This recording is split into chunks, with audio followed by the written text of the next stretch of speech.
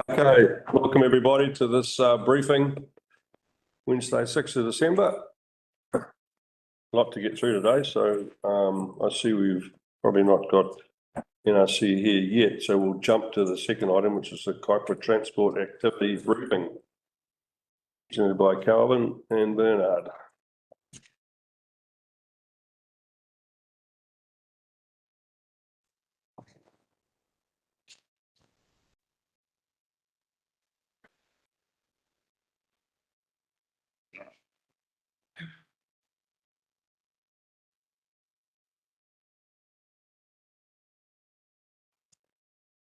What's the date? December 6th.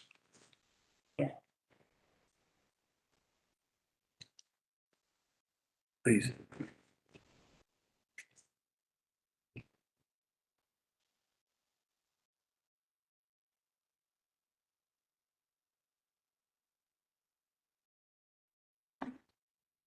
So you say the next one?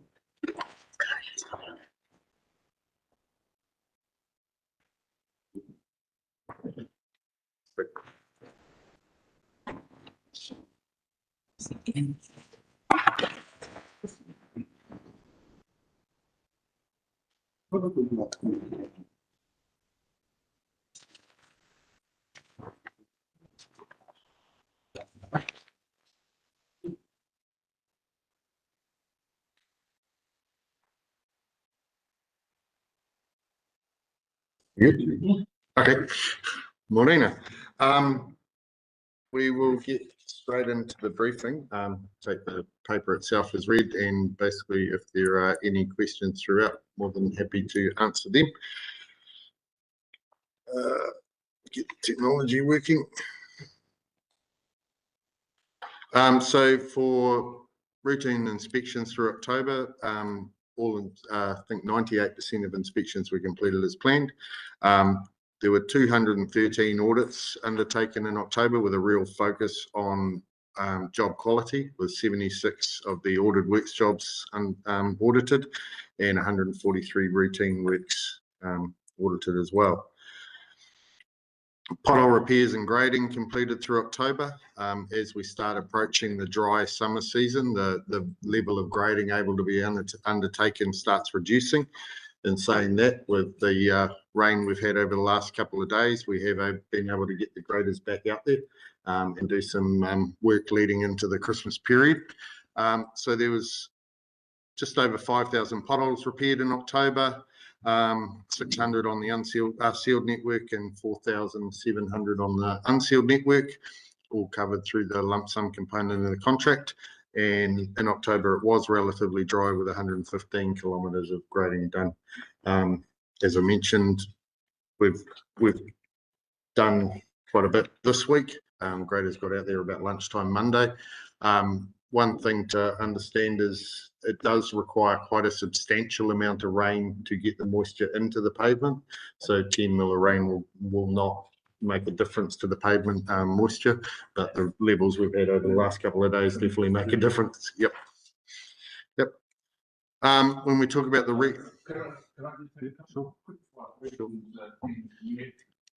One, first off, who's doing the audits?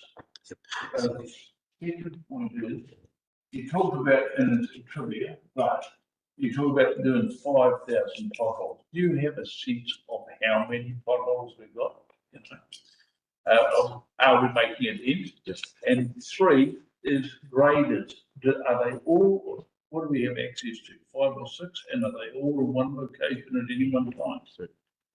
So we'll cover those ones off. So audits, with respect to audits, the audits are undertaken by the Kaipara employed maintenance staff within the NTA. So there are 2 area supervisors or area auditors and 1 network contract supervisor. So they undertake the audits of the contractors. So they are so they're fully engaged on them and they're dedicated to the Kaipara network. When it comes to potholes, what we've actually just done some analysis earlier this week in terms of potholes. At the moment, we've seen across the region, and Kaipara is no different, about a 22% increase in the volume of potholes recorded this current calendar year compared to previous. A lot of that obviously due to the wet weather and the accelerated deterioration. What we've seen on the sealed network is the response time for potholes has reduced by about 20%. So it's now 5.5 days. So despite the increase, they're getting to the sealed network faster and getting those resolved. And the average response time for unsealed network is just on 10 days, which is consistent with the previous calendar year. There should be no potholes that are identified on the network that aren't addressed within those contractual response times. And graders, Bernard might be able to answer that one better. Yep, so through the chair, Ventia generally have anywhere between 4 and 6 graders at their disposal at any one time, pulling an extra resource out of Whangarei. At the moment, those graders are spread relatively well across the network. However, we are right in the midst of our sealed pavement season kick-off as well, with at least 2 of those 4 graders we would ordinarily see out grading the network during the winter period, dedicated to sealed pavement activities at present. But we are trying as best as we can to ensure the roads that need the grading the most as far as priority are being dealt with when there's opportunities such as this rain we've had this week. There are certain activities across our sealed pavement program that can't continue during periods of wet weather, so those graders and resources redeployed out onto the unsealed network. So it might seem trivial, but I think it's all about productivity at the end. So I'm presuming that you're pre-planning, so in a week ahead, you know where you're going to have these assets and you move them at non-productive times, i.e. over weekends, things like that, so they're ready to go. So through the chair, absolutely. So Ventia on a weekly basis have a operations meeting with their core supervisor staff, and they welcome our team to sit in on those meetings as well. So our area auditors and our contract supervisor generally join them on that weekly basis, where they discuss the resource and needs for the week ahead. And part of that process is looking at the long-range forecast and making a decision around redeployment of resource and where that resource needs to go should the opportunities arise. Yes. And in terms of where they do go, with the grading and pothole needs being driven by network inspections, the program follows the route of the inspection in terms of where they go around the network. So they do the inspection, that drives the pothole needs and the grading needs, then the graders follow through in that geographic type approach. Thank you, Mr. Mayor. We get this report on completion activity quite regularly. Thank you for that. I could raise a question, however, before as well. In terms of you giving us the challenges in execution of items which are not in time, especially emergency works. That if you have the money, and I don't see, you give us the status update on how far we are on that, how far behind we are on. We almost a year, and then we're looking for another song. Never know. It's not wrong, it will be fine. So can you give us some update, now verbal, but then later on some kind of chart whereby it says these are the amenities, but this is the money we got, because we are we don't want to confuse it with our emergency works, which is fully funded by the government. So yeah, through the chair, there is a full update on the emergency works within this. Yeah, and there are slides within this pack that cover that off that we'll get to. Thank you. Yeah. Okay.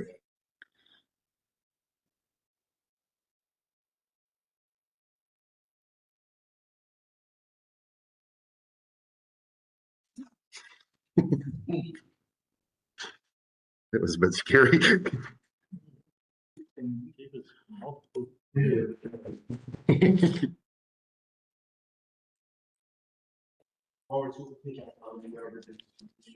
Yeah, yeah, I don't, unfortunately, so I'll get Bernard to try and pull them up here. Actually, if you just pull the slides there. Yeah. Okay.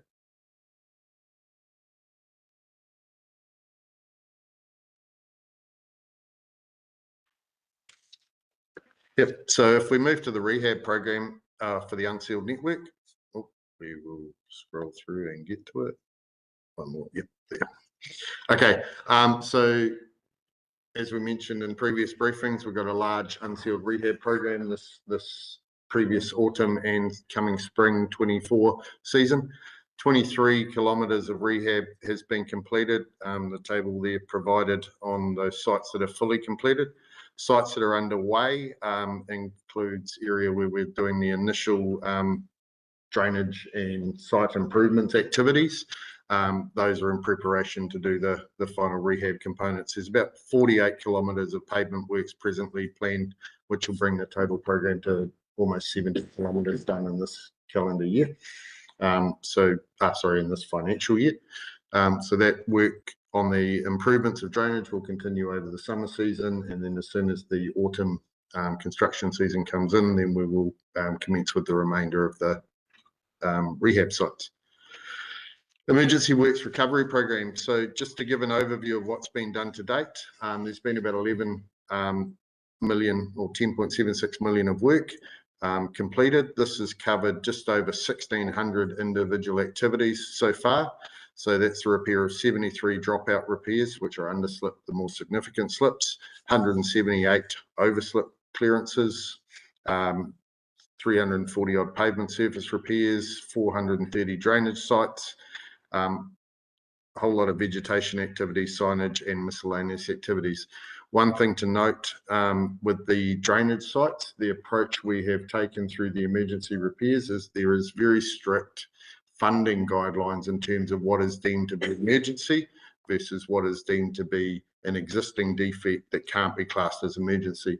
Following each event, what our teams do is they go out and assess the network and look for drainage deterioration and identify opportunities that fit within the funding rules to have that drainage addressed as part of funding. As we see later within the report, we've had that application of funding assessed by Waka Kotahi in terms of audit compliance, and that's come back with a compliant approach. When it comes to the remaining works, there are, as we've mentioned, we had about 80 sites that were deemed to be potentially complex. Those have now all gone through their emergency works assessment process. 43 of those sites have come back as phase 2 complexity, which means they can be issued immediately. And those sites have gone back to the contractors to address. They will be done within this current financial year, and they are all confirmed as having the increased FAR subsidy applied to them.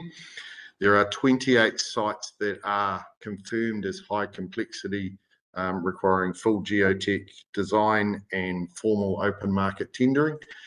We have had the approval of funding at, it's not 100%, is it? It's the emergency works. FAR plus 20%. So for Kaipara, that's 82% financial assistance rate. We are in the process of going out to a panel of geotech suppliers across the region. So 2 for Kaipara, 2 for Whangarei and 2 for Far North to assess the first half of the most complex critical sites. Those are going to have the geotech designs done. That work package is being issued prior to Christmas. Once those designs come back individually, they will need to go out to open market tender under the procurement rules. It is and always has been communicated that for these remaining complex sites, the 28, it is a 2 to 3 year program to complete those works. I don't see that. I see a couple of me and but I don't see where the flooding occurred, like Okinawan, not over district. So Yeah, it's best here. So through the chair, these are the slip sites where sites have slipped and they are on the local roads. But I understand that Awakena Point is state highway. The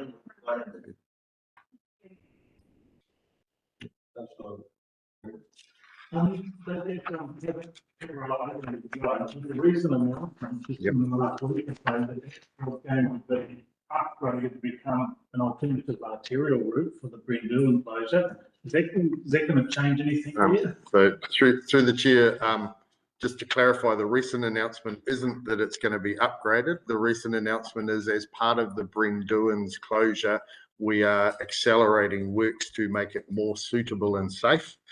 So it's not a full upgrade by any means. We are doing reseal, shoulder widenings, and some of that sort of thing on some of those works. These still need to be repaired. I've just sent Jason earlier this week a quite detailed update on the works that are being done to prepare for any Brendune's closure.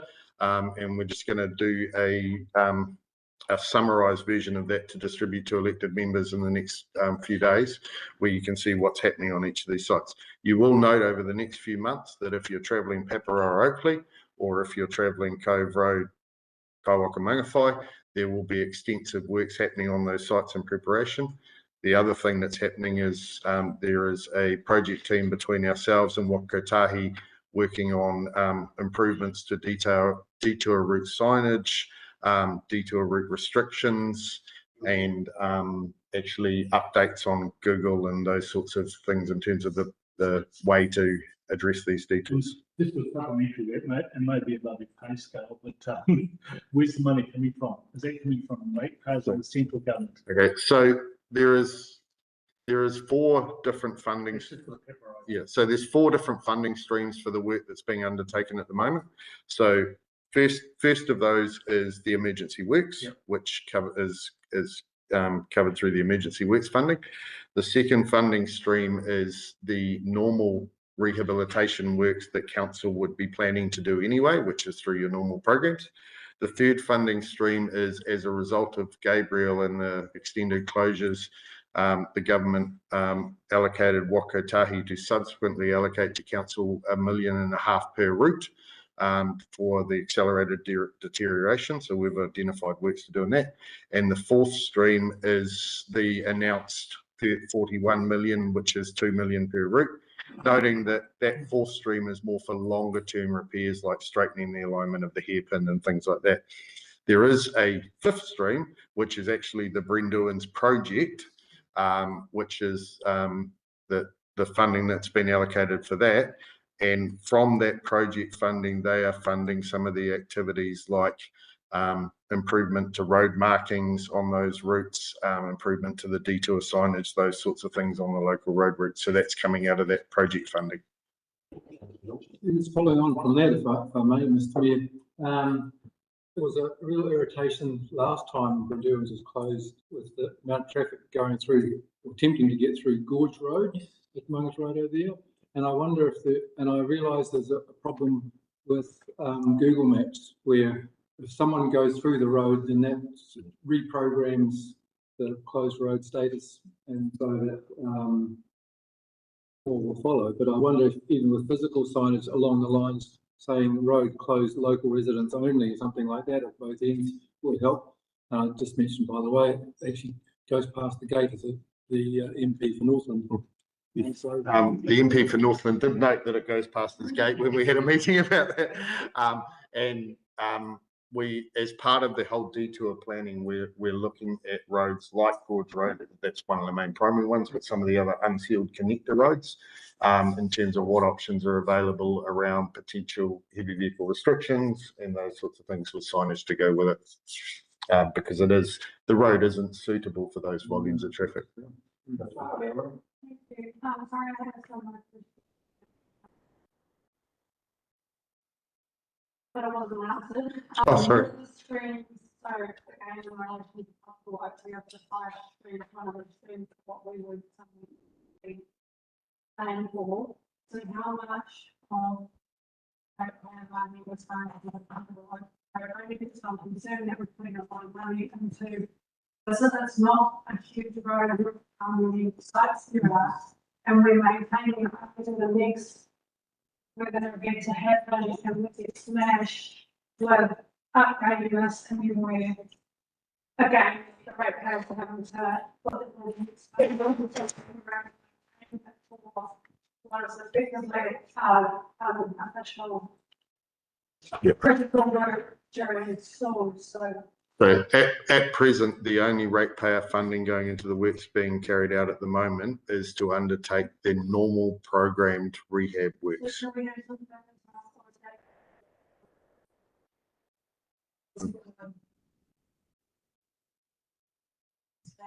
Oh, sorry, in the paper that we circulated identifies the work that's being undertaken and it identifies the funding stream, I believe, from each one.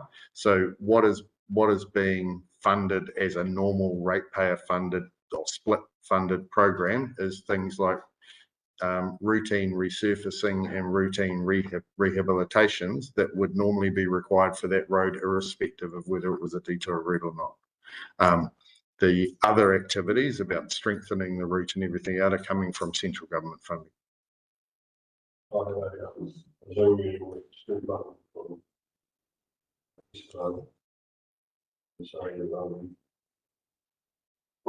focusing on, this is not enough time to do things like. Yep. Sure, 2 lane and 4 lane bridges. So again, that comes down to the time and the money, but as the Mayor has mentioned, our team has been engaged with the Wakotahi Brenduans project team for about the last 2 to 3 months, working on these programs to highlight not only where it's funded from, but what is achievable between the next that now and any potential closure. Bernard sits on the project steering group, and we have a dedicated project manager to the works to make sure that this is all happening together.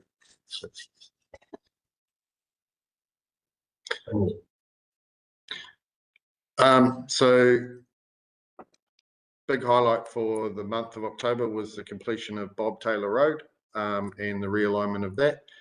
Within the report, there is some photos of how that road then handled the next event that we had, and a much more resilient piece of road, less effective. And that is part of the objective of some of these works that we're doing, is to make sure that we're not just fixing the problem, but we're able to, where possible, fix any future problems that are coming with it. Over the coming months, we have primarily dealt with all the minor recovery issues that were identified and remaining. So we have really, between now and June, is progressing with the remaining 40 odd sites that have gone back to phase 2 and completing the commencement of the geotech design for all the complex sites. So the actual activity on emergency works, a number of sites will reduce, but the actual cost of those activities is far more complex and more significant.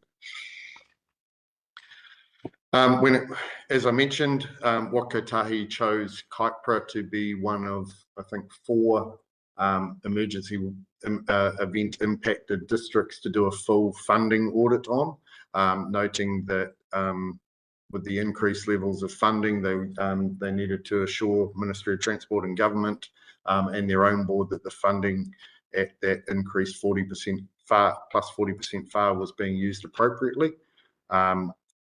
As a result of that audit, they've identified the financial and procurement and asset management controls were all deemed to be effective. Good financial processes, expenditure items that they tested were eligible for funding assistance. As part of that, they also test that we haven't missed much, and they didn't identify anything of significance that we should have claimed that we hadn't. Physical works were procured through the network maintenance contract, and they noted the use of increasing the local subcontractors to accelerate completion, and identified excellent controls were in place to verify the expenditure and the records were accurate. While this was done on the Kuiper network, the same approach was taken across the region, and there is a summary comment in the audit noting that at Northland as a whole have managed this funding well. I think there was a first, there was a comment, and in terms of comment reports, that every, it should be itemized, so you have done many places, but in terms of continuous, anything you're doing, it's all five in one there. There's an observation in the first comment. The audit. And it's not with, so they haven't already maybe.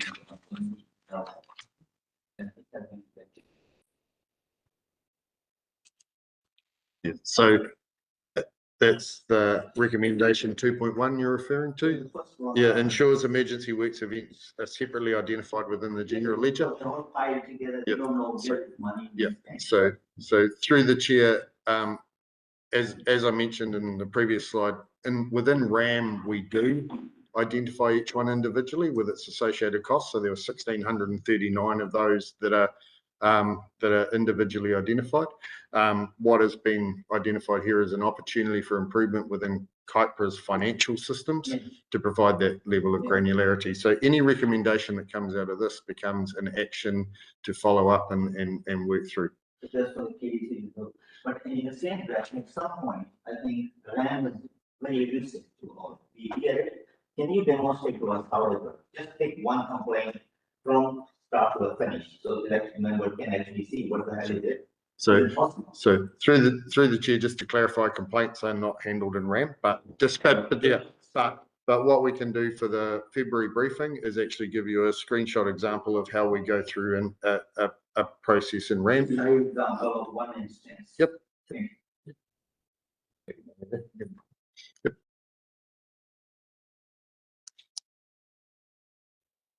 And I think that's the end. Yep.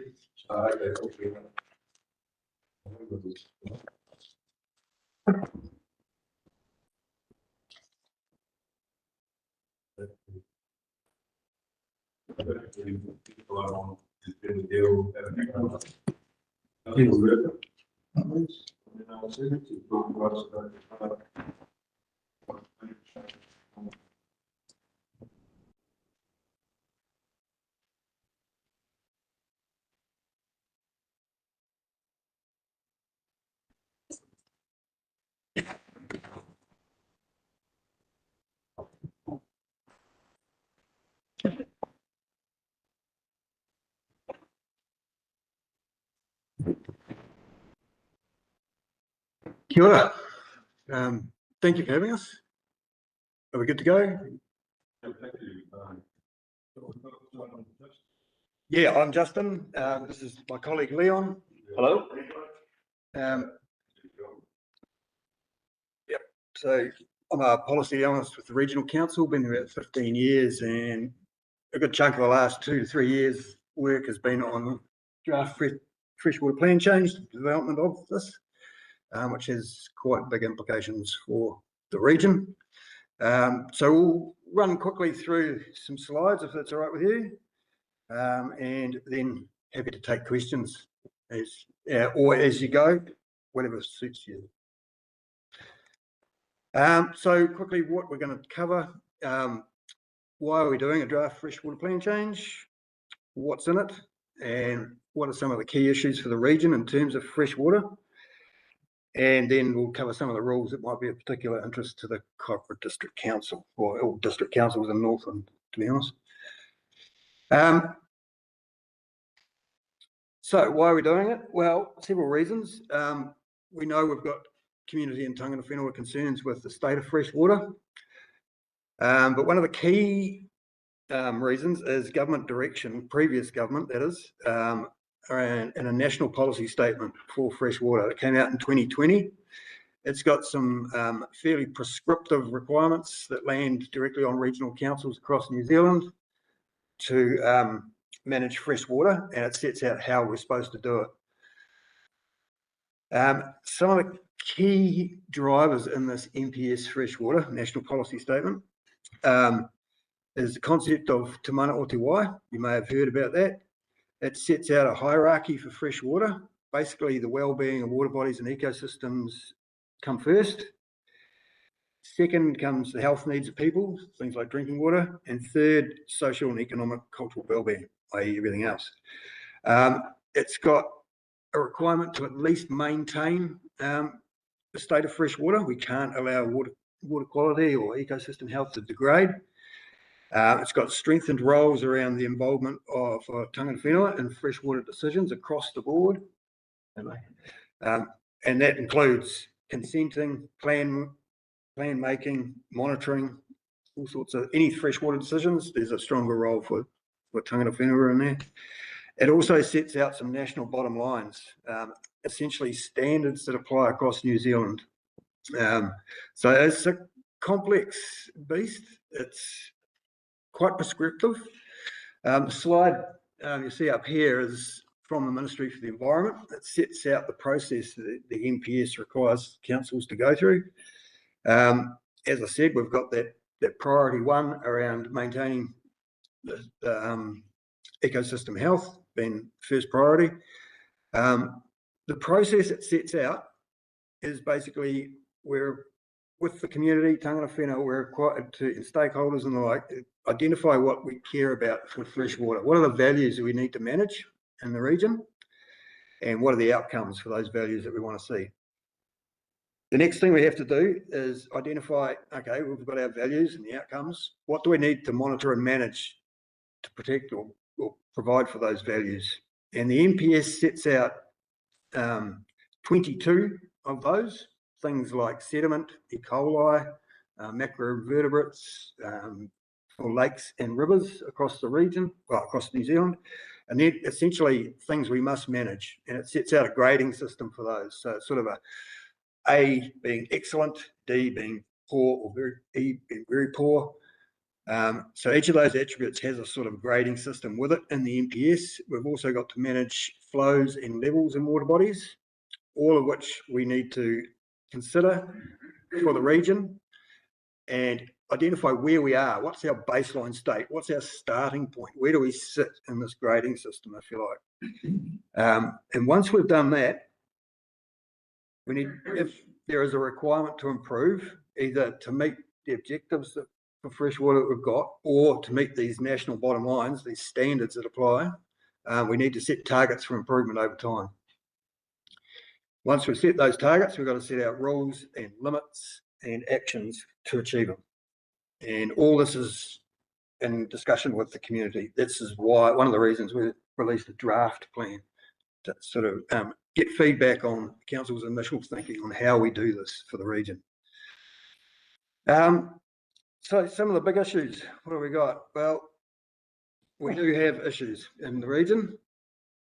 Our biggest sort of freshwater issues are, there's a sort of three big ones anyway. We've got some sort of peripheral ones as well, but key ones, and you may know this already, erosion and sediment loss to water, fresh and coastal. It's impacting on the ecosystem health, the ability of aquatic species to feed and breed and the like. It's impacting on recreational values. It's impacting on access to mahinga kai. It's impacting on drinking water supply. As you move sediment-laden water, it's a lot harder to treat for municipal supply.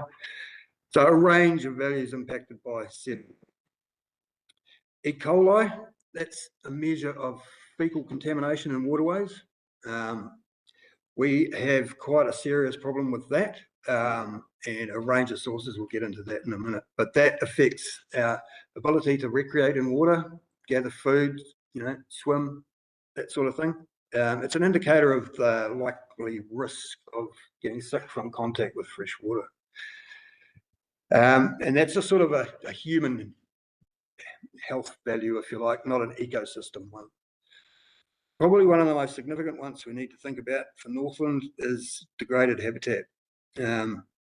We know we've got issues in terms of water body health around particularly water quality, impacts of sediment, like I said, elevated nutrients in some areas, stream bank erosion, and particularly the loss of riparian cover. A lot of our, well, most of our streams in Northland are adapted to running through cool, shady, bush-clad sort of environments. We've lost a lot of that, and our stream margins are now exposing the water to more sunlight, higher temperatures, lack of shade, and just that sort of interaction or connection between the riparian margin and the water body itself that a lot of species rely on. Yeah, so that's a big one for Northland, and that is likely to get more impacted as climate change. We get warmer, drier, and so in a little bit more detail, as I said, sediment, a big one, widespread across the region. We have a lot of our land is quite erosion prone.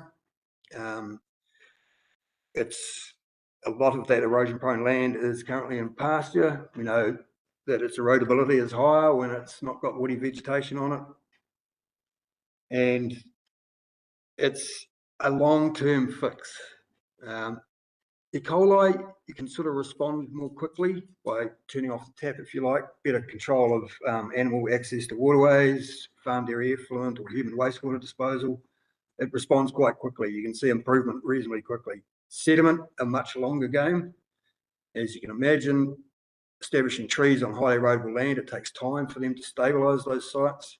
It takes time for riparian margins to establish and stabilise stream bank erosion. In terms of where we sit in terms of the NPS attribute for this, there's a couple of maps up there. The one on the left is our visual clarity data. Now that doesn't look too bad, bearing in mind the blue dots are sort of good or excellent and the red is poor. This is largely a result because it's a kind of a skewed picture, if you like, because we don't monitor during high flows when a lot of the sediment is coming down. We get a lot of it, elevated sediment in waterways when it rains. So that's perhaps not quite the accurate picture that we think we're seeing in Northland. As you can imagine, we're very aware of the fate of sediment ending up in our coastal environments as well. So estuaries, harbours. We think the picture on the map on the right is probably more a true depiction of what's going on. And you'll see those red dots are our monitored river sites, and the red means it's in a poor state. The sort of red lines or filigree, if you like, is a modelled estimate of what the state of those is. And that's for an attribute called dissolved reactive phosphorus. That is a symptom of our geology, and we get elevated DRP, reactive phosphorus, when we get erosion. Sediment and DRP travel together. Yeah, thank you, Mr. Is red dot in the flag in the middle? What area is that? Is it Ivanhoe or which one? One of the red on the left. Yeah, here. No, the map, first map. Oh, this one. Yeah, the first one on your left. Yep. More meter. No, keep going up. On the left. Well, that Koto was in there. It is all Kaikoura, but which river is it? Is it Kaikoura? Is it Kaikoura river or is it not Kaikoura? Northern Wairoa. So that's why. Yep, this is all about fresh water. Yep.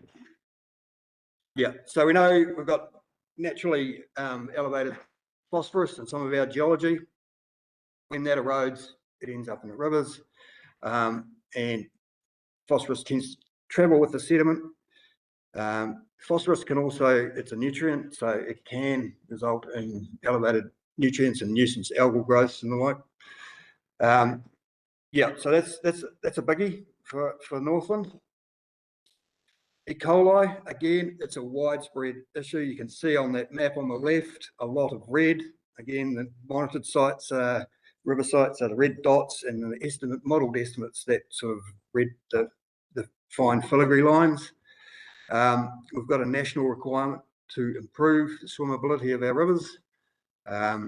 So Council in its draft plan has set out a target to achieve a sea state right across the river network, or monitored sites at least, by 2050. So we're not aiming for the top of the pristine state, if you like. They're excellent. But we're looking to improve to a sort of fair state, if you like. Currently, 94% of our river sites are poor or very poor, which is indicative of an elevated risk of contact with water. Thank you, excuse me. I see you've got some black lines. Does that indicate the catchment of it? That's a freshwater management unit. It's one of the requirements of the NPS that we break Northland up into little bits that we think are sort of management units.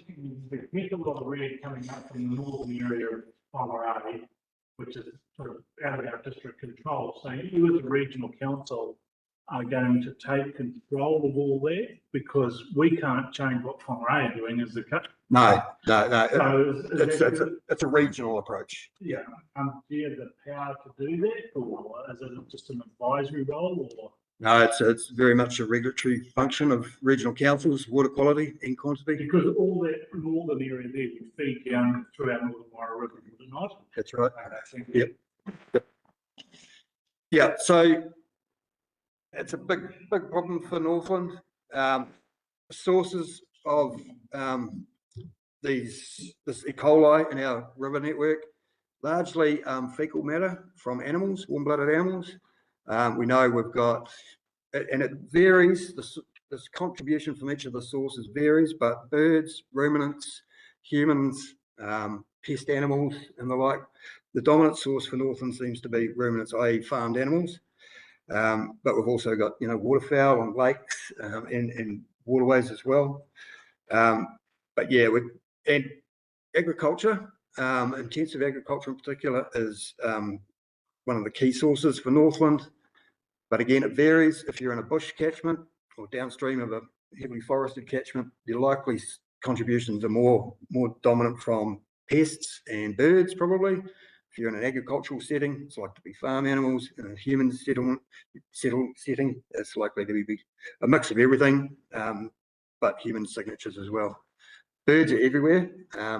It's about what we can control in terms of the sources of this E. coli contamination to water. For sediment, it's the sources are more stream bank erosion, hill slope erosion, and land disturbance. So quite different drivers for each of these attributes. The last one here, macroinvertebrates, and this is a key one. This is a measure of insect life in rivers. So it's an indicator of how healthy that habitat is, that aquatic system. There is a national bottom line for this, i.e. we've got to meet that.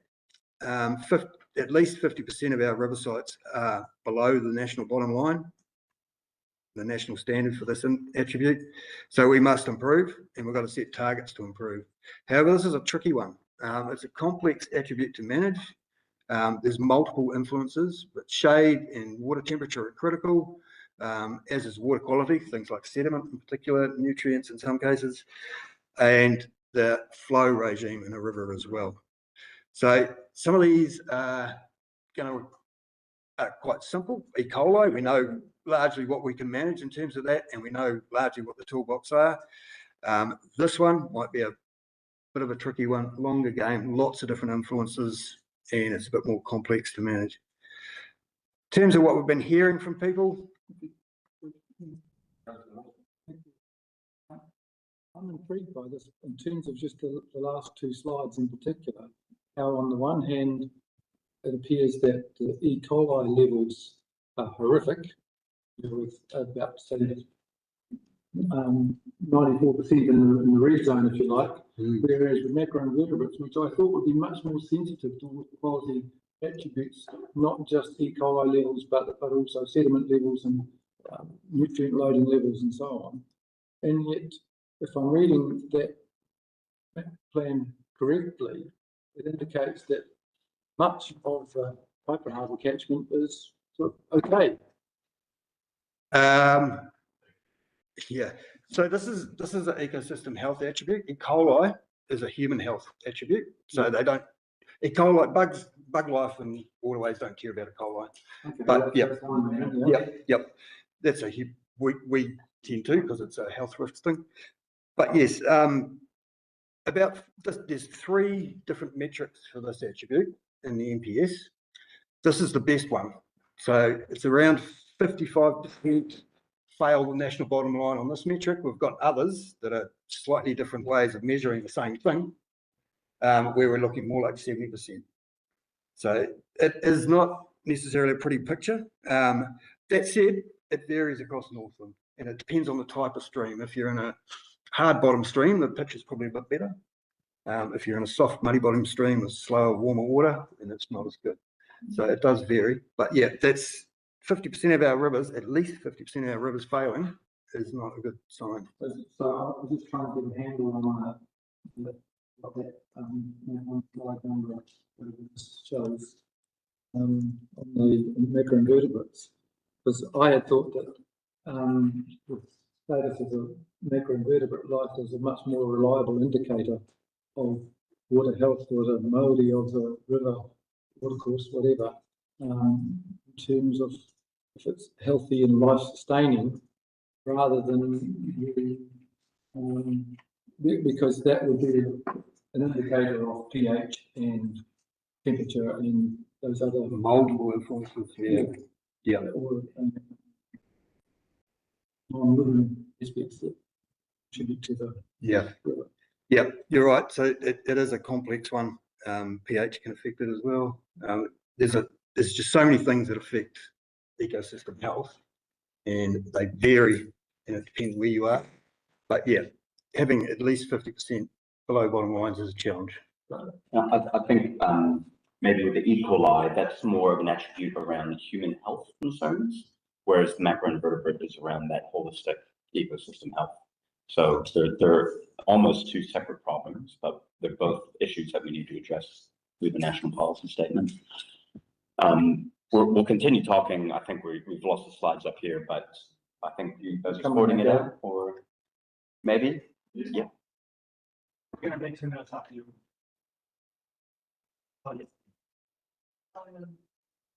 Right. Okay. One thing. We look at these achievements for our rivers, you know, before. I'm not sure how long you've been working on strategies to remedy by possible solve. So what is what are the guidelines? Is it achievable? I mean, That's a great question. Yeah. I mean, are we going to have to compromise, you know, or you guys are going to have to compromise somewhere along the way to achieve a realistic goal versus an NPS goal that is not achievable? Yep. Or not realistically achievable? Yeah. So it's a really good point. And that's one of the challenges with this NPS freshwater. It sets standards nationally, and New Zealand's got so much variation. It can be difficult. You know, some issues like nutrients more of a concern down in the South Island that have a lot of dairy conversions and long history of sort of agriculture. Up here, it's not so much. It's more sediment and E. coli and the habitat health. So, but yes, it requires us to be aspirational, but achievable. And we need to set out the sort of provisions in our regional plan that we think will get us there over time. One of the things we do have is time to meet these standards. And that's one of the things we need to ask the community about: how fast, how hard should we be going to try and get these improvements? So that is the big challenge. And it's at the heart of the NPS, really. How fast would we do this? What's the cost? And what's the gain, you know, that we need to achieve? But it does set a bar. So we're pretty much at the front end. Yeah. We're very much in a draft phase. Yep. And So I think we have got a presentation. Cool. You are the policy analyst, obviously. You are dictated by the policy framed by the national government, and yes, it's going to be changed, hopefully. But my concern is, I'm also on the Kaiho River working group, and my concern is that NRC is more directed on monitoring and control. And if you look at the policy, there is how many meters setup you're going to have, wasting a lot of hectares of land, productive land. Have you done your bit? That's my kind of feedback to you. You can take it there. You are supposed to de-sediment those rivers, whatever the word is, there was deadlining, there was vegetation control. You haven't done your part. And on various grounds, you cannot spray because you cannot use helicopter. It's prohibited. You have to segment and 100 excuses. So NRC, if you have something to do, can you do something productive if you always want to do? That's my feedback to you, rather than more and more monitoring controls. I don't think the solution to our sediment problem is digging it out of rivers. I think we need to turn it off its source. That's the problem. And it takes a long time. You're right. It does end up in riverbeds and smother the habitat in there and cause a lot of problems for other users of water. Yeah. Everyone who uses water has problems with sediment at times.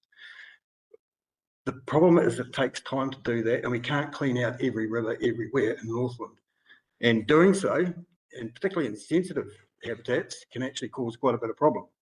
You know, damage to the beds and the like. So yes, we do have areas where we do take material out of rivers to maintain free flow and stop erosion and the like, but we don't have endless pockets, and it costs money to do so. But I think a better solution is to try and stop it getting in there in the first place, and that's going to take time. Well, thank you, Mr. Mayor. Seems to me, just like getting to the nobly bits. We've got the Copland One remediation program, which relates to the bulk of our district, about 80–90% of it. And so in terms of addressing the problem with erosion of watercourses and so on, can we say, well, that's going to address that part of the issue? It's certainly going to help. Yeah. But like that's a major contributor in terms of addressing that, keeping the land on the land. Yes. Rather than the watercourses. Yes, it is, and very fortunate to have it in Northland, the program like that. Then to move it going right along, the key thing for us then is the owners of utilities which intersect with watercourses such as sewage schemes and stormwater runoff from our roading network and stuff. Yes. And I guess that's perhaps the bit that we could be just focusing our attention more on, just to move things along. Yeah. Yep, and we'll get to sort of some of the remedies that council's initial thinking has identified, and it is very much initial thinking. And Leon. Some of this might be a way of explaining question, but do you have any advice on the coalition? Extremely conspicuous around the biosphere, stating that national policy statement on principal management will be replaced. And our district council is more flexibility in how they meet the environmental limit, but then seeking advice on how to exempt council from the obligation. So we had any advice on which one? No, we haven't. Yeah, there's certainly a lack of clarity. The coalition government has signalled that this MPS that we're dealing with, that was set up by the previous government, is to be replaced. We don't know what with. A change. We don't know what they'll look like, and we don't know when that will happen. And it's not, doesn't seem to be that explicitly addressed in the 100-day plan either. So.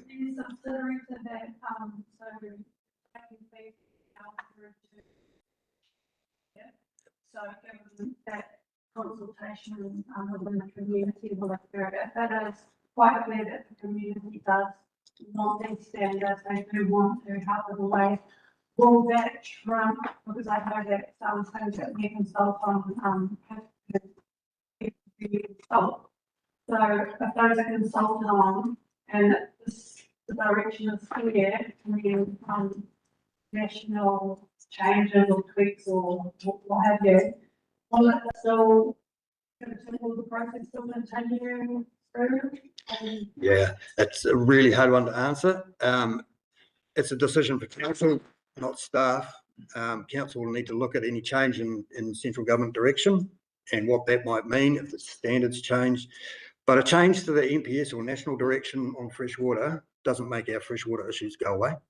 They're still here. We still know we've got some issues, and it may be that the council hears from the community and there is a need to do something. It might change how and when, and it might direct a different kind of process. We don't know. Yeah, because it says that your district council. I think that might be a typo. Yeah, it is. I wouldn't read into that. That's either a typo from the journalist or a misunderstanding of how local government works. Yeah.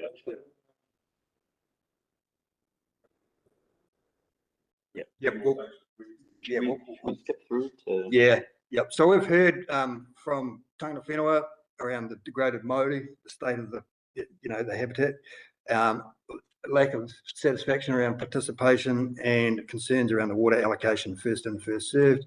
We've had primary sector and Tangata Whenua advisory groups set up to help us develop this draft. Primary sectors saying climate resilience, costs of compliance, and a rapid rate of regulatory change are their major concerns. They're also obviously concerned about the economic production being a major part of Northland's GDP and well-being.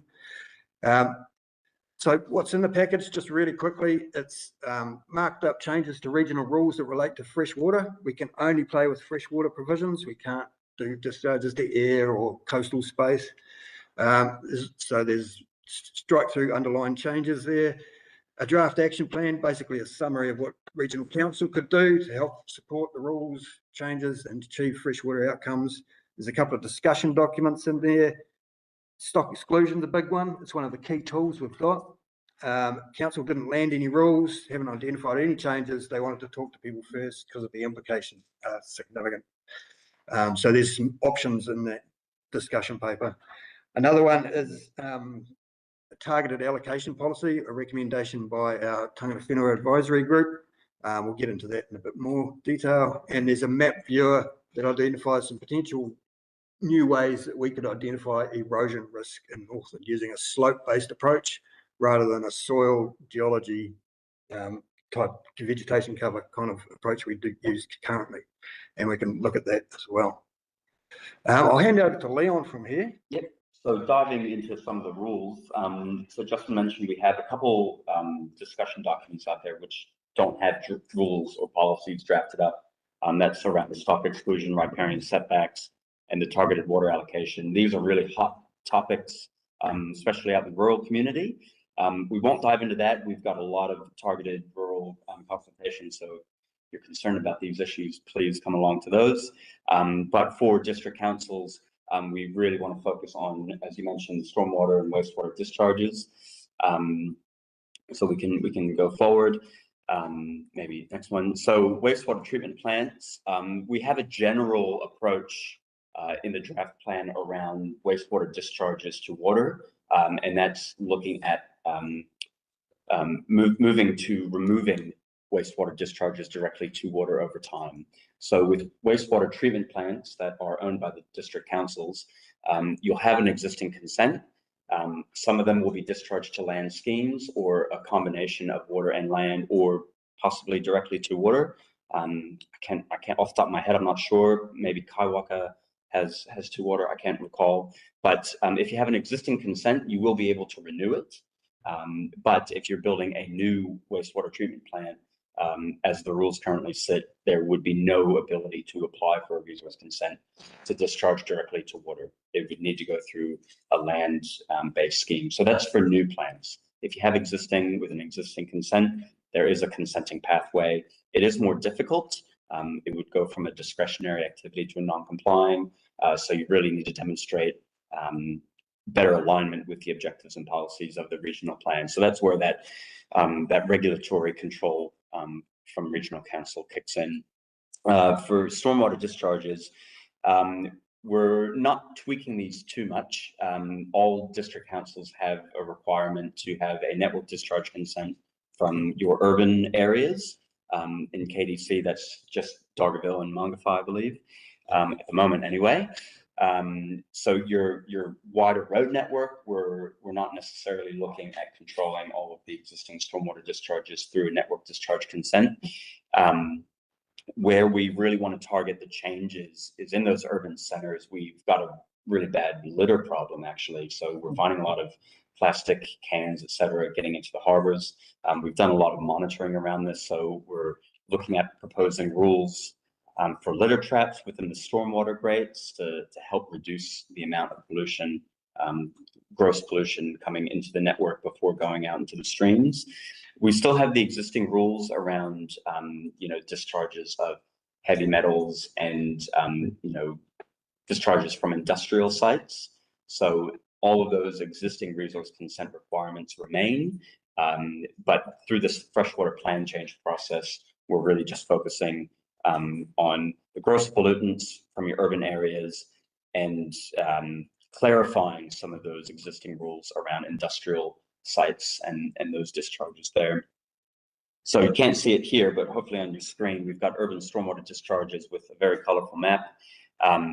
This is an example of Whangarei City, and what we've done is we've mapped out all the different types of land uses.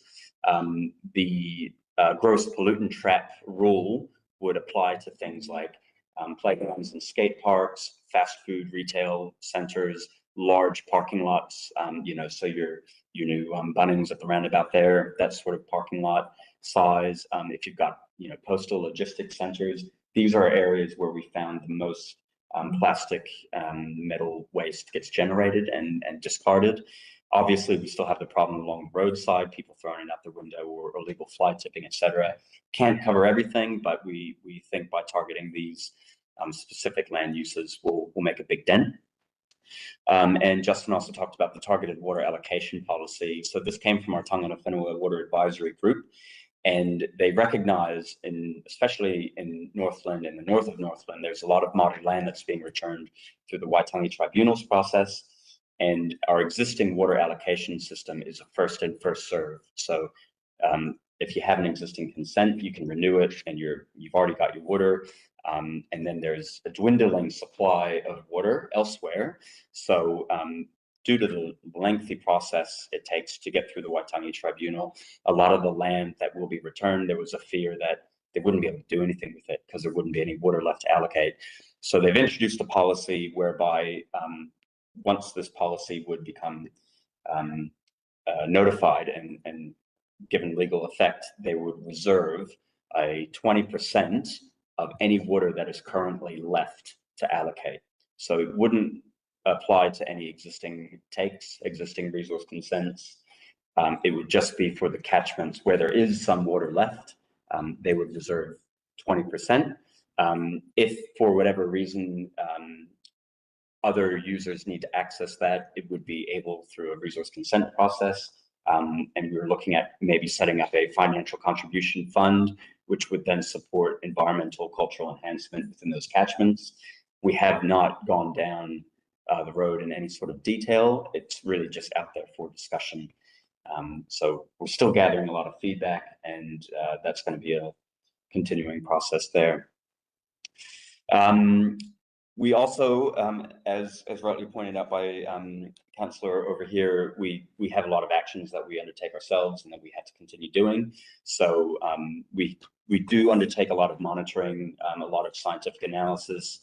We have the land management program, which works similarly to the KMR program, where we have people going out to farms advising on how to meet the permitted activity criteria, et cetera, helping with resource consents, or in the future, the freshwater farm plan system, which will be coming into place. We do provide funding and support with the Kaipara Moana remediation. Justin and I sit next to them back at NRC. We have existing commitments to involve Tangata Whenua with our decision-making process and our governance, and of course, compliance and enforcement. All of these things will continue, depending on where the rules land and what the councillors put forward. Funding around that might change. We have a bunch of potential actions which we also need to look at. So stock exclusion, riparian planting, that's going to cost a lot of money. How can regional councils support landowners in getting that done? Same thing for an increase in resource consent requirements. Can we help them out reducing rural rates, that sort of thing. How can regional council help shoulder that burden? Same thing goes for Tangata Whenua. We really just need to bring everybody up somehow, and it's a big challenge, as Justin pointed out. We've got a lot of issues, and it's not going to be easy for anybody. So you talk about compromise, it's meeting halfway, but it's coming from both directions. So we need to find out how far we go from both sides. And yet, feedback out until March 4th. We'll be at the Dargaville Field Days. That's our big finale. So if you're out there, come by and say hi. And we'll be pretty much taking all this feedback on board. And between March and November next year, we'll be redrafting rules.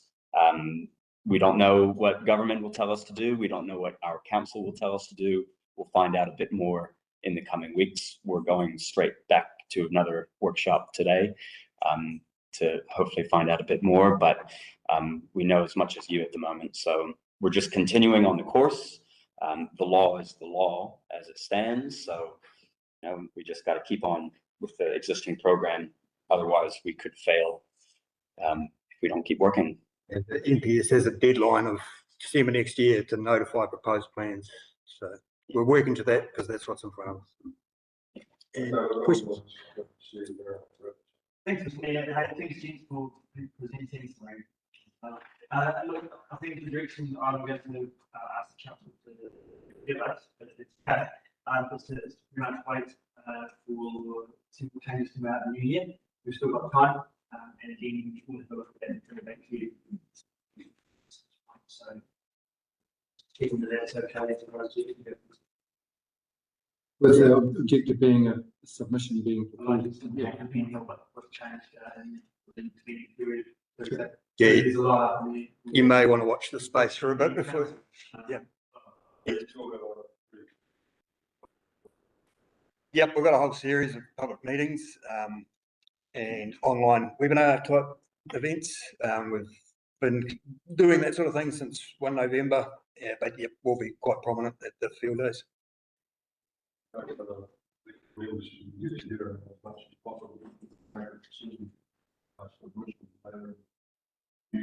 Yeah, there's quite a bit of info on our website as well if you want to dive into more detail. Your documents out there, but thank you for the opportunity. Thank you very much.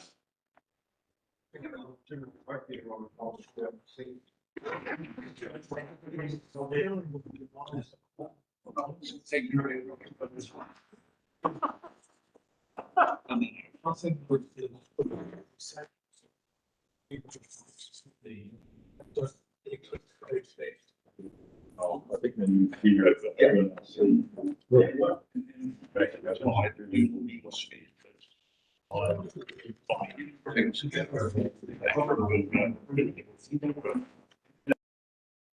The major sedimentation. Yeah. Wait for calculation. Like this side of here. Or here. No, it's complete. Well,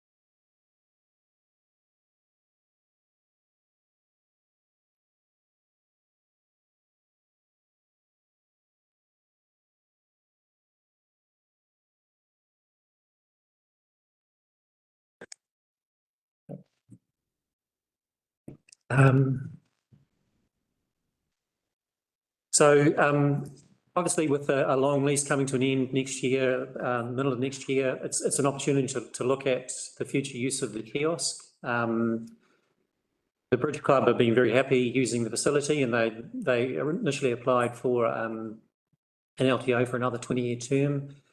But there's quite a bit of things happening around the Sportsville and sports facilities, and I think Sport Northland have either or are coming to talk to council about some of their plans that they would like to see to come to fruition around a stage 2 of Sportsville at Memorial Park, including some indoor stadium facilities. And there's, we're noticing in the community increased demand for indoor facilities, particularly now that the Northern Wairoa Hall is closed and the annex is not going to be available. And there's also a possibility that the kiosk building may need to be kind of removed or incorporated into the bigger facility when that happens in a few years' time.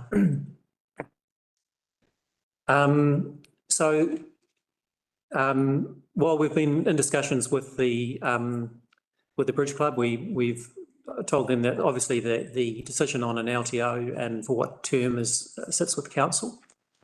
And obviously in the report that we submitted there, we've analysed the options that are available. So the council can give an LTO to the Bridge Club, either for exclusive or multi-use.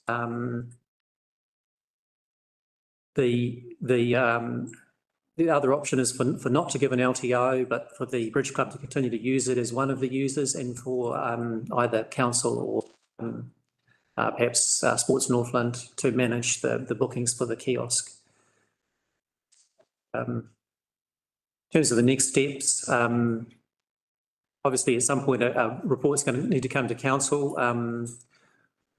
We'd like to get some feedback today from elected members just on their thoughts. And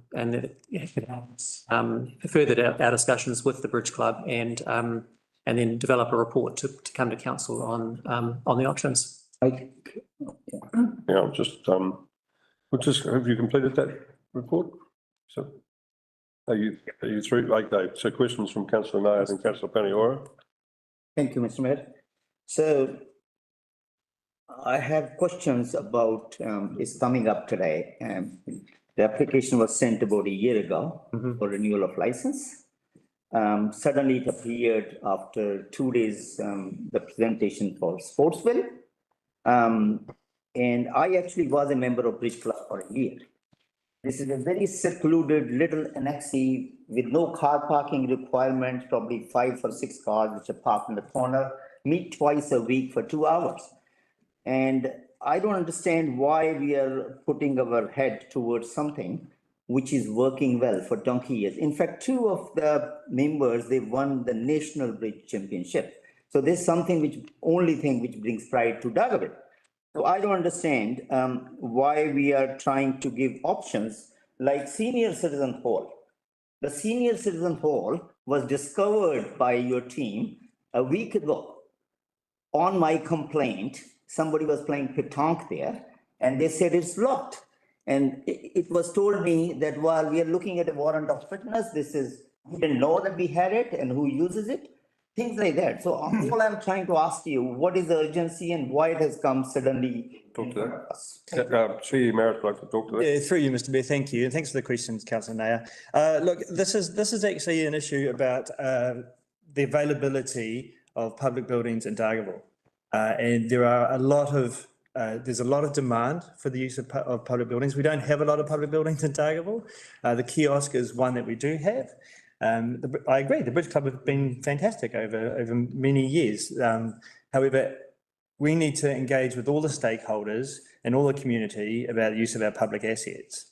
And this is one of those. And it is arguable, but one of the options that are put out in the report there are different options for how to run that facility to better use it for the benefit of more groups in the community as well. Well, with due respect to you, everyone, I think councils should do the job they want to do. They should not poke their nose in everything which is working well. Just like the Aero Club, we did very well. It was being managed, don't look at it, renew the license. I think we are wasting our time getting. Councillor Nair, if I can just interrupt you, sorry, Mr Mayor, for 2 seconds. We're not poking our nose into things at all. The Bridge Club have asked for an LTO, that it's coming up for expiry, and the Bridge Club are really wanting some certainty, and I respect that as well. It's important that they get that certainty, and they would like an LTO. We're going through a process. There is community demand for facilities. We're bringing it to you to get your feedback today. Thank you. Okay, councillor Howard. Thank you, Mr. Oh, okay, you next, then, no, sorry, councillor Paniora wasn't in front of you. Okay. Thank you. I just want to, firstly signal my disagreement. This is exactly squarely within the, job of governors and, granting or not granting, license to occupy or community facility. One of the requirements is that we need to use facilities to the most efficient ability that we can. They're not going to like this, but my recommendations are that we consider the thousands of users that use that facility on a yearly basis, that they've done a superb job up until this time. I've read the reports, I've seen the upgrades, so, you know, and maintenance to the facility. So we thank you for that. There's absolutely no reason why the Bridge Club and other users can't use the facility on a scheduled basis. I also do have some reservations around declining the LTO, but allowing bookings through that organisation just because of the long-standing history. And there have been issues with parking and there have been issues with sharing of facilities. There's another planned staged approach to this, and it may be that that may be removed for further parking or whatever that's going to look like. And that club, unfortunately, is just not in a good place. It's now a sporting complex. So we really do need to keep ourselves flexible in terms of what we can do with that. But back to my point, there's no reason why all of the users, including the Bridge Club, cannot continue to use it at the times that they need to use it. The times don't conflict with sporting events. This is a nighttime thing. Most of the sporting events are early in the morning. So let's just get a streamlined approach going for all users to benefit all users, particularly given the lack of space. Yeah. Okay, that's your feedback. Thank you. Vincent, sorry, councillor Howard, then councillor Vincent. Thank you, Mr. Mayor. I suspect that this is part of this whole move from leases to LTOs in the first instance. And so I would hope that process is less convoluted than a lot of those others, a lot of other transfers have been.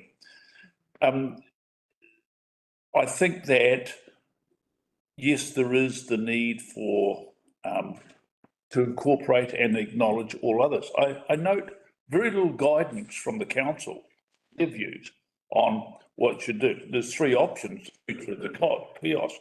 We don't have any views about where you all think the best one is. So from my point of view, I do tend to agree with councillor Paniora. I think that I don't know whether an LTO just by the Bridge Club or the Bridge Club is the right way to go. I think that, you know, as we're finding all over the district now, there are issues with maintenance that come up, and you know, I think that that's going to have to be put on the table first and foremost. But yeah, who's going to be responsible for that? I dare say it'll come back on the council.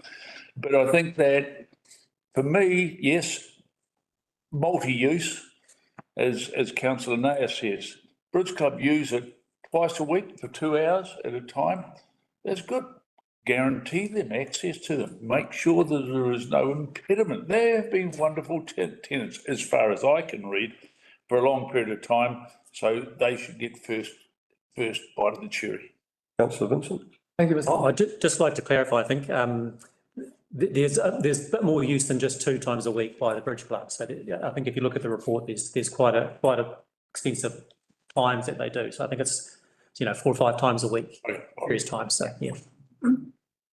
Okay, my thought is that, I guess the ideal solution for me would be if the facility continues to be well maintained and at the least cost to council. If you can achieve that, and whether it is by way of a LTO or an open one, but Bridge Club is and that might take an obligation from council resources, or well and good, or something else. So for me, that's where I'm at present with it. Okay, councillor Lambeth. Yeah, I just want just a quick explanation between the difference between a lease and a license to occupy, because both those words have come up in a mix. Yeah, so a lease in its purest form provides the leasee with exclusive use and possession of the facility or the land. A license is a lesser form of tenure, and can provide for use, but under certain terms. So, I guess what happened in the past with a lot of the community leases that groups were given, they weren't tailored leases. They used commercial standard templates, and that's really inappropriate for community groups. So, where in essence, in a more modern approach, you could either have a lease or a license, but it would be a tailored community lease or license, and in essence, provide for the same thing. So whether you call it a lease or a license, if it's tailored to the circumstances, either can be appropriate. Yeah, I think thanks for clearing up. And they had a lease, a 10+10. Yes, that's right. Yeah, the times change very much. I can remember a good 40 odd years ago was a place of much enjoyment and much horror and tribulation for me, because it used to be the cricket club rooms. So it depended on my performance out there on the pitch. But so yeah, times do change, and that was a centre of the Northern Wairau Cricket sort of association that had 5 different clubs in a competition running. So times do change, and they do move on. So yeah, and I think 20 years is a good whack, and we've got to look at a new model for how we're going forward, one that works for everyone. Yeah. Okay, Erin Wilson-Collins, you're up there with a question, are you? Kia ora koutou, thank you. Not a question, but to provide my feedback, if that's okay. Sure. Yeah, thanks very much. Yeah, appreciate the comments this morning. Look, I really feel a lot for this community organisation. I think Chief Executive has pointed out the issue in our town is our lack of public facilities. That was brought up by the community in our last long-term plan consultation as well. It wasn't part of the consultation, but people came to us with that problem. So I've been mindful of that ever since. But this is an organisation that has tried to be proactive, and they're feeling a bit frustrated, I think, about the whole process. I think that a good way forward, the least cost to council possibly, in my mind, would be to allow them. It's actually, I think it's option 2 in the paper. Allow them to have access for another 3 to 5 years, and they handle bookings for other community members.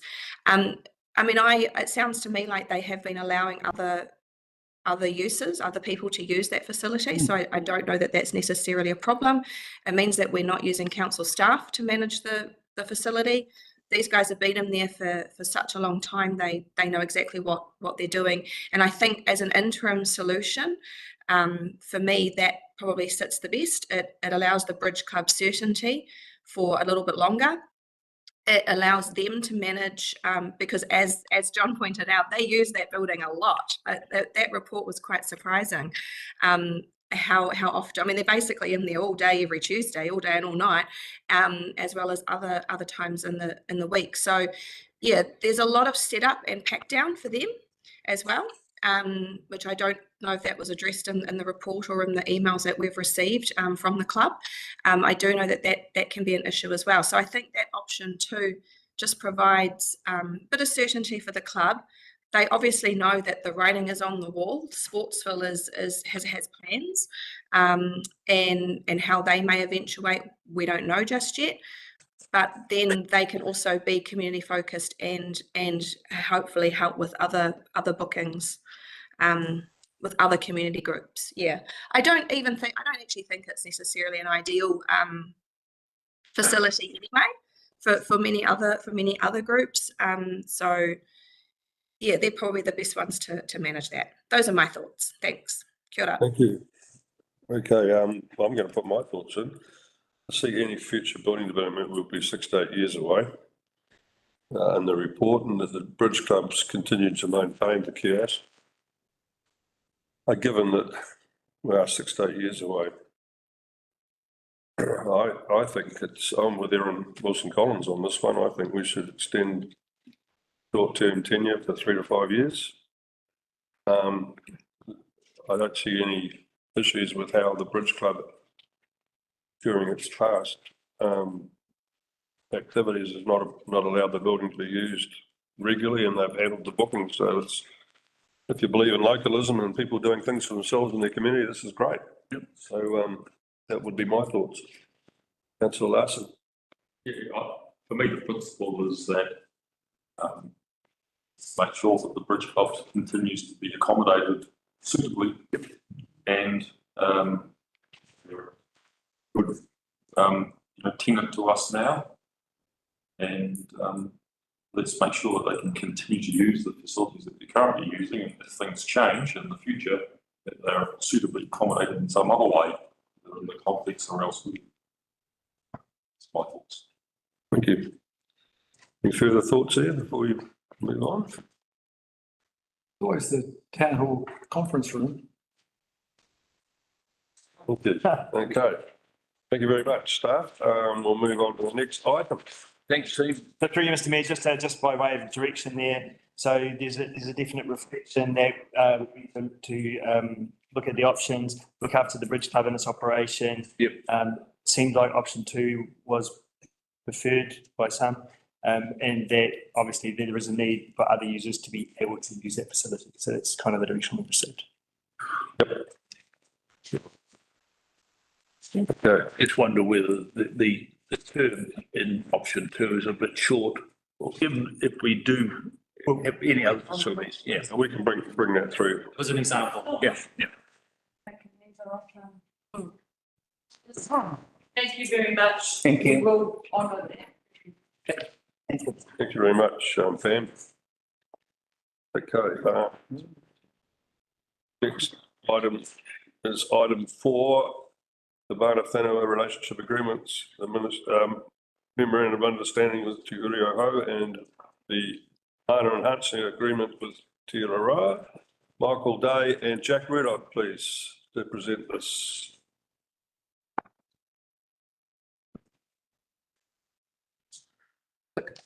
Next slide.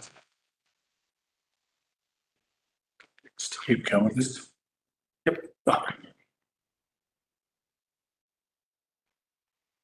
He's made. Will do that. O tēnā koutou, e te koro whurumatu o te kaunihero o Kaipara, tēnā koe, i ngā kai kaunihero o Kaipara, tēnā koutou kato. Your Worship, the Mayor of Kaipara, I greet you. To all councillors of Kaipara, I greet you all also. I take the report and attachments as read and have incorporated a slide deck to help provide a holistic informative aspect and to elaborate further on the report. And happy to take questions at your discretion at any time.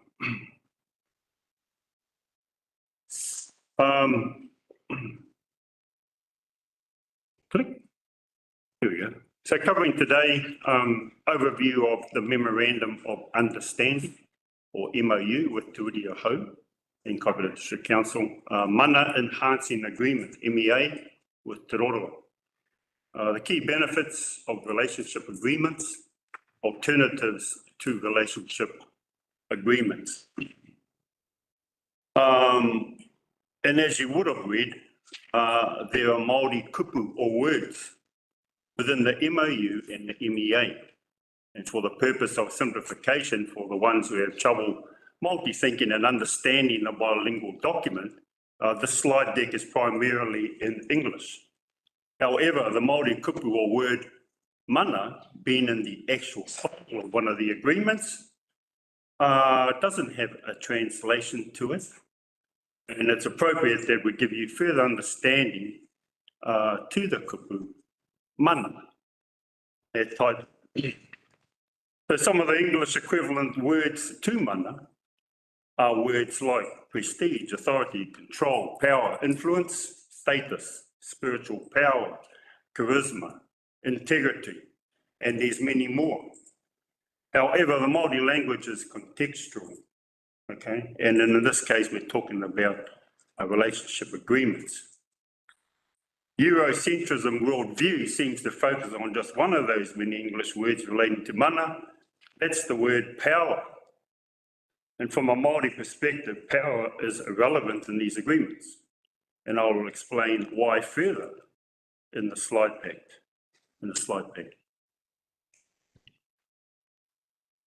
So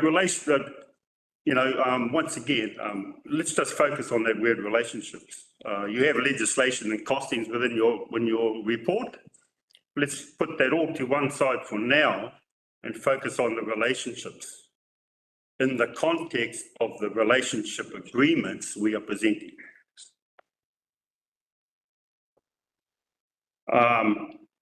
And just talking to the slide, it says whiria te muka tangata is a Māori proverb. Whiria means to weave, and muka is actually the fibres of a flax. And once again, metaphorically speaking, it talks about weave the people together. Metaphorically likening people who work together to form a tight woven flax that cannot be broken.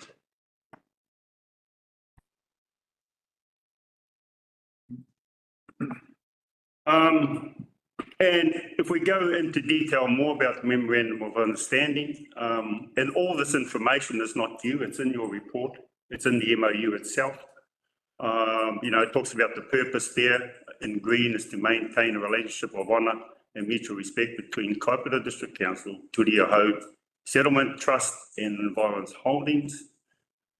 2.1 there recognises that on 13th of August 2001, Kaipara District Council agreed to enter into a MOU with Turiahau. So we're 20 years on now that these relationships have been in place. Recognising that this agreement is not intended to be a legal binding document, that's mentioned, recognising that it is only through a process of cooperation based on honesty and trust, relationship can be developed. Promise the well-being of Turiahau and the wider Kaipara district communities, in other words, all peoples of Kaipara. Well-being from a Māori perspective encompasses the metaphysical, spiritual, mental and emotional, physical, family and social that make up one's personal health or well-being, with the foundation being whenua, land, permanence, roots. You may be familiar with these words from the model of Dr. Mason Drury, Te Whare Tapawhā. Section 7 down the bottom there, relationship principles, is bilingual in the MOU, giving an English equivalent to the Māori kupu or word in the MOU itself. Some of the English words don't give justice to the true meaning of the Māori kupu. However, we've summarised it here on the slide. Common goals and objectives are based on goodwill and utmost good faith, honesty and transparency, mutual respect and open communication. So the other agreement we're talking about today is the Mana Enhancing Agreement. And similarly, you know, to establishing relationships for the benefit of Te Roroa, Kaipara District Council and Kaipara District as a whole, which includes all peoples. The purpose is there and it's in your report. 1.0 in the MEA places the enhancement of mana, is that word again, at the centre of relationship between Te Roroa and the Kaipara District Council. So on that note, you know, elaborating further on this word mana. Mana is a supernatural force in a place or object. Mana goes hand in hand with tapu. English equivalent to that word is sacredness. One affecting the other. Mana is the enduring, indestructible power of atua. English equivalent words to atua is divine or deity. It is inherited at birth. Since authority is a spiritual gift delegated by the atua, man remains the agent, never the source of mana.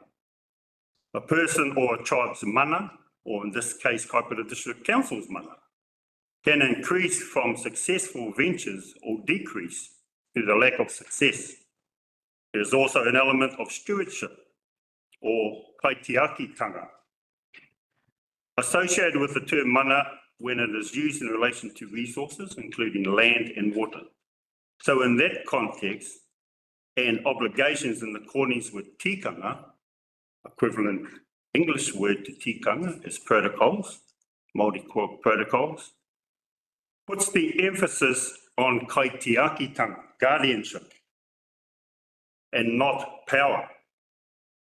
The MEA goes on to explain how the mana of Kaipara District Council can be enhanced, and they actually put it in the MEA to help Kaipara District Council on how they can enhance this word mana by establishing working relationships with Te Roroa and their people, which enable the exercise of kaitiakitanga and the application of mātauranga Māori knowledge to protect the natural environment, providing opportunities for regular information sharing that improves the capacity of Te Roroa to actively participate in local government.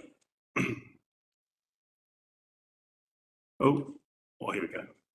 So key benefits of our relationship agreements, and these are mentioned in your reports as well. There's nothing new in these slides. Maintain and strengthen a relationship of honour and mutual respect.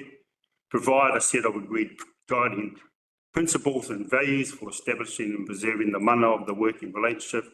Achieve improved and suitable working relationships that recognise one another's priorities and seek to collaborate to benefit the district as a whole. Sorry, Jack, to jump in. And from an operational perspective as well, it's really good to have a known point person with an EPB authority as well. That staff can liaise in the first instance as well. So that's another key benefit for staff as well. And just to add that as well, you know, hopefully I gave a little bit of understanding of what kaitiakitanga is. It's an added benefit as well, and that gets thrown in for free actually. Alternatives, relationships that we currently have, and this is part of your report. I think it's your attachment D. You know, memorandum of understanding, which we're talking about mana enhancing agreements as well. Mana whakahono rohe agreements. These are alternatives and they are mentioned in your report as well. Strategic partnership committees, forums, panels, hui, and special purpose committees are mentioned in your report as well. So in summary, work relationships are often based on shared goals, interests, and responsibilities. Healthy relationships are essential for well-being, and they can provide us with a sense of belonging, support, and happiness. Relationships can be challenging, and they require effort, communication, and a compromise to maintain. Another proverb in Māori, mā pango mā whero, ka oti te mahi, the populace, along with the leadership, will get the job done. And there's some good examples of proverbs in this last slide that relates to the agreements that we're talking about today. Kia ora. Thank you, Jack. Okay. Can I ask a question? Yes, Mayor, yep. Thank you, Mr. Mayor. Just a clarification, on item 9, if you look at Kaipara Harbour, it says that Tiraho was an integral establishment of Kaipara Harbour Management Group that has a vision of a healthy and productive Kaipara Harbour. So I'm just thinking, have they done any work toward it? And also, it says Naki, Fatwa and the Crown are currently negotiating a treaty settlement over the Kaipara Harbour. Is it the latest or is it old news? No, it's ongoing. To you, the chair, it's ongoing. If you relate, I think Kaipara Moana remediation, you mentioned. Are you asking the question about settlements or are you asking? I'm talking the question that first of all. Through you, Mr. Mayor, if I can sort of clarify a little bit, for you, Councillor Naya. Remember the MOU that you're referring to is quite old. It was done quite a few years ago. Things have moved on quite a bit since then. Jack's right, the Kaipara Harbour Remediation Program wasn't in existence then, it is now. And that is part of what you're talking about here. And Turi Ho are involved in the Kaipara Harbour Remediation Program for sure, especially with the nurseries, etc. As far as the treaty settlement goes, Jack's also right, that is an ongoing process. It is continuing to be an ongoing process. But thank you. A second question. I don't know much about the Koha. How far it is important, because I'm on the Kahu River Valley Group. And there are some of the issues we want to settle, even when I have a meeting with Marai or whatever, you need to have Koha. And there is strong resistance from some of the members to give money to have a meeting. So how important it is to have, to give Koha, because we don't have discretion to tell people you have to give Koha. It is voluntary, isn't it? It is voluntary and it can get quite, here's, I guess, a conflict between, once again, I hate to say it, Eurocentric way of working and Māori. You know, but koha is about reciprocity. It's about a lot of things that pertain to, and it's contextual. We do have a koha policy. You do? In Kaipara District Council. Okay. It does get a bit confusing. You know, sometimes GST has to be paid on it and sometimes it doesn't. So there's information out there in respect to our. Yes, send it to us, but for the information of elected members, nothing is being done in Kahu River because there's an issue with one of the Morais and they said you have to give a koha. And the other people who are Eurocentric, they don't believe in it, which means 9 out of 10 items are not functioning. So we have to find some solution on it. But just to clarify for the chair, the Kahu River Working Group is a Northern Regional Council working group, which you're on, Councillor. Yeah, I am on it. So that's what I'm trying to say. Nothing is happening just because of koha demand. So there has to be some practical solution. We are looking at this treaty relationship. I want to know, have they been effective in getting things done or they are just for certain? I can give you to you, Chair. I can give you a good example of how koha can work. When you go and normally use a facility, you know, like a marae and all of that, normally you pay for that, don't you? Well, a koha can be given instead of a fee to that place, yeah? Through reciprocity and all of that, hopefully, if you give, similar to what's on this last slide, if you give in love, you'll get something back. That's how koha works. Thank you. You know, it's a traditional aspect, and I know it's quite confusing sometimes with day and age. And believe it or not, by paying koha, the cost, overall cost, ends up less in some cases. Yeah, thank you. Right, next. Councillor Vincent. Thank you, Mr. Mayor. Actually, I might just pick up on what you just said, Jack. Wasn't what I was going to ask, but you said by paying koha, I thought that you gave koha. Sorry, I stand corrected. To you, the chair. Yes, it is a giving thing. Yeah, In that spirit, I think, yes. as a non-spiritual person. But no, I want to, shall we say, I'm asking for a friend. Having an agreement with one particular racial group district over other racial groups. Good question, and it depends, to the chair, how far back do you want to go? I mean, you know, that's a huge question, isn't it? Yeah. And funnily enough, we're living in Aotearoa, New Zealand. Yeah.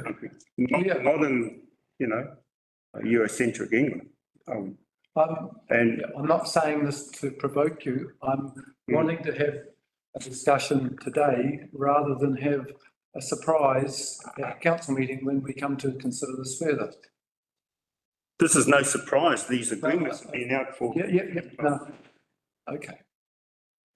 Perhaps I'm being too subtle. Mr. Mayor, what do you think? My turn's coming. Would someone else like to say here? Councillor Paniora. The Chair, thank you. I have a couple of questions. The first question is, will a decision be made at the council meeting?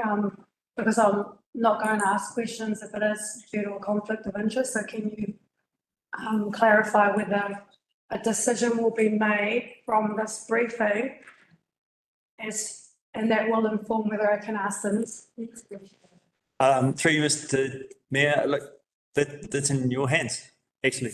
So, you know, we're seeking direction from you on the way forward here. If you decide that it needs to come in front of council for a decision, then we'll take that direction and put it in front of that direction, whatever direction you provide. Okay, well, I'll have to reserve any input into this discussion in case there's a conflict of interest. Be with me. I'll just hand over to Mike. He's got some. Notwithstanding through the chair, we do not have time to prepare a staff report. That's the next. Playing that. Okay. Yeah, it won't be finished. So cool. So that then I'm taking it I can ask a question. So are the mana enhancing agreements and memorandum of understandings in line with Section 81 of the Local Government Act, which state that a local authority must establish and maintain processes for providing opportunities for Māori to contribute to the decision-making processes of the local authority and to consider ways in which may foster the development of what to contribute to the decision-making processes of the local authority? Are these agreements able to ensure that the council is meeting expectations? Through you, Mr. Mayor, I'll take that one. So, yes, there are, it does, the Act doesn't tell you how, doesn't tell council how to do that. There are many ways of how we can do that. These agreements based. We get it. So there are many ways that we involve Māori into council decision making for sure. These are two aspects of that we do put in the annual report. In fact, so yes. Councillor Howard. Thank you, Mr. Mayor. It's noted, and I think that, you know, I'm not going to deny that we need to have a good, open working relationship with our key iwi. I think that some of these arrangements were made, the MOU, many, 22, 23 years ago, and as has already been said, a lot has changed. I think that, there is, I think, as I read it, and I read it honestly and openly, that positive words been spoken by the new Minister of Māori Affairs about where the new government want to go. I think that probably, given how much has changed over nearly a quarter of a century, I think it would be good for us to have a refresh, relook at what we have, and maybe some of it can be enhanced. Maybe not. Councillor Larson. Your worship, yeah. I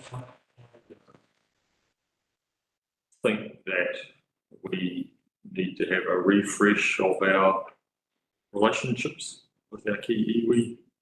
And I kind of agree with some of what Howard to start with a clean slate and fresh relationship agreement that catch up with all the change that there has been in legislation to ensure that we're all fully legally compliant, meeting our obligations.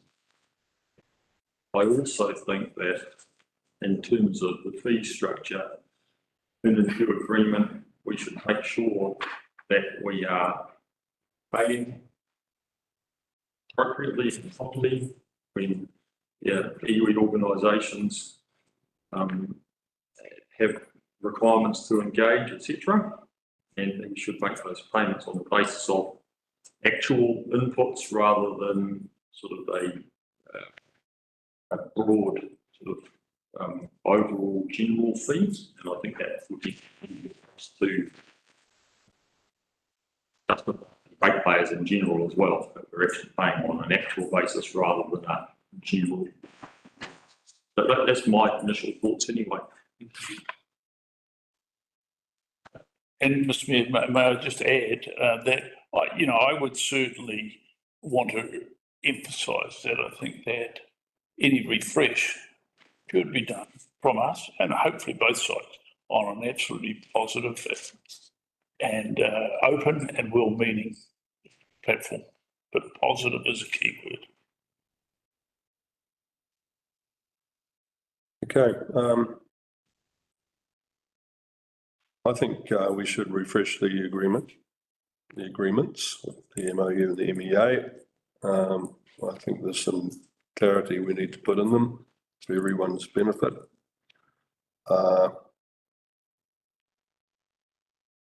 They need to be legally compliant.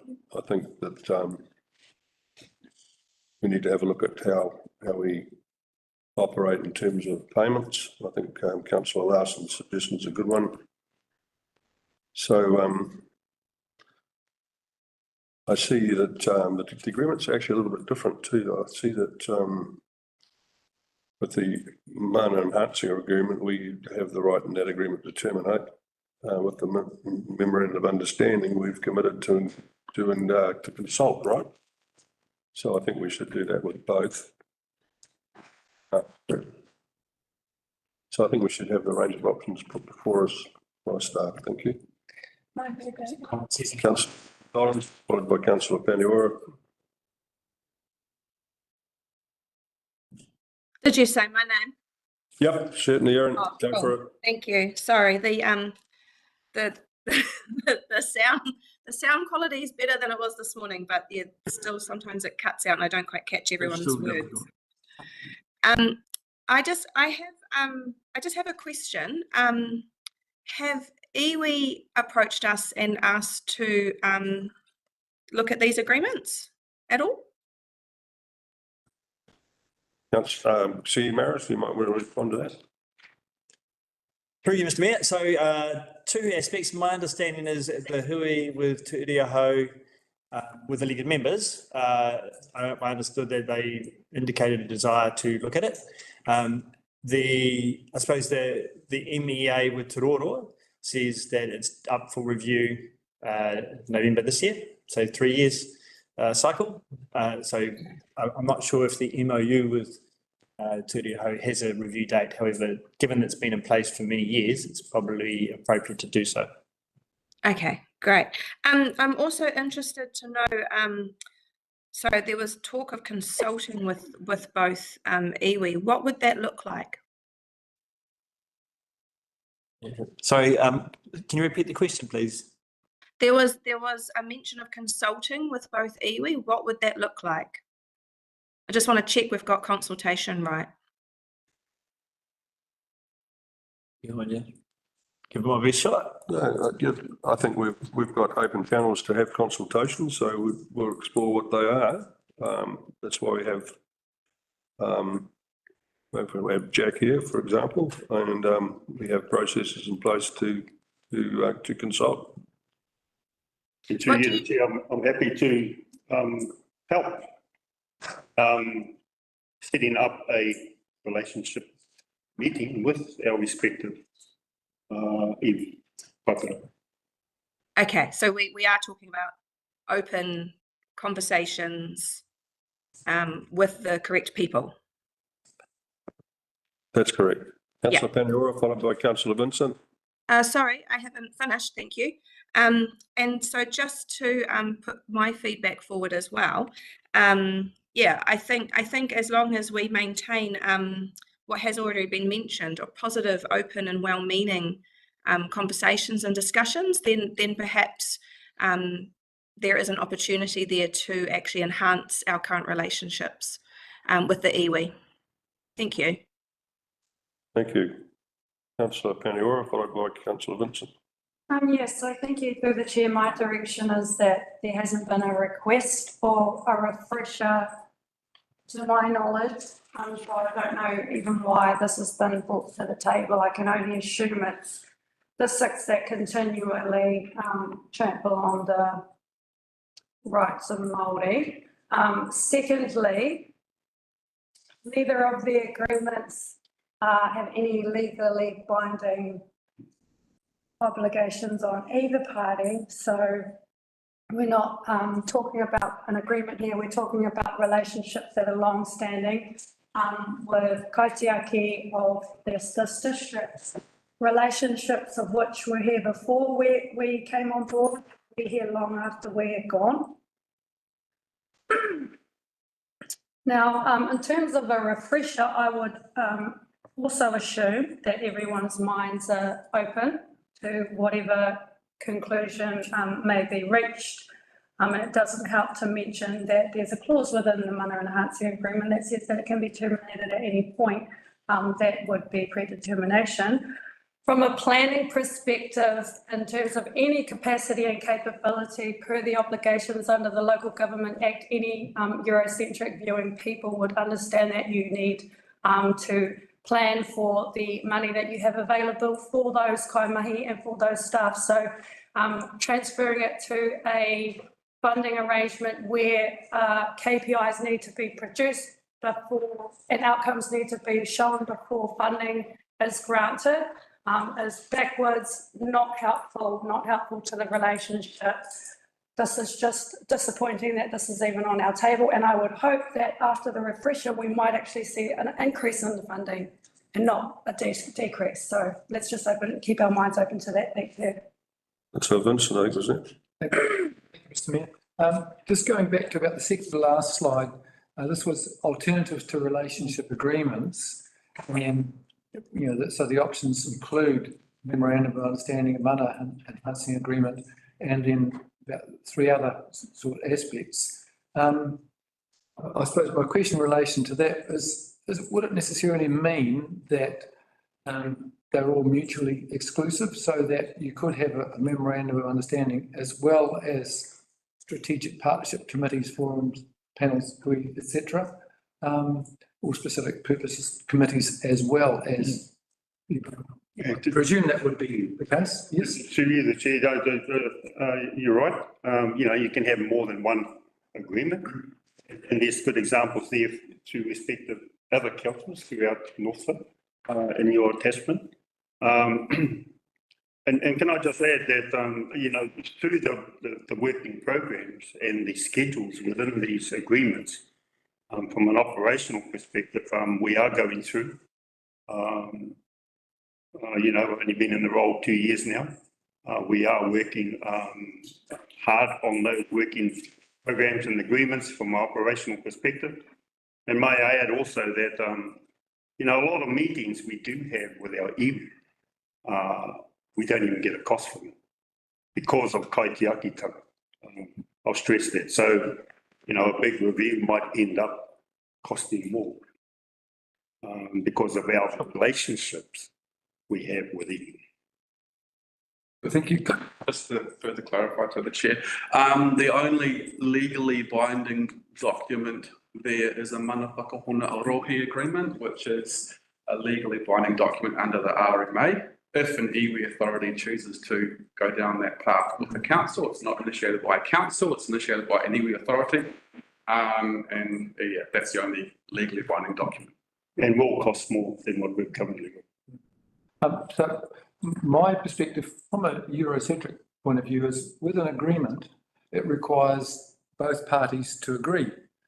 And in the absence of agreement, apart from the nuclear option of just cancelling it unilaterally, I would expect an existing agreement to endure. So I look forward to the opportunity to actually have a genuine discussion. I don't know if consultation is quite the right word actually to describe it. Like rather than tick the box saying, well, we talked to them, so now we'll do what we're going to do. That is not consultation in my view. So I would really look forward to the opportunity as a spirit of genuineness, integrity, honesty, having a proper discussion with the other parties to these agreements with a view to updating them in light of the current situation. That's my feedback. Thank you. Councillor Williams. Thank you. I just note here it says that the MOU has existed for 20 plus years and it was originally signed between Te Ureo Hau and Council in 2001. So in agreement with having an update and actually refreshing and looking at this, I agree with what's been said around the table. And I think that wherever we use our ratepayers' money, we should be transparent in that regard to any agreements between parties. Councillor Howard. Thank you, Mr. Mayor. Yes, and just following on from that and the comment, and you know, I go back to where I started, and I'm quite genuine. What I'm saying is that I think that this is actually, I hate these terms, Eurocentric, the whole thing. We're in this together. This is a district. This is for the benefit of our district. To Councillor Williams' point of view, it's actually we're looking after our ratepayers and trying to get the best outcomes.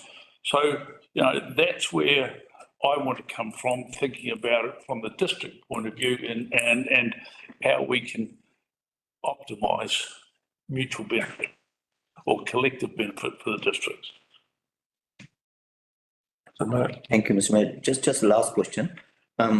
So yes, I'm also on the line with refreshing and doing something together for the betterment of the district, because I haven't seen much happening. So you also mentioned other Northland district EV-HAPU relationship, and quite a few, and some of them have a figure as well, $350 per week and all, which Councillor Larson has pointed out to have some kind of arrangement, so we know how far we can go. How many these agreements we had apart from these two in the history of KDC? To you, the chair, as far as I know, that these are the two main ones. And with our main iwi, when I say main iwi, the ones that have been through the settlement process. And then once again, mutual benefits of that is that we work with our two main iwi. They work on behalf of other iwi and Hupu, Kaipara District Council. However, through the settlement acts of the two respective iwi we're talking about in this case, Te Reo Hau and Rorowa, the mutual benefits once again is that we only have to deal with two iwi rather than a half a dozen. Similarly, more with other councils. Okay, thank you. Mr. Mayor, may I just wrap it up? Just so what I've heard today is that the current, want to make Councillor Vincent's point, actually, the current situation applies until it's changed. What I'm hearing is that the council would like to engage with our iwi to start a program of engagement with our iwi to refresh the MEA and the MOU and do that in a constructive way together. So that's governance to governance. Yep. Yeah. Okay. Thank you. Right, so we'll stop for a break now? I think be 10 minutes, isn't it? 10 minutes. Or not lunch. We're going to really lunch. What? 10 minutes. Somebody 15 minutes.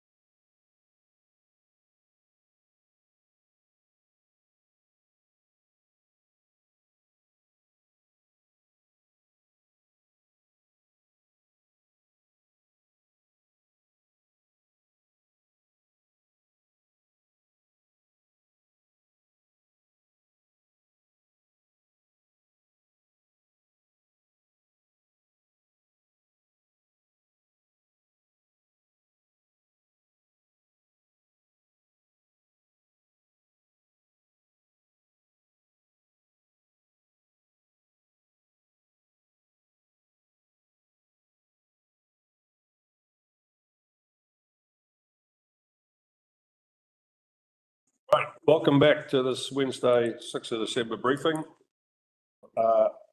Next item will be presented to us by Sue Davidson. It's the LTP financial figures 224, 227, first draft, part 1. Thank you, Sue. Okay, thank you, councillors. So this is the first time we've brought all the figures that we've got together. We've heard you with what your wish list or staff list wish what they put together is, but this needs to be reduced to be affordable. It's currently about $19 million increase in utilities, which obviously we want to get down because that is unaffordable. But the major key drivers are the coding, the maintenance, and renewables is proposed to double. And so there's increased investment in parks and reserves. So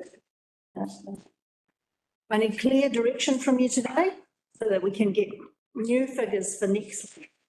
So I'm going to be asking you, is it in? Is it out?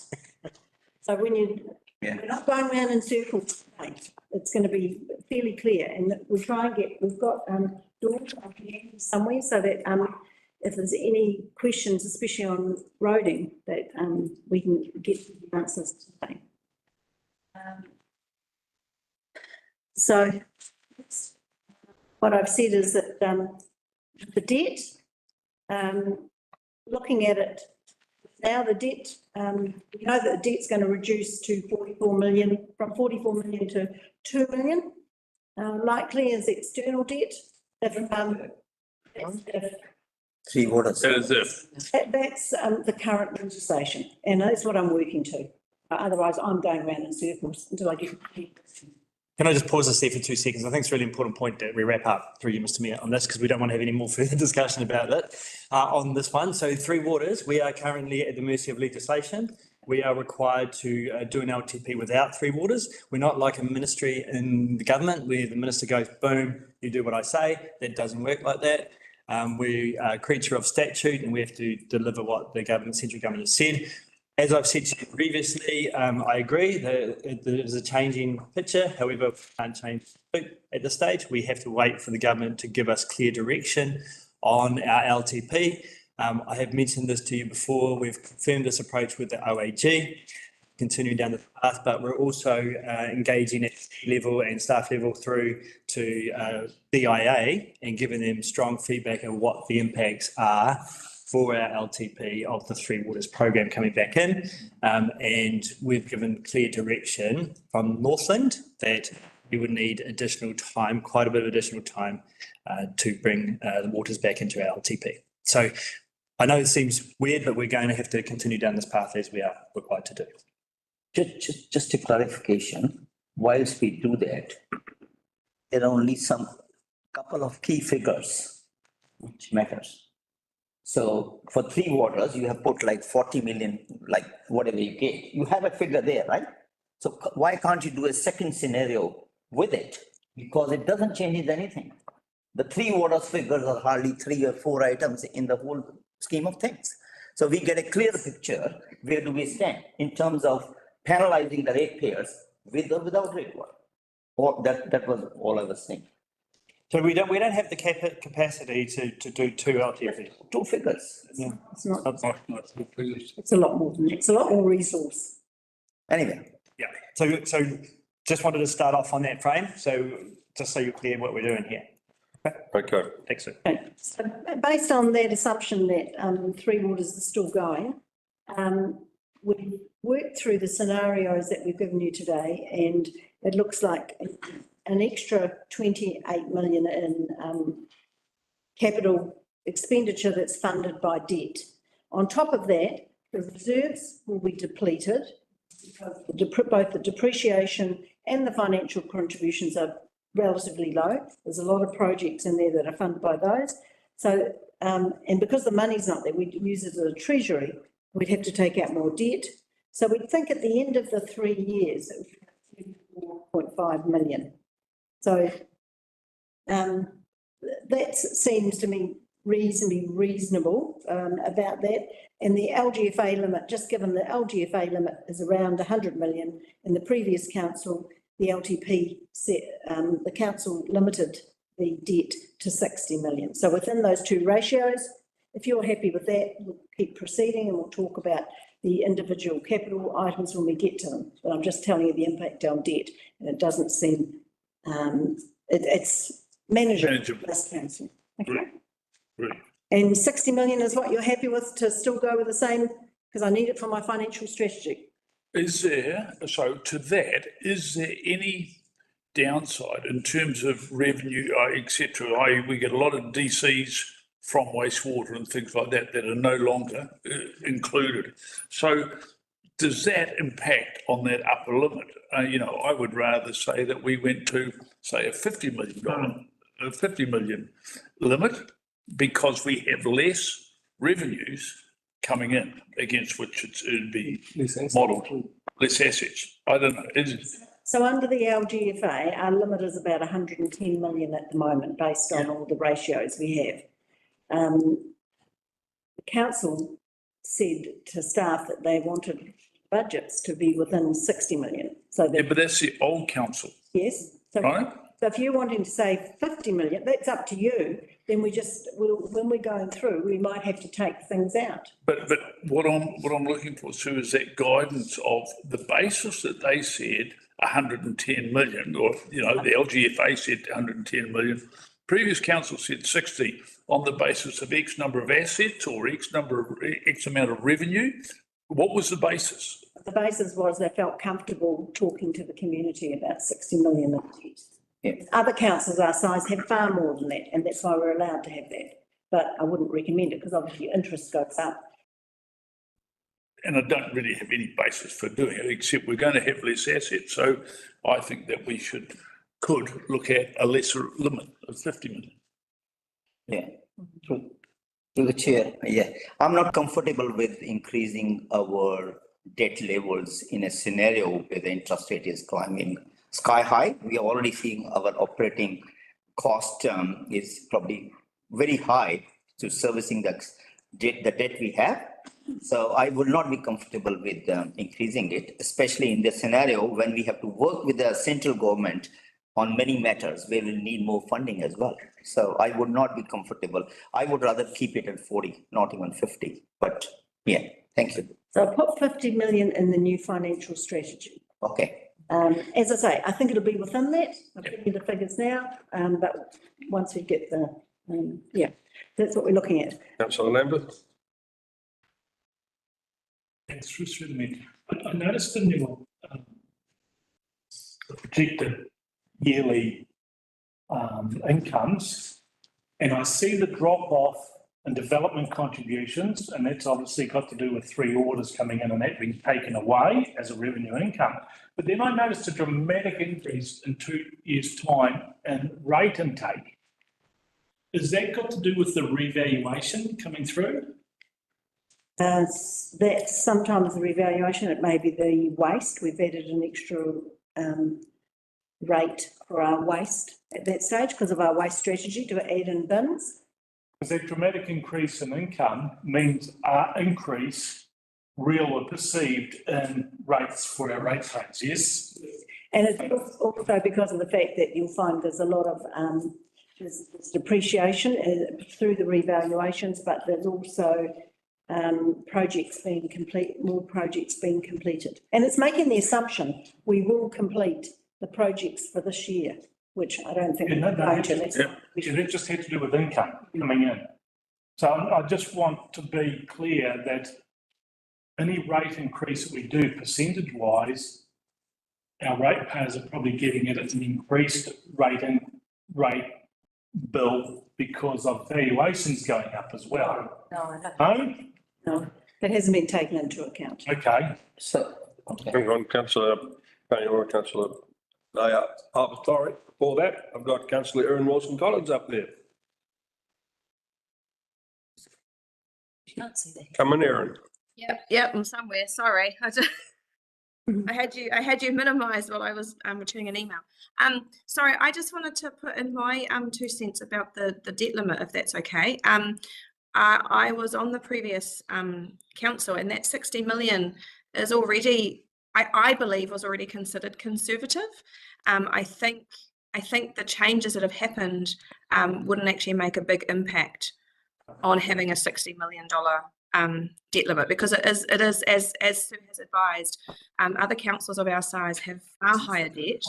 And if I know we're going down the track of Three Waters going ahead, so we can see those figures there, but if Three Waters doesn't go ahead, it still gives us a buffer to be able to deliver something, because at this point, if Three Waters doesn't go ahead, we've still got to somehow make everything fit. So yeah, I'm comfortable with the 60. I don't think it needs to be decreased.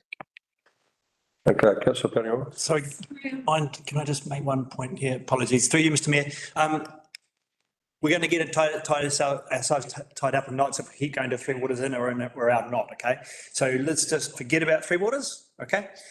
When the point that I made before is if the government gives us direction, when they give us direction, we will need to adjust at that point. And that is likely to provide more time to bring Three Waters back into the LTP and you can have those discussions again. So let's assume it's out once and for all. Sorry, councillor Paniagua. No, that's fine.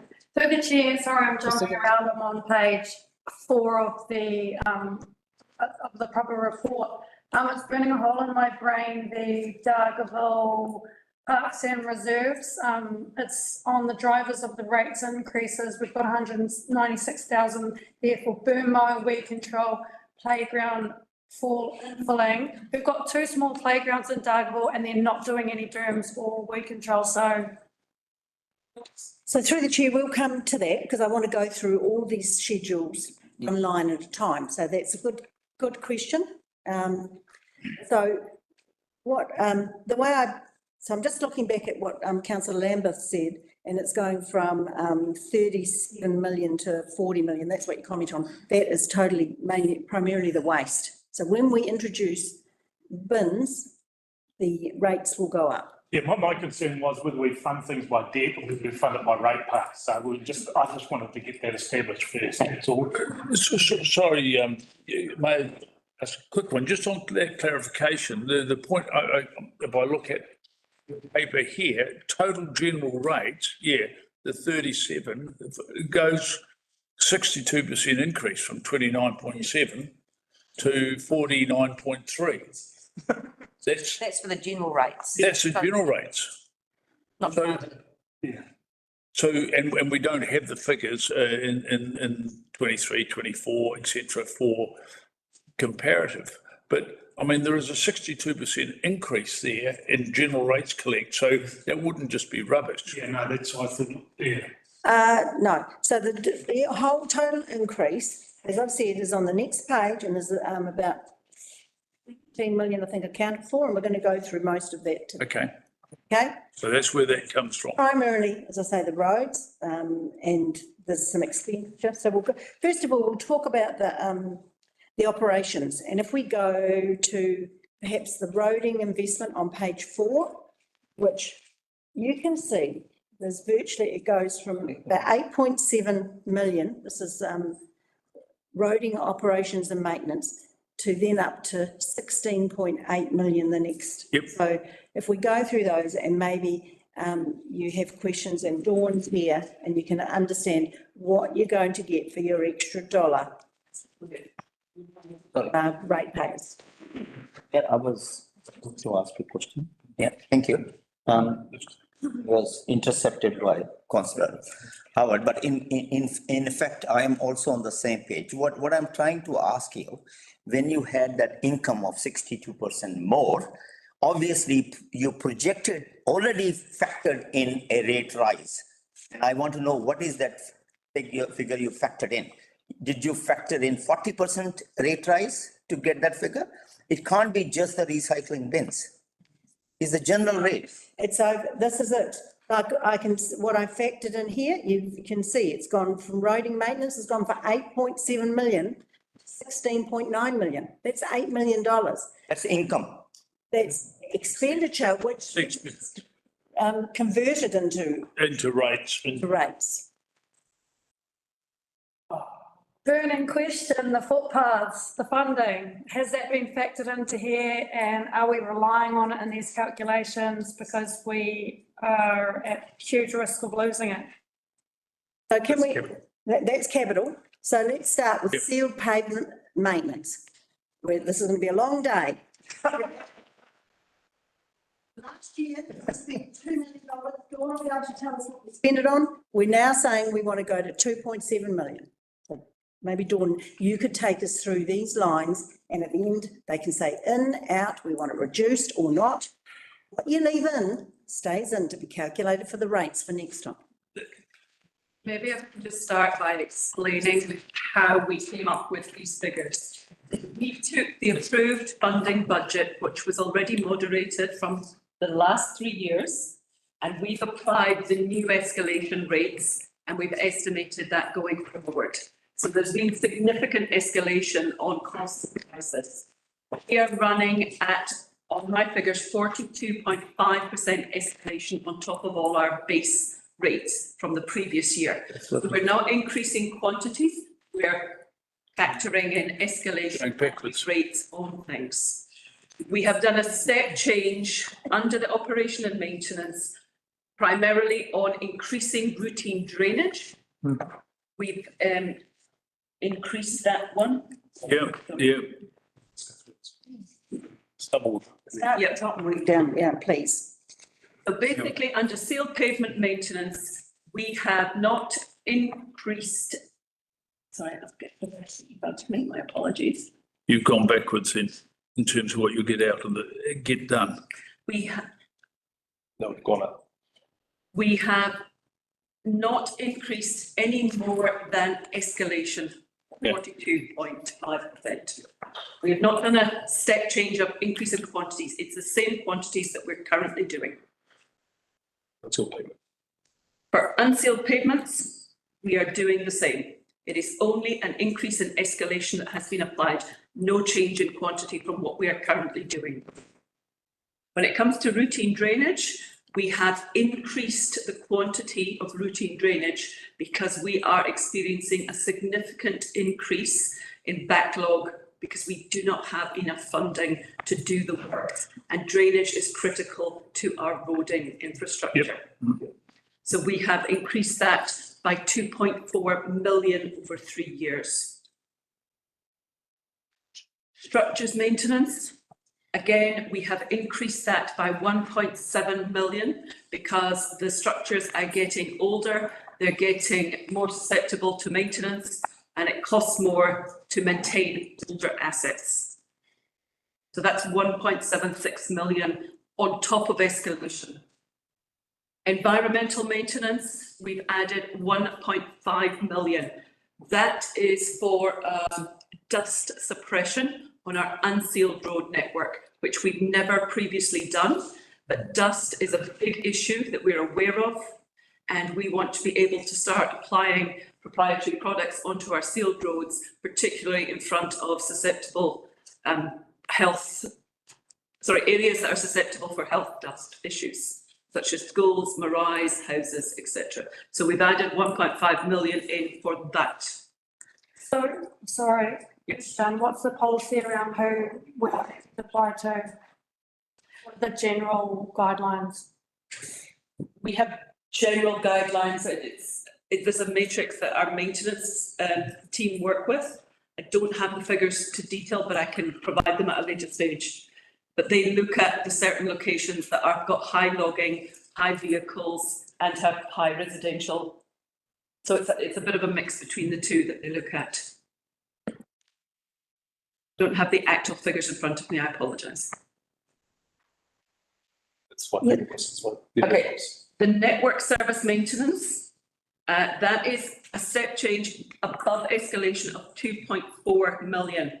And that is mainly for remarking all the line markings. So we had to cut the budgets in the last 3-year LTP because we didn't have sufficient funds.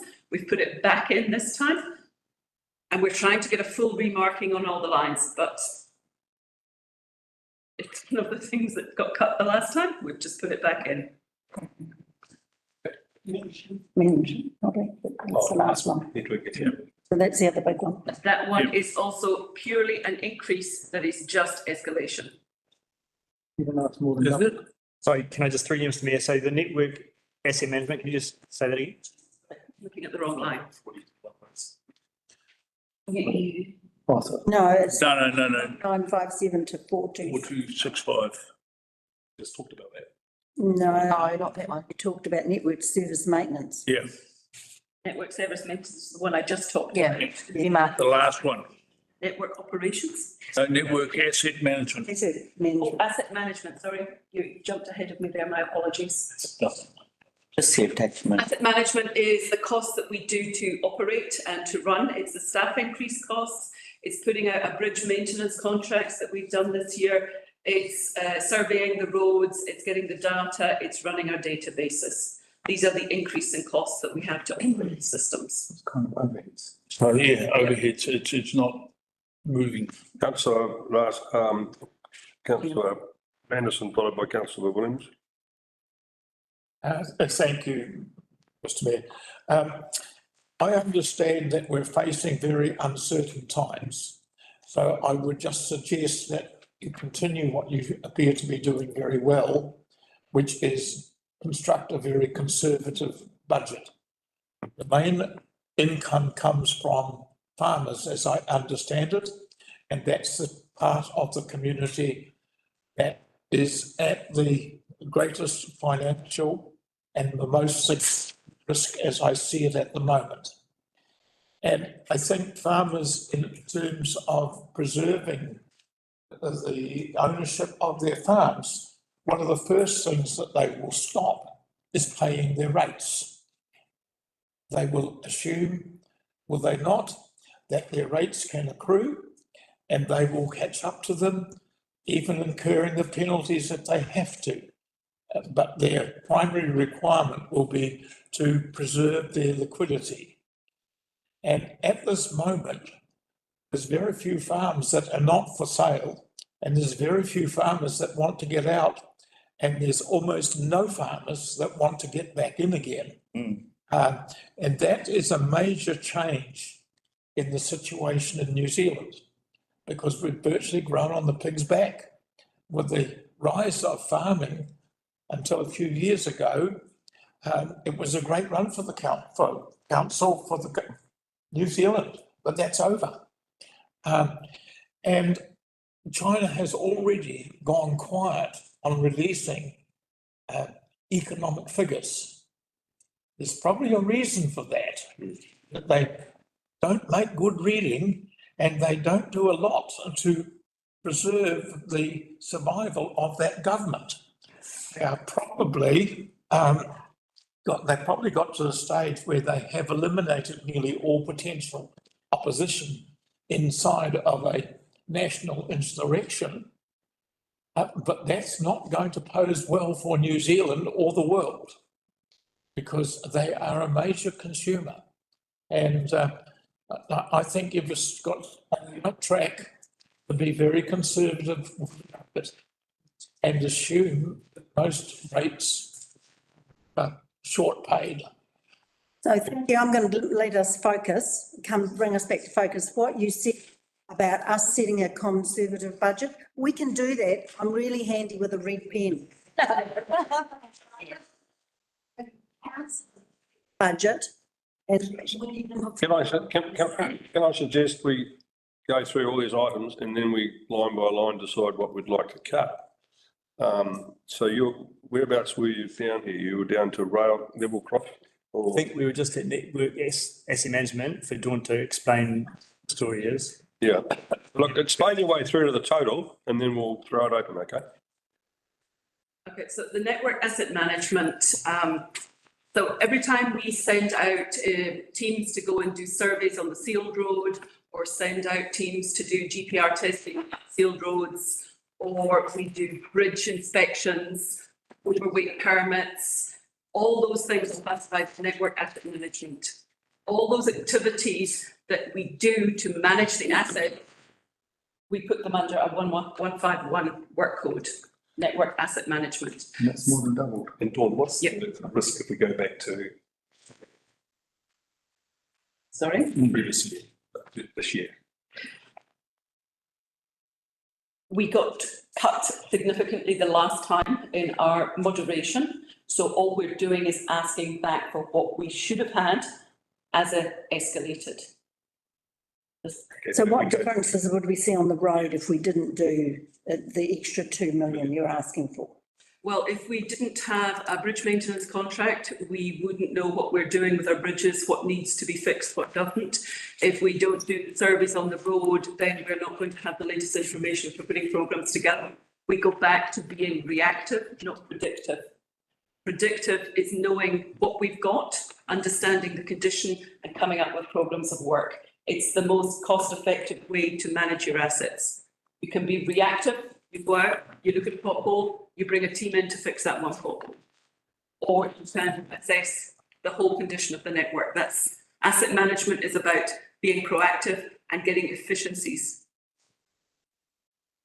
Councillor, Question at the end or no? no, at the end, just write your questions down, then we'll take it through to the end and then we'll have a quick. Well, that is extra time. If we don't increase what's if you start there, then we get way up to the. So which ones you want? Public services.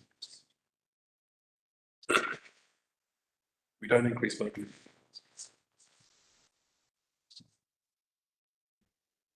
That's the remaking of the line markings. That's network service maintenance. That's network service. Yeah, so we're just trying to work out what happens if we don't do that. So the risk of not repainting the lines. So basically what we've done currently is we prioritise, we paint the centre lines, we don't paint the edge lines. It's a safety risk. If we don't have sufficient markings on the road that get repainted on a regular basis, that is a safety aspect for the public. During the last year, we've put a lot more road markings in under the road improvements, safety improvements. Now it's the time that we need to remark them. That comes with a cost. So the risk is safety. Environmental control. Environmental control, as we said, that was the dust suppression. Yeah, that's 4.3 million, and if they're built areas, should they not be considering It's 1.1. 1.182. over the Yes. that many years, be considering if there's such built up areas and so heavily populated, considering sealing those parts of the road instead of. The same problem. Through the chair, to maintain an unsealed road versus maintaining a sealed road, you're talking about 5 to 6 times more cost for a sealed road maintenance. But I than think an they have environmental controls on top of that, which would be increasing the costs. Just explain what the product is. The product that we currently use in most of our other roads are called Gridlock.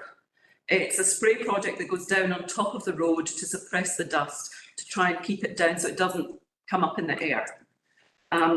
That's the product that we spray on the other 2 regions, in Far North and in Whangarei. And I believe that may be the product that we're considering. Gravel. That's fine if you're spraying it over the whole, over all the sealed road, unsealed roads, but there's an unfairness, there isn't there, and a lot of costs too. Are we having questions at the end? Yeah, that's what we're going to do. Can we carry through and then we'll just write your questions down, Councillor Peniora, and we'll go through at the end and ask them. This first one. Okay. Okay, structures maintenance. If we don't maintain our bridges, then what happens is they deteriorate faster and they get to the point that they have to be replaced. And that is a huge capital cost. So a small amount of maintenance prolongs their life far better than replacing them. The other 3, routine drainage maintenance, as we said previously, if we don't do the routine maintenance, if we cannot get round the network, that network has the potential, if we have future storms, of impacting the roads. Roads don't like water, water damages roads. The cost to the roads is far more than it would be to clear out the drainage, but we need to clear the drainage backlogs of dispatches. Unsealed pavement maintenance and sealed pavement maintenance, as I said, those are purely escalation rates. But if we reduce the maintenance on the sealed roads or maintenance on the unsealed roads from what we're currently doing, you will see a further drop in level of service.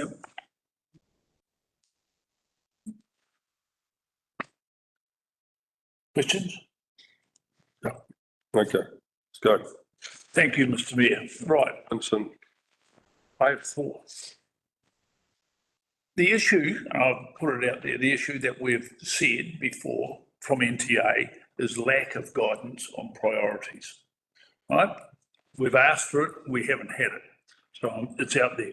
So if I start with network asset management, it seems to me from what you're saying, Dawn, and all good explanation, that actually this is the priority. If you take, there's a priority in this list, and if we don't have good asset management, we don't have any prioritisation of anything else. So presumably that would be the first one that we would consider if we have a priority.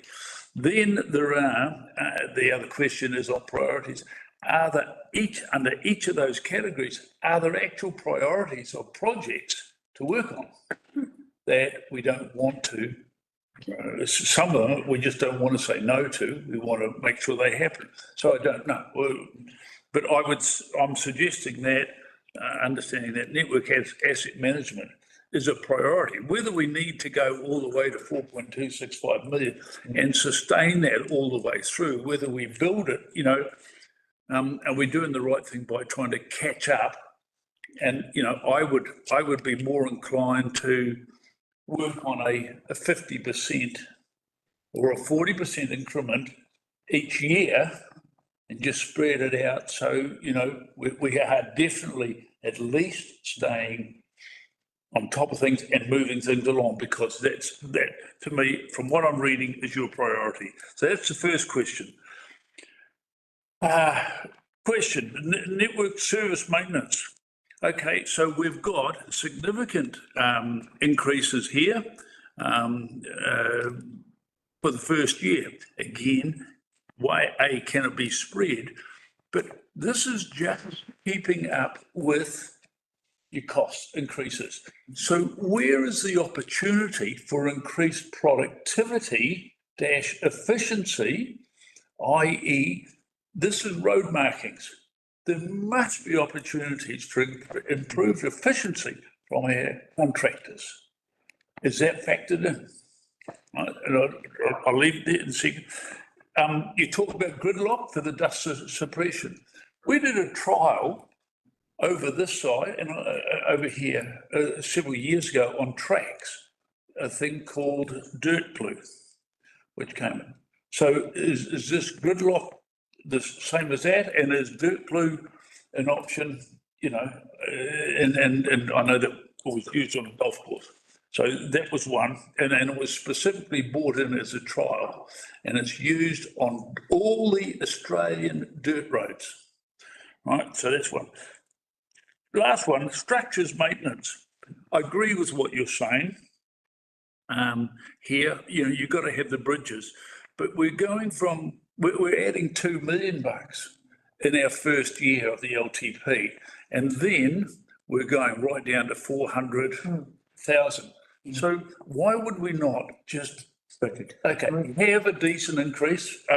Even $1 million increase, but spread it out then over the other years rather than a huge load, unless again NTA have some priorities that they have not told us about.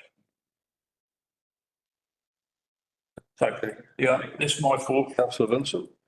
Thank you, Mr Mayor. I guess my main question related to the routine drainage maintenance. I fully support the idea of giving that a boost. I mean, we had our last monthly report from our engineers that they had done 6 kilometres of roadside drainage, 6 kilometres out of 1,200 odd. So that's to me is not sustainable. That needs to be significantly boosted, and I would be hoping that we would see reflected in that improved drainage maintenance a reduced cost in such things as pothole repairs. And I would like to know if that is being included in the budget, like the saving, the benefit from improved roadside drainage works to reduce costs elsewhere in the roading budget. Oh, I'll raise my voice at the end indicating it's a question. Councillor Williams. Oh, I'd like to. Hang on. Question. Well, I think they're all going to come later. You can answer that one because it's a direct question, and then I'll sum up with what I've heard, what I think you've said. So the answer is both to yourself, Councillor Winston and Councillor Howard. There is opportunities for efficiency and bulking up. You've got to remember this is for next financial year. So it's not with our current service provider. There is an opportunity to change the way or the methodology for our future contracts going forward. So there is opportunities. I guess if we have to do prioritise, I agree with Councillor that we have to focus on routine manage. I think it's very, very important that we don't chop that. Network asset management, I mean, if we've lived with what we had for the last couple of years, I'm sure we can look at that going forward, because talking in the closed session this afternoon will be how we're going to structure our rolling contracts going forward. So there is some opportunity there. I guess when it comes to inflation, we want to try and beat that. 45% is lift. We'll try and through some efficiencies, bulk up contracts so that we got to pull out that inflationary pressure. And then I guess the question is whether we just want to do a bit of a slow start on the environmental control until we get the prioritised matrix, so that there's visibility and across the district in terms of who gets the treatment and who doesn't. So there's some opportunities to pull this back and then do a bit of a ramp up, but certainly not hemorrhage it too hard, please. Oh, yeah. This one was Councillor Williams. Thank you. I just had a query. Which line does traffic management come under on here? Is that in amongst here? It's not there. There is no specific line for traffic management. It's included in the rates that the contractor does the work. As for asset management. Councillor Naylor. Thank you, Mr. Mayor. So I have a lot more information, but I can't divulge on roading. But the question I have, a pertinent question was asked by Waka Kotahi. So you come out with a plan, but you are forgetting that you are asking for 62% share from the government. And if you're coming with a huge wish list and you get half of the money, are the ratepayers gonna come up with another 50% of it? You understand my question? So what I'm trying to say, you are asking for say 100, for argument's sake, you have a $50 million increase, you're asking for 62% or say 2/3, whatever funding. So 125 million, and they say we'll give you only 70 million. So who is gonna pay that rest of the 50 million? So we have to be very prudent. So half of these items, and I can assure you, is on environmental control, safety management, and all those, speed management and all, which I don't think we have to be under the new government, be very careful on having high figures assigned to these figures and not penalize the ratepayers. So Councillor, that's a separate conversation. That's another sheet that we'll get to. This is all about our operating the network. But these are all same basis of 42% escalation, isn't it? Most figures. Let's assume 42%. So assuming LTP, we will ask for a 42% rate increase based on these figures. Yes. You've got the opportunity here, Councillor, to say yes or no. So what I've heard. Yes. The external market is the external market, right? Yeah, if we know that, so let's move. We have Councillor Lambert and Councillor Larson. I don't know if I was clear. I don't know if Councillor Nair was asked the same question, but these costs here, it's like that GST dilemma. Does this include GST or not? Does this include how much of this work includes subsidy from government? All of it. All of it. So is this the total amount and then we're going to get money back, or is the bit our contribution, our cost with the government added on? So these are actually. No, the total costs are 16.879 million in total. And that's the gross.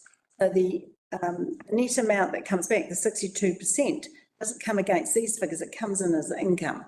Okay, but what you've done so far and what I've heard, so this is what I'm thinking that we might be doing, is only having 25% of dust suppression each year on all, and then on routine drainage maintenance, keeping it the same as we've got in that chart, and on all other roading operations, 40% per year increase, which would save us in the first year around about 1.5 million on rates. Okay, that's what I heard you say. Well, that's what. Okay, councillor Larson. Thank you, Your Worship. Yeah, at a high level, I think, just drilling down into this, at a high level, I think we need to sort of do a bit more like what Councillor Howard was alluding to. I find it a very clunky and difficult process to navigate with LTP thing. So here's all the projects, costs and rates that's covered without having prioritisation.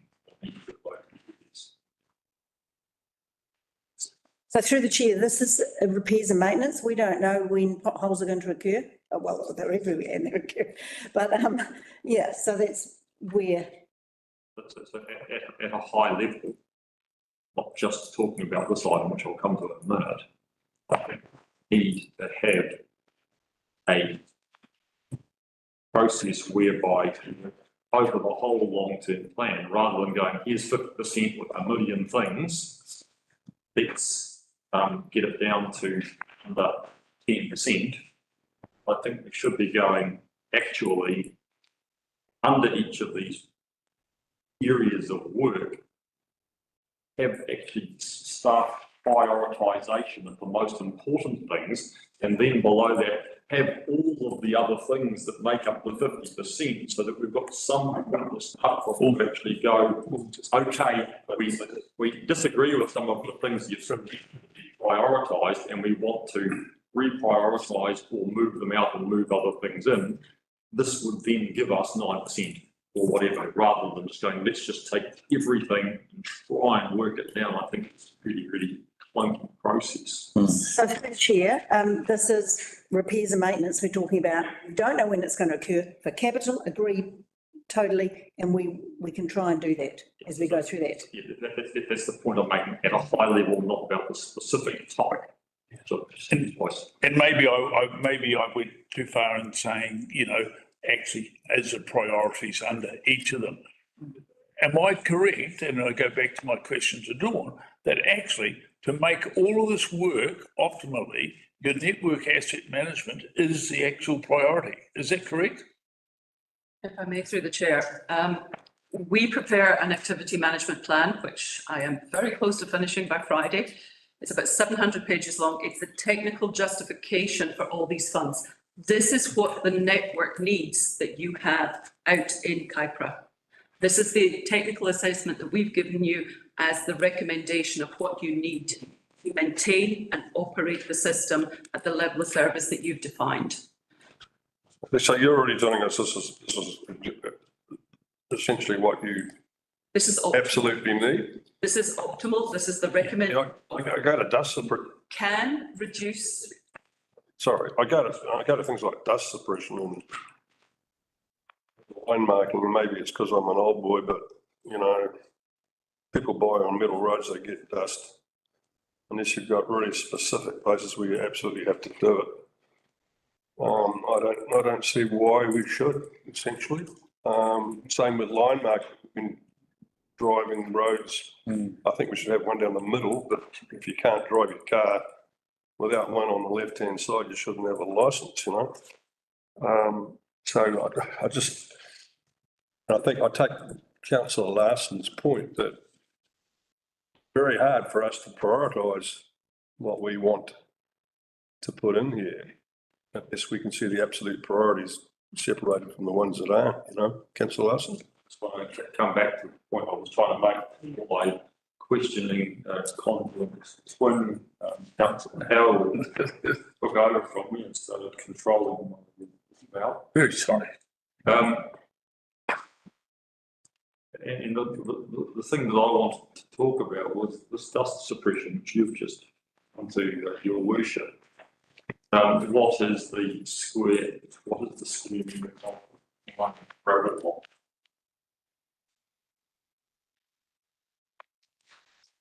Through the chair, I don't have a figure off the top of my head. Well, I mean, that's the whole point, isn't it? If you're proposing a program of work here, go and do dust suppression and you don't even know what it costs to apply, how do you come up with the figures? We can get those figures for you, but as I said, I don't have it off the top of my head. Oh, do you have a rough order on Mike? It's about 15 minutes a square metre. Okay. By twice a year. Was that twice a year? Yes. So it lasts 6 months and it costs $15 per square metre. It's about 3 months. So it only lasts 3 months and you would apply it twice a year, so you'd have dust half of the year. I have rain. Right. Through the chair, the material that we use, prior we use on the project goes down prior to summer with the grading operations that we do. It's complicated, right? And later on, about you see us through the dry months. Yes, that's the periods of time. And through the chair, the reason it's in is actually we were asked by the community to fund that as a council. And so we're giving councils the opportunity to do it. Well, my mum has lived on a gravel road for 30 years. She has diabetes, asthma, you name it, and she has never had dust suppression at her property, but she can barely afford her rates, but she's supposed to pay for someone else's dust suppression. I don't think that that's fair. Okay. Thanks, Andy. Appreciate that information. I mean, my point is that, and I may be saying the same similar thing to Councillor Pandora, I'm not sure, but with 1,200 kilometres of unsealed roads, trying to prioritise a few people to get it applied every 6 months or whatever, and what is not significant cost compared to essential, actually. I just don't know how we really would land that, and I do agree with the point that the mayor's made about, properties on those roads are more discount compared to ones that are sealed. But I think we should take the opportunity for people to have it if they want to have it, kind of like our private seal extension. Do it in a helpful way, not in an impossible way, as in we signal that, look, we can't actually prioritise people because how do you do it? If you want it done, work with us, and this is how we do it, and we can help to arrange to have it applied. I mean, I've used the product before, and it certainly does not last, and it just breaks down. It's like a PVA doing. But I think we head in that direction. We're not going to lump it onto the general ratepayer unfairly, but people still have the opportunity to have it suppressed outside their house. It's also a disability cost, so it could be covered under Ministry of Social Development as another option. Okay, Councillor Lambeth. Yeah, directly on that subject, there's a few things you're probably not considering. Increased population out on those roads and the increased size of the trucking network that is using that road, and also the risk that the council imposes on itself with the environment and one of their assets providing a health risk to residents. So when we're not increasing the ceiling out with the population growth and the vehicle growth, we've got to stop that dust from the increased traffic and weight of that traffic. So it's a double-edged sword, really. So maybe the companies that are driving along there maybe council can liaise with them in a partnership manner to fund or sponsor some of the health implications arising from that. I don't want to be rude, we'll go with the hands. Yep, Councillor Williams, followed by Councillor Howard. I just want to clarify, does NRC do any dust monitoring? Because it's actually the regional council that monitors environment and dust. Do they get any funding, or would they be able to get any funding on this? Just as a... Through the chair, NRC do dust monitoring, and we attempted last year, but due to the storms we had to defer it to this year, is to do some dust monitoring on our unsealed Centre of Excellence works against our usual heavy metal roads to see the difference in the dust between the two products. But we NRC does do dust monitoring. We just deferred it last year. They don't do the work though. Yeah. Councillor Howard, followed by Councillor Paniora. Thank you, Mr Mayor. I'm looking at these figures for the ensuing years, and we're talking about the issue of the 40+% increase that we've now got. And then it seems by the figures that the cost increases totally dissipate to zero, because we've got the same figures essentially for the next 2 years. So are we not, are we defeating ourselves in this? I mean, are there going to be cost escalations? Yes, we take on Councillor Manderson's point is that, you know, there may be available labour, etc., for lower costs. Who knows? Maybe not out to 26, 27. So the question is, are we budgeting right? My reflection is, let's get and understand what are the 2 or 3 key priorities out of this. Add, say, 50% for those for this next year, and then say 25% the year after and the year after.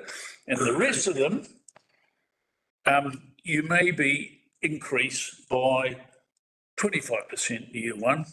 And so you push stuff out, you keep things moving. And I know I'm trying to help you here to get to a figure. You keep things moving along. We're doing work. We're trying on those key priorities. If we ever get to them, we make sure that we get ahead of the game and go from there. That would be my recommendation, because we're going to have to get this moving. Can I just jump in? Councillor, what are your 3 key priorities then? Well, I don't have any idea. I'm not in this. I mean, what I've said is that from what I'm hearing, network asset management must be up there. I would say then unsealed pavements. I think that definitely, what was the other one? Drainage, yeah, absolutely. And followed by the sealed pavements. I think that they're the priorities, but, you know, I seek the expert advice on that. But I think that if we can get those, boom, into it. Maybe a way forward on the direction of Councillor Larson. Maybe what we do is we go through the entire pack. Phase 2 after lunch. Yeah. We've got a holistic view of everything, maintenance and capex, and we can have a prioritisation conversation. Wait. Councillor Paniora. Thank you. I was just going to raise the point that my comment about the footpaths was, oh, that's in CapEx, but it's very relevant if we're talking about ahead in time around the maintenance, for example, of footpaths, then that would, if it does go through, increase that a lot of these figures look like they're actually going backwards because of inflation. This isn't being presented to us in a way that we can even understand the implications of our decision making. So it's very an uncomfortable area to be in. If I'm literally picking what a priority is, which I don't think is ever a good decision, picking exercise, if that's what we're doing that right now, but it would be asset management, it would absolutely be drainage. Yeah. And who knows from there? So if that's okay, Mr Mayor, we take that going forward, we'll go through the whole list. Okay. Sure. Second part, we can come back and do prioritisation. We've got to be mindful that this has come quite a few times to council before, so keep that in mind, please, but it may not have been in a format that may have been helpful, I'm not quite sure. We need to land on this today, so we'll go through the entire program, including CapEx. In the second stage after lunch, we'll go through and prioritise. Okay. If I can just say that. Okay, one point, and then we'll go to Erin up there. Do bring these to council, but you have a whole lot of weeks after to really get an understanding of when it ends up in this. But we're getting it presented and we need to make a decision now. But there's through you, Chair. Time that it's been processed by staff before it comes back to us that. Just through you, Mr. Mayor, there's been a number of LTP other matters as well, so let's move forward. Erin, you've got a question up there? Thank you. No, not a question. I think we've almost got there, actually. I just want to respond to some earlier comments made. I think what I can see is a bit of a roadblock here is perhaps elected members are wanting probably direction out of the scope of staff. We are the decision makers, and it's uncomfortable. It's not a great position to be in. But we actually need, the staff are needing us to decide, and hearing people talk about their priorities is probably really helpful. But I just wanted to flag that for you guys when we come back after lunch, that we do need to make these decisions as uncomfortable as they are. We have been given this information several times now, and we need to get to a point where we can move forward. I also wanted to comment that, quite frankly, I don't think we can afford much at all. And I've gone back and looked at our vision and mission statements to try and use that to find ways to cut things out. And I just don't think we can afford our vision. Unfortunately, there's all these increasing costs already, and we want to add work on top of that, which is needed. I understand that entirely. It's absolutely needed. But we're looking at absolute unpalatable rates rises, and that's happening around the country. I'm sure everybody has seen in the news, Hamilton City Council is proposing 25.5% rates increase at this point in time. So we're not the only ones in this boat, but we're probably going to have to be a lot more realistic about what we can actually deliver for our community and what our community can afford. And that's, have some lunch, and we've got to come back and get on with it. Thanks. Thank you, Erin. We'll carry on before we have any more questions. Okay, so we're going to come back to roading. We're going to leave that. You've had a good discussion, and we're going to do priorities or talk about the reductions at later afternoon. So now we're on to activity costs. So the activity costs we've got are, and that adds up to 2.6 million, you can see, actually on our and that's on our operating. The only subsidy we get is from the first item, 600,000. There's actually 50% of it, which I think is 300,000, is funded by a waste levy. But the yes, I think out of 300,000 of that, 605,000, 150,000 is via waste levy. The rest of it is because of the new increase in waste collection costs and some changes through the waste management strategy that you approved by approving the waste management plan.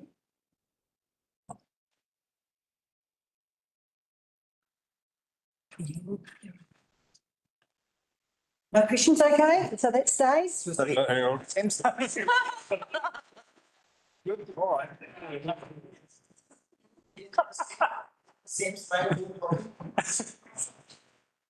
Sorry. So what we're doing, we're going through the whole presentation now, and we'll let us go through it now. So we won't take questions. And come back after lunch. And then back. Okay. So district-wide parks, they said, arborist, there's a lot more dangerous trees. They used to, we haven't done much in the past about trees. Increased R&M on parks, and that's district-wide parks. And they're saying that they're getting a lot of complaints and they want to change some of the gardening from quarterly to monthly. And also scoping for the huge number of projects that they've put down in the capital projects, the feasibility costs, okay? 300,000. The next one, Mangawhai Parks and Reserves. There's been very little money spent in Mangawhai in the past, and we're just growing here. And all the berms around, even Mangawhai Central, they all need, and next to the shared path need weeded, and also the additional works in Mangawhai in the Maz Park, which hasn't been provided sufficiently in the past. Targetable parks, 196,000, This is what I was given by Parks: burn mowing, weed control, playground fall and filling, wider maintenance and more arborist costs. Harding Park, there's some trees, so that's a 91 million, which is a one-off cost, 1,000. 21 million. Only 1,000. It's lunchtime, I think. Yeah, one-off cost. Dargaville public toilets. A lot of this is to do with JC Park, the JC toilets. It's actually repairing those before you get the new replacement for Dargaville, from what's happening at the Dargaville. Even users though, sorry. Wait, I do. We can. The dirty ones. Carry, please. On top of that, there's a lot of scope toilets in the capital projects, and this is more capital scoping and planning for those. Information services, my understanding is this can be pushed out. It wasn't 201,000. District plan, that's more legal, external planning, consultant costs relating to the development of the district plan, based on the fact that new plan will be notified. It can be done slower and pushed out. That's council's decision.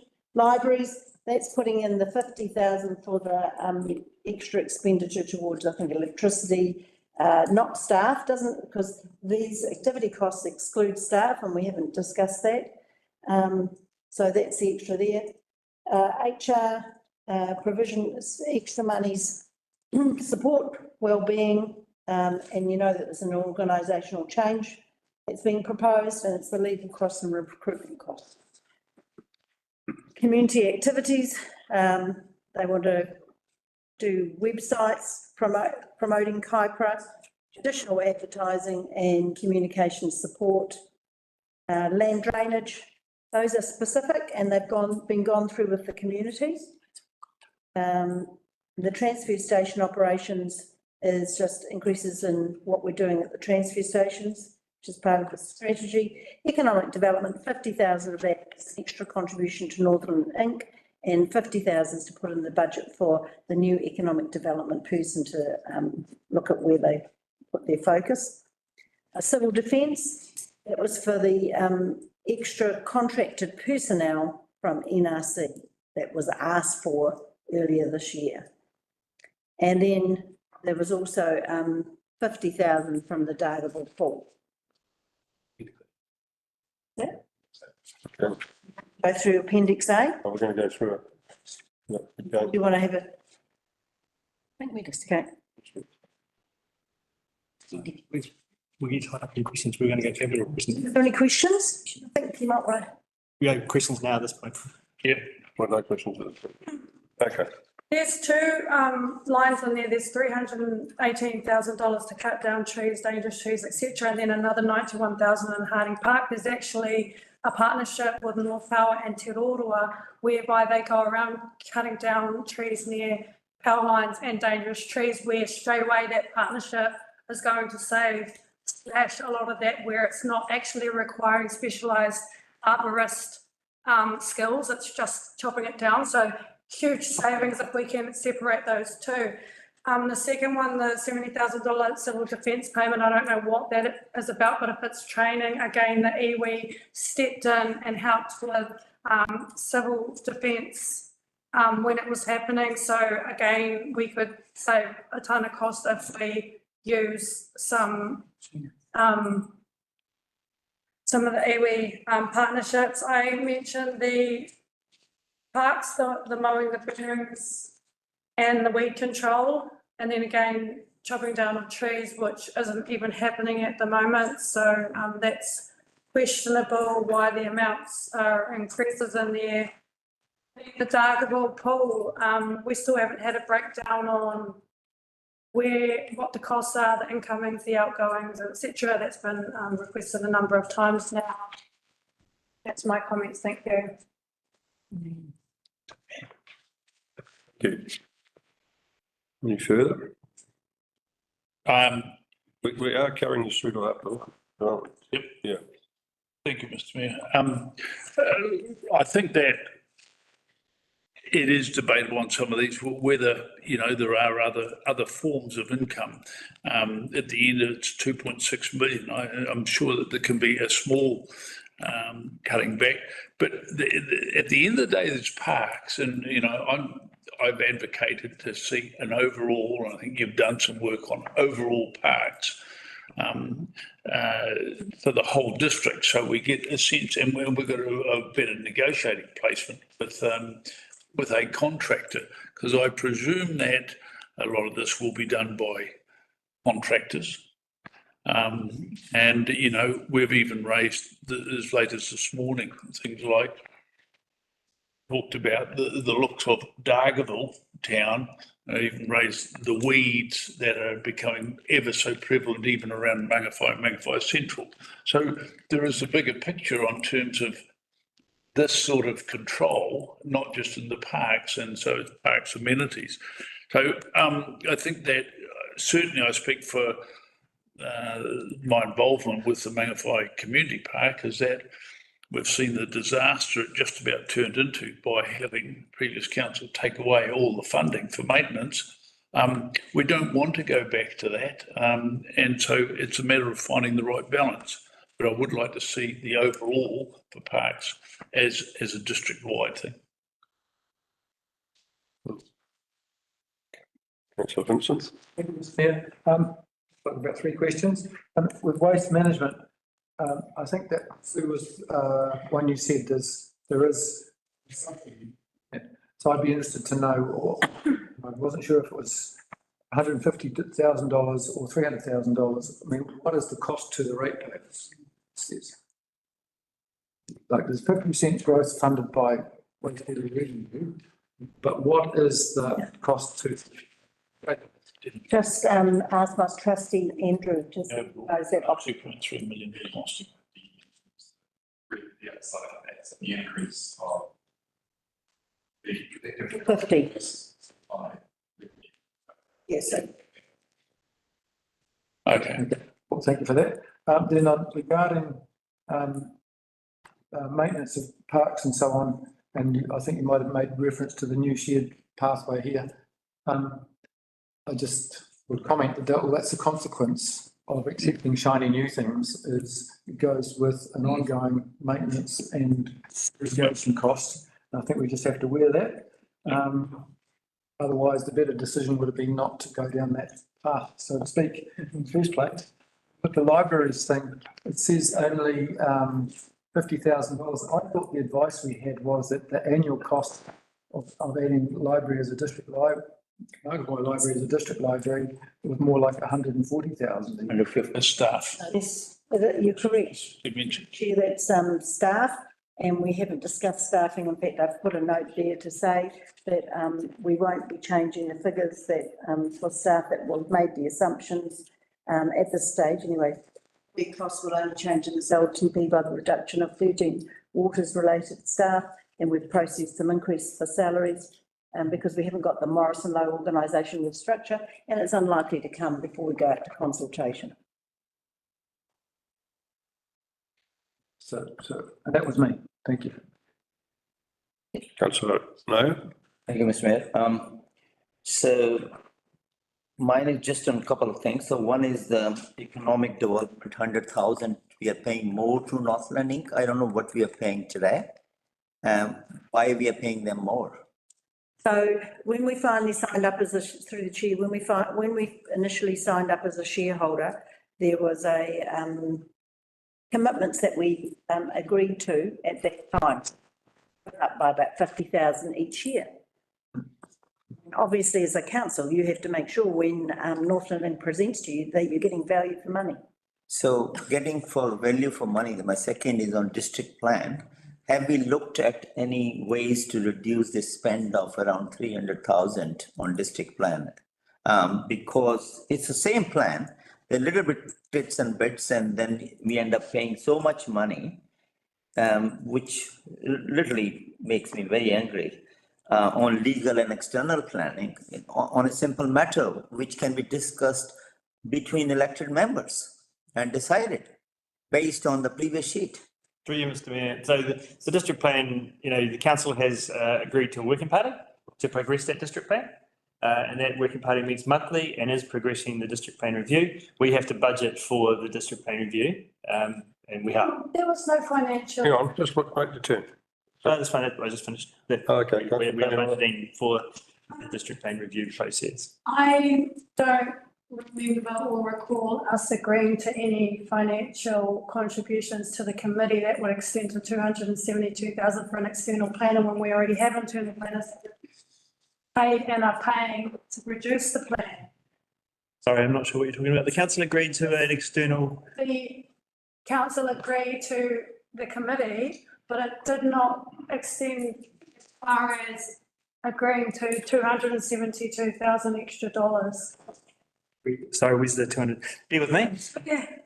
It's there, it's in the middle. That's the 300,000 I'm talking about. So can I just get Michael to come up here, please, just to explain? Notification. Yeah, so the working party is in play and it's progressing the district plan review. That's.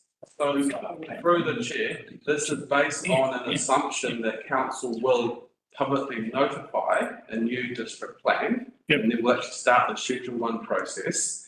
And that costs money. So can you take out external consultant costs then? If you have a working party. Costs are poor, then it makes it seem or appear that we're paying for. Yep, so obviously this is for next financial year onwards, and it's based on the assumption that council will notify a new plan and get into the Schedule 1 process, and it costs money. Yes, Richard. Can I please ask a question? Councillor Williams. Just regarding that, so I believe it was back in previous consultation, there was $4 million set aside for the whole process, the district plan. Is this outside of that, or is that accounted for with that budget? Through the chair, I think what the area of confusion is here is that what you see here in Sue's activity chart is the expected increase in cost from this financial year, which is the 23-24 financial year, into the 24-25 financial year. So we are working on an assumption that we are going to publicly notify the new plan and that there will be actual legal costs and costs associated with that. So that's the projected increase on more than we are spending this financial year.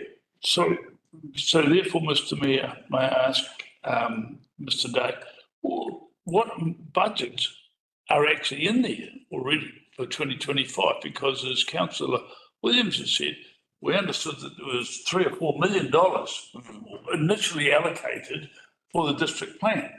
And we said we pushed back on that. So was some left in there, or is there sufficient? Presumably there isn't, but is there not sufficient already in the budget for 2025? Yes, so through the chair, we are not asking for more money at all. So what Sue is trying to show here is what the potential increase in costs will be from this financial year that we're in now into the next financial year.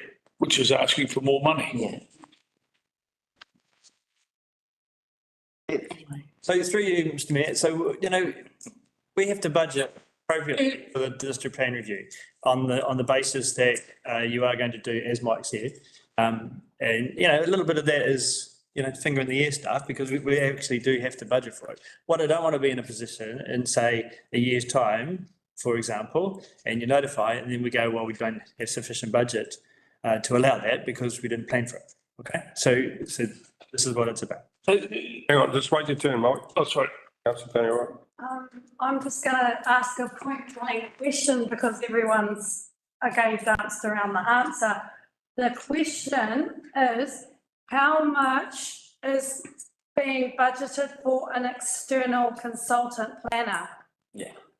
So that you can answer that directly because it's being danced around at this point in time. So Michael Day has, all we have is the budgets for the whole item, but I imagine, I would think that you'd need external planners to assess not only legal costs, but when people do cross cross submissions. You need someone to be able to do something like that. Sorry, do you mind coming up, please, so that Councillor Wilson Collins can hear you?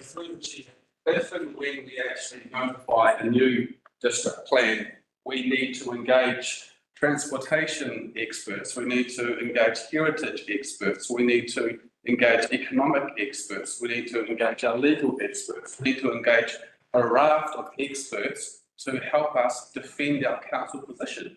And that's what this money's for. Okay, thank you. Thank you. Into the Sharpie. Okay. Move on. Okay, so we'll go next to attachment A, which is parks and toilets. You can see there, and that we've divided it into, I think I can go through and find, no, and I've just got, yeah, I've got it summarised on this table, but it has been divided into renewals at the very top. Then we have development of new areas and infrastructure. And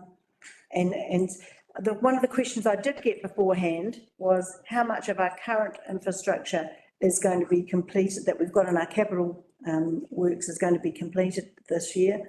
And I do have some papers to distribute to you.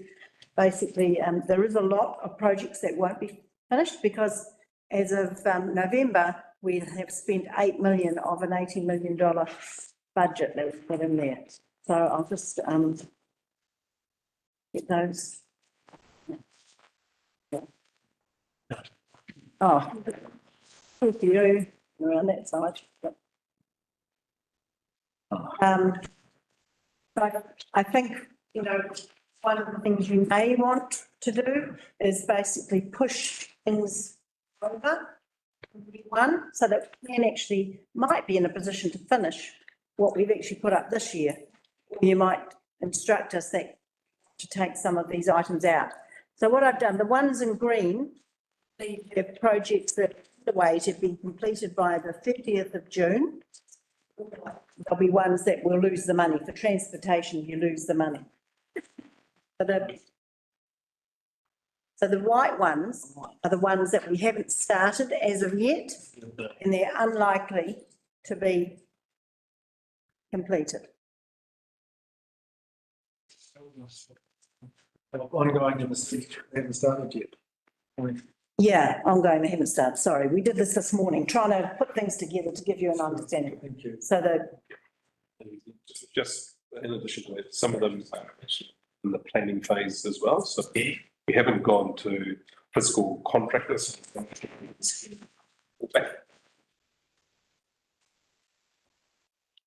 This is where we should be starting, because otherwise I'm going to have a list of carry forwards which is another 60 million this year onto the millions that were planted in each year that won't get completed. Yeah, it's just for clarity, the orange are externally funded projects. So we don't want to cut those, and we've got agreement with EV and all the other external that they will be carried over. But they're all funded, right? Yeah. They won't have implications for ratepayers other than people who are set. So let's check. It's very dismal and disappointed while looking at this.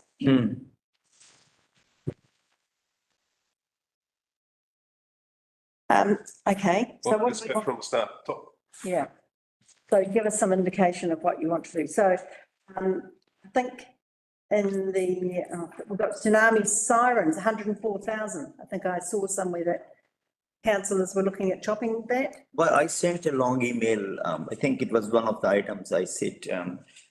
There are a whole raft of items.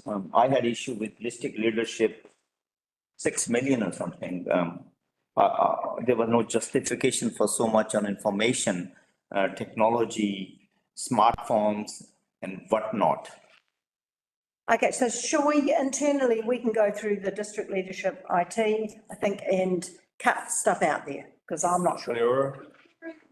Guy come and present on the sirens? When was the decision made, or are we making literally? No, so this is this year that you made the decision on to put it in. Because it fails to recognise that everyone has a smart device that notifies you when there's an event. That's the point. That's the point. 100% correct there, councillor. Running into something that this wiped out in another couple of years, and we're just gonna. Yeah. I do too. Why can't we wipe that? People have phones. But the heads. That's what I said. But Auckland Council are doing it. So Sorry. through you, Mr Mayor, if I can. Okay. Oh my So, God. I think we're gonna have a break for lunch in a sec. Yeah. However, I just say, that we're gonna have to go through this and we're gonna have to get your direction here. Tsunami Sirens is a good example. And we talked about this. There was an initial amount of 65K to finish the current project for the current tsunami signs that have been installed. I got the feedback from you that you're comfortable with that. We said that we will need to look at the tsunami sirens request during the LTP process. And what you're telling us now, and this is the kind of direction we need, is you don't need to invest in those tsunami sirens projects because of the fact that there's mobile technology which is used. So that's good. Thank you for telling us, and we'll take it out.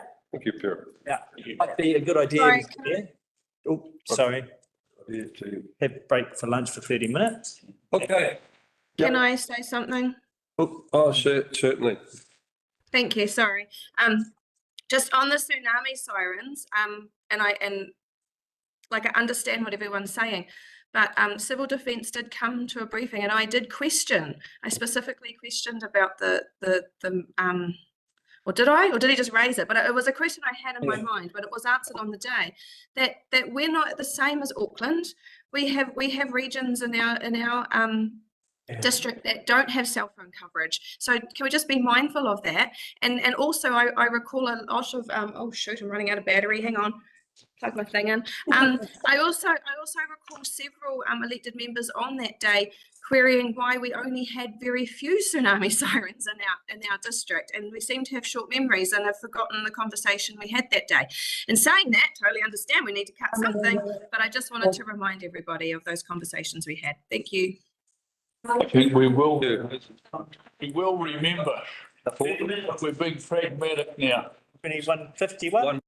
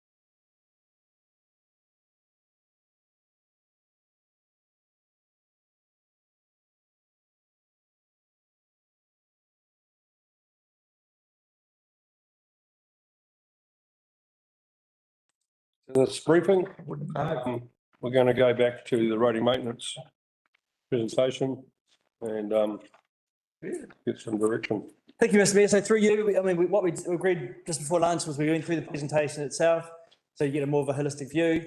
We do need some direction from you. And so we're coming back to this slide here.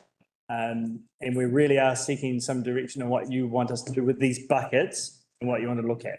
So, sorry, I thought we were going through line by line. We'll be doing that. And coming back to this. We're doing that now. We're coming back to this first, getting some direction, then we'll go through that. So it's in your mind. Okay.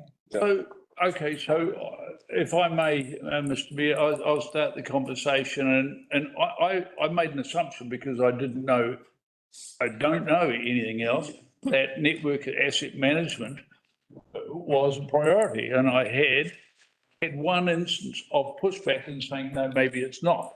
Maybe things like drainage and unsealed pavement maintenance and routine drainage maintenance, bridge structures, etc., are more of a priority. So on that basis, I mean, I did suggest initially that taking all of those elements and saying plus 40% for year one, plus 20%, plus 20% is a guide to get you started, to get you some figures. Now, if there are elements, let's just say network asset management, that aren't that priority or need to be done in another way, well, we need to understand that. But I'm saying that add 40%, gets things up and running, keeps the key things going. And if we have to move money around within that portfolio, well, we have to, but we've got enough to start off and keep a decent program going on the basis of the increased costs, because we don't want to go backwards on some of these elements, I don't think, for our ratepayers.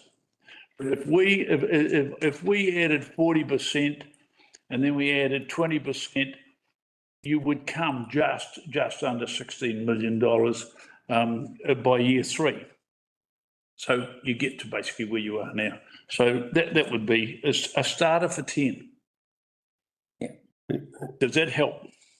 Yes, and you did give us an indication, importance on dust suppression and line markings. Yeah. And anything else you can drop? What's in there? You've got rail level crossing. Now, what's that about again? It's 40. It's rail level crossings. It's the warning, through the chair, it's the warning devices on the railway. We're responsible for the maintenance. How many trains do we have operating that rail? As of today, none, because the. Okay. Take it off. Is my understanding from network. Don't worry about it when we get to it. Yeah. Oh, that's. Well, I've got a plan for it. It's in there. So through the chair, can I add mine? So I'm always, environment is fine, but I think the figures are pretty high. And I don't know what areas of environment, if it is just to do with the spray of the grass and all those kind of things, which is necessary. But if it's more than that, I would not be keen on it. And I agree with Councillor Howard. The network is more to do with safety and speed, not even speed. It should be cut down, and 20% per year increase is probably I'm comfortable with in that matter. I have a question on structure on bridges, $2 million. Can we identify, or it doesn't matter? Is it one bridge, two bridge, three bridges? We have a couple of bridges in Dargaville. Is it one of them? This is maintenance. $2 million maintenance.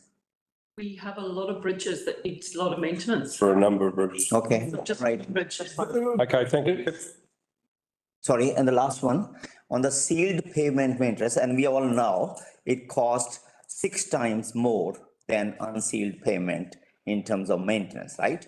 We are spending as much money on sealed pavement, and I would be surprised if you tell me how many kilometers you're gonna do, probably 1 or 2. Steel pavement's the same, councillor, as this year, but has an escalation factor. So how many? Just some idea on that would be nice, you know? In terms of how many kilometers we'll do. Yeah, it doesn't look like 1 kilometer. So, yeah, if you can cut down, it's probably better. Okay, Erin, you're up there, wanting to come in? Erin, I am, thank you. Beaming in from the other side. I just have a question in relation to Councillor Howard's suggestion, just Sue and Annan, would that increase allow for the same level of service at least to be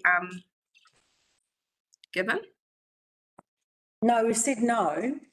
But for some of those, it wasn't. For routine drainage, much better level of service, but the sealed, unsealed pavement was basically the inflation costs, my understanding. So therefore. So the inflation costs are more than 40%? Yes. Right, okay, yeah.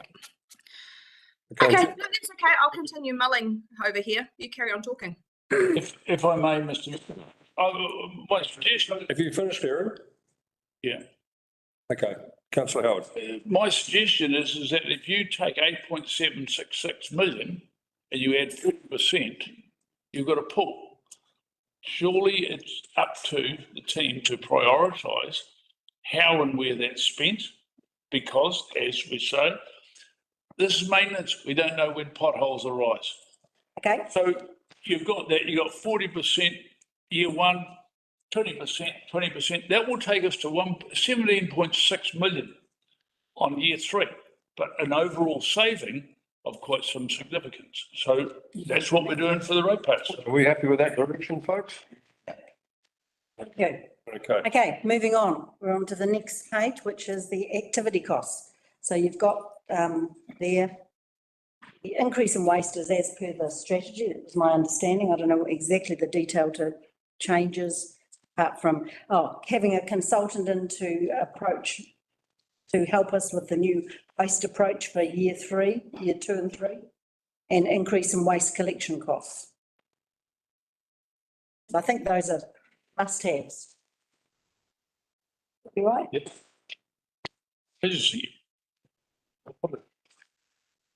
So then the next lot, there's no questions on that, is parks. So you can see there we're proposed to spend an extra 700,000 on parks.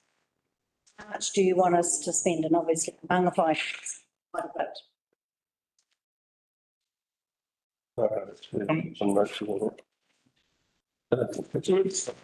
It's maintenance and what we've proven and sorry, Mr. Mayor, for you, we've proven that we've gone backwards so badly on some of our parks. This is an attempt to get up to control. This is something that the ratepayers do regularly. It's something we should not compromise on. Let's get and be proud about our parks and the presentation of them.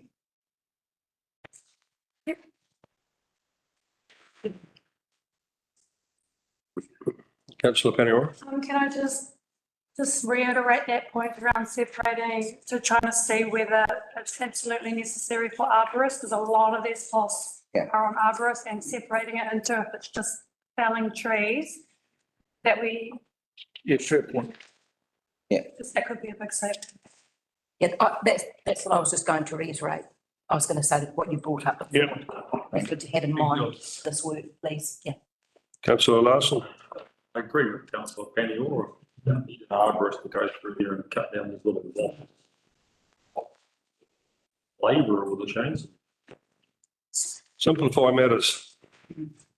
Bucks rather than bucks an hour. Okay, Dargaville toilets. So we're leaving as is. Well, no, we're going back and assessing it to arborists and having a look at whether we can do that cheaper, but the rest of it, people are basically happy with extra spending and they can justify it to the public. Yep. So it's a Dargaville public toilet, you're talking about those one next to the river path, is it? You don't know? I'm not out there and do the wedding. We need to know which public toilets they are. Oh, the public toilets. We went on, it's next. Are we finished parks? Yeah. And hang on, you've got, is Lincoln Downs and the Gum Diggers included in there? No, because we haven't gone to capital. We've gone back on what we did this morning. Maintenance. I am sorry, yep. To try and get some leverage on reducing costs. Yep. If I may, please, Mr Mayor, sorry to be a pain, but I'm going back to a document I think that you presented 2 meetings ago. That's right. Righto, where you detailed Parks, Pool, Recreation, and I think this is all operational, not capital. So Dargaville Parks and Reserves total, Harding Park total, Tataroa Domain, Dargaville Swimming Pool, and then District Parks and Magpie Parks and Reserves. So for 2025, there was an all-up total of park activity costs before staff overheads depreciation of 2.982 million. How does this relate to that? Increase. This is on top of it. Well, on top of those figures. Because they would have been given to you from last year's figures. no, these were new figures and these were discussions on the likes of, you had, for instance, District Parks and Reserves, $1,006,000, right? And then you had for Mangawhai, you had Dargaville Parks, 549, Mangawhai Parks, 521. I think, I mean, I would hope that we might make a saving on that by having a collective agreement on doing all of this maintenance. It might well include, arborists, all, whatever. I mean, I've always worked on the basis that that's our figures. Well, I don't know that we need any more. This is pretty substantial, certainly from where we are now, which is basically zilch. So, I mean, do these figures still stand? Last year's figures, that was my understanding, including staff and allocated overheads. Allocated underneath, but are these not operational? These are operational costs. That should have been 2 meetings ago. It was to give you an idea about the revenue and financing. So, but we used last year's figures.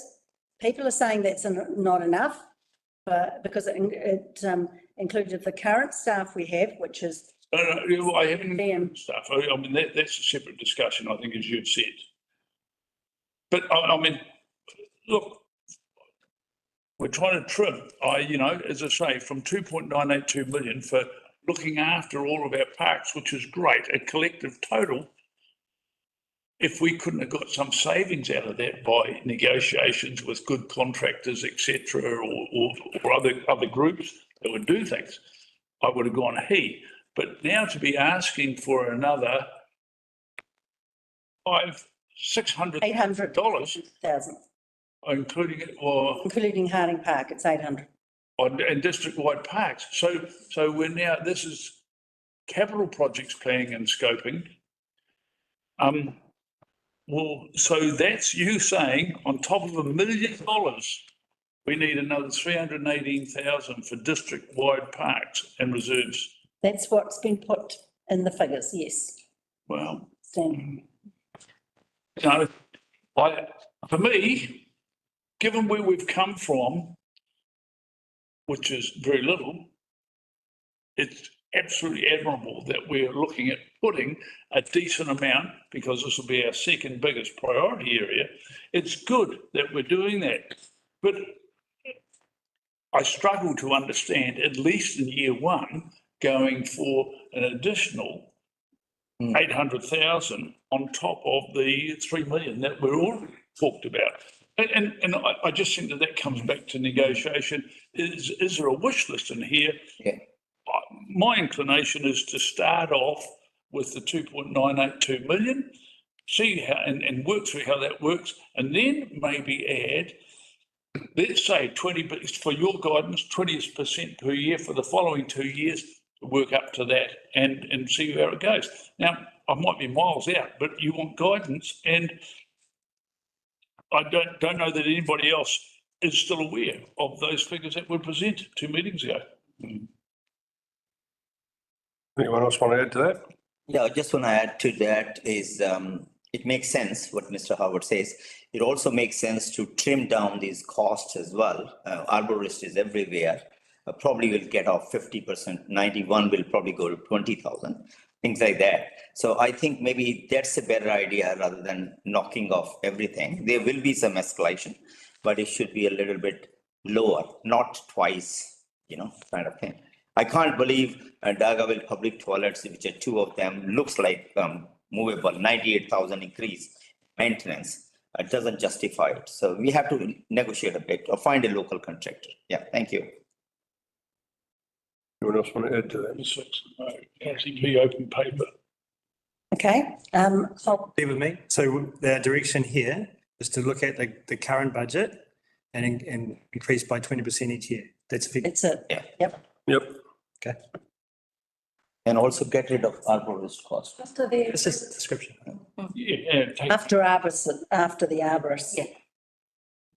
Reduction. So Yeah. like you'll get a reduction in there and then. Yeah. 20% on that reduction. Thank you. because, sorry, Mr. Mayor, am I correct in understanding that these will be subject to new contractor contracts?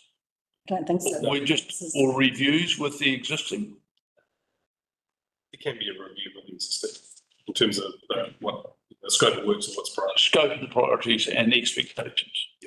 I think that was done last year, wasn't There it? was November 22, November Yeah. 22. So we've just redone. The new contract with Parks. So there are some teething issues. We reported that in the report last month council meeting.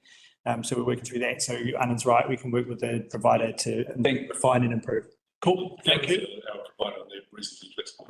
Yep, thank you. Okay, so we'll take a more moderate approach to that. So the next one's Dargaville public toilets, and we've heard from Ash, and he's stating that should be well down, maybe a third. Primarily it was JC and capital planning, that's what I was told. Councillor Lambeth? So mate, you don't know if that's for servicing 3 public toilets, or whether it's upgraded one or. Yes, it was an upgrade of the JC toilets, as in repairs, good repairs and maintenance until it actually got replaced, because they wanted to replace it, but then you said, no, don't replace it. When you build the Dargaville Hall, put in toilets there. So it's, you just want a quick paint over the JC toilets, that's all we should be providing for. So for $98,000 of paint. No. Yeah. This I'm problem, saying- one is, there is the tidy up of the existing one. And then there's some OPEX costs that we have to allow when we're planning for new toilets. The toilet's going to get demolished. It's like 10 years. Mm. Crazy. So just make sure they use it. Just 20%. Probably just water blast it.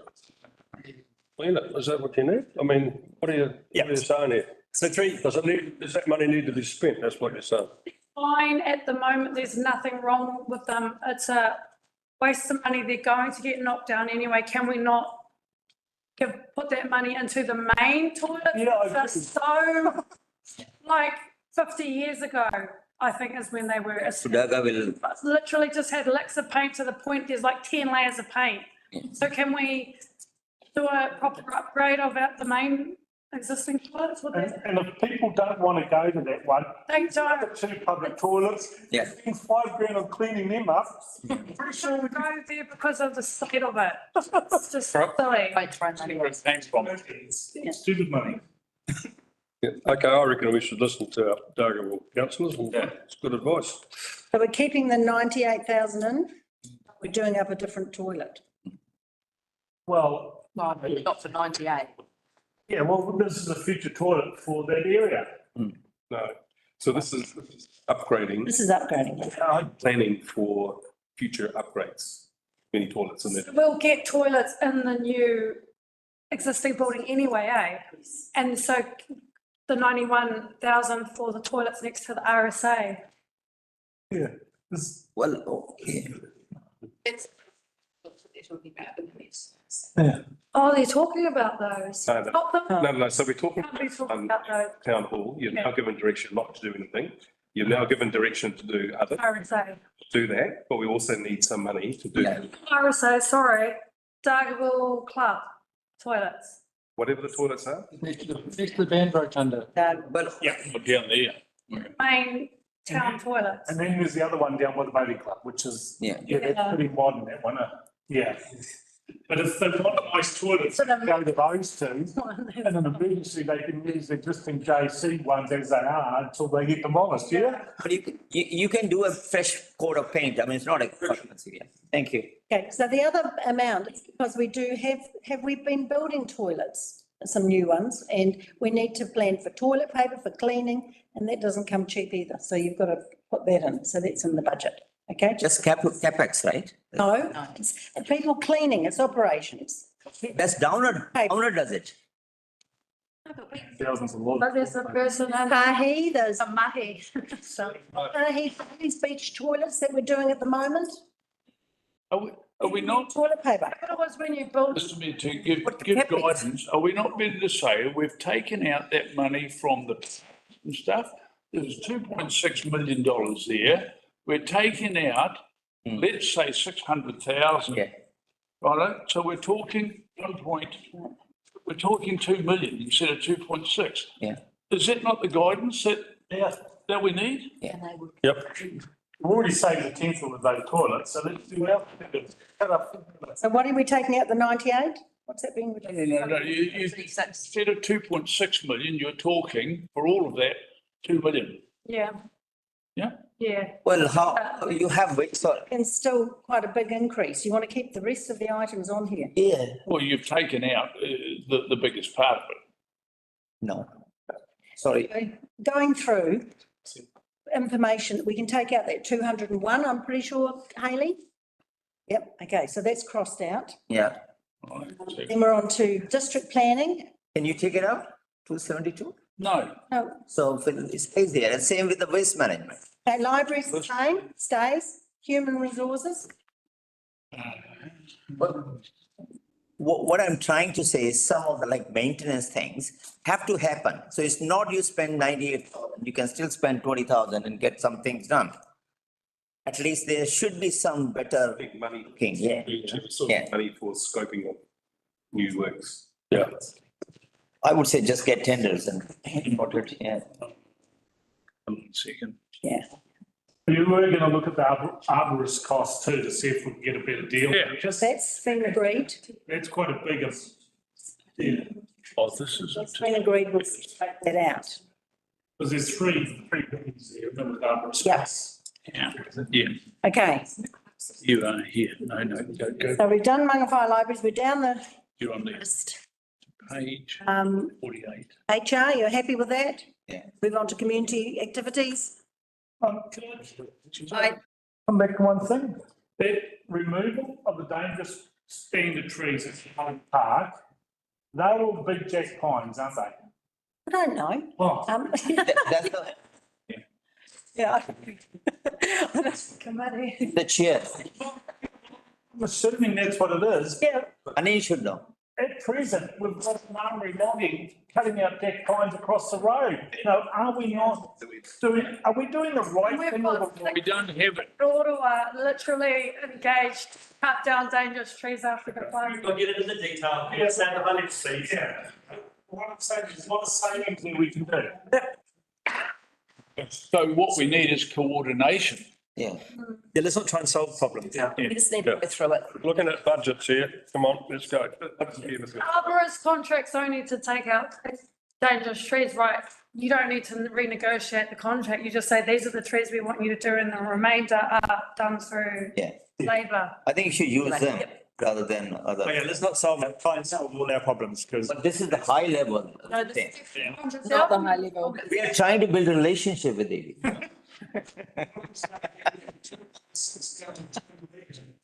I think will be quite achievable. Yeah. Yeah. Yeah.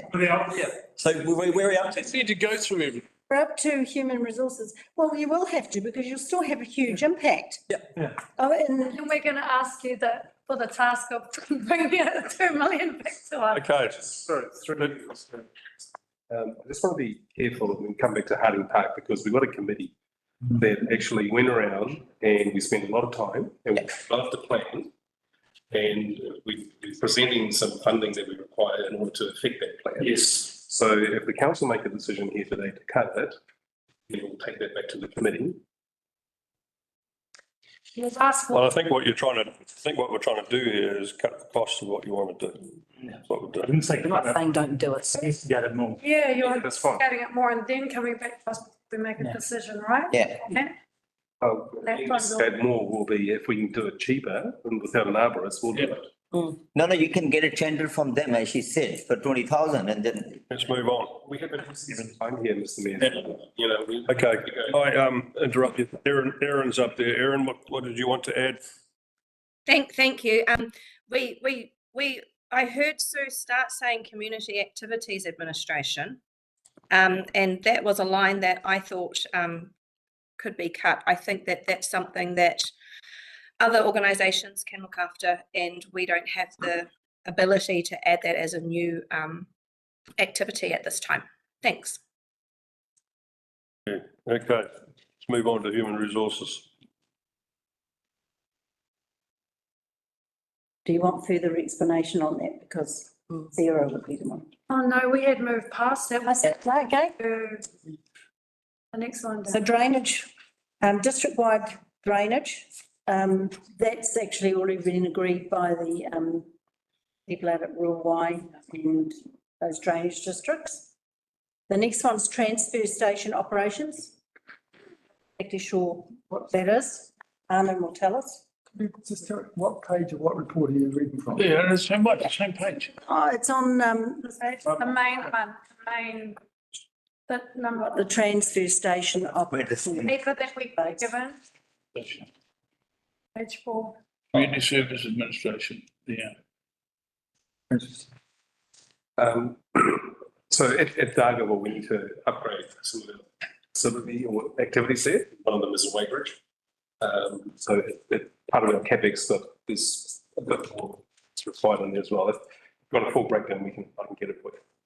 I think that we discussed that and it turned out that we might actually make more money if we had a more accurate system. So that could be a benefit to us, the investment. Economic development. Yeah, economic development. I've explained that. I don't think there's any way you can cut that. We're committed. Civil defence, that's helping us with training, that's an extra personnel.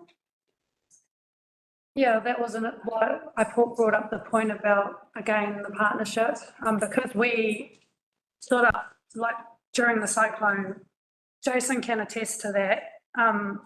That's already happening in that space. Is it a cost that we really need when we've already got organisations already planning future focus, and that to lean on instead of people that weren't actually even in the district when it's happening. If there was a need for us to contribute something, surely we could have a small allowance in there, say 30,000.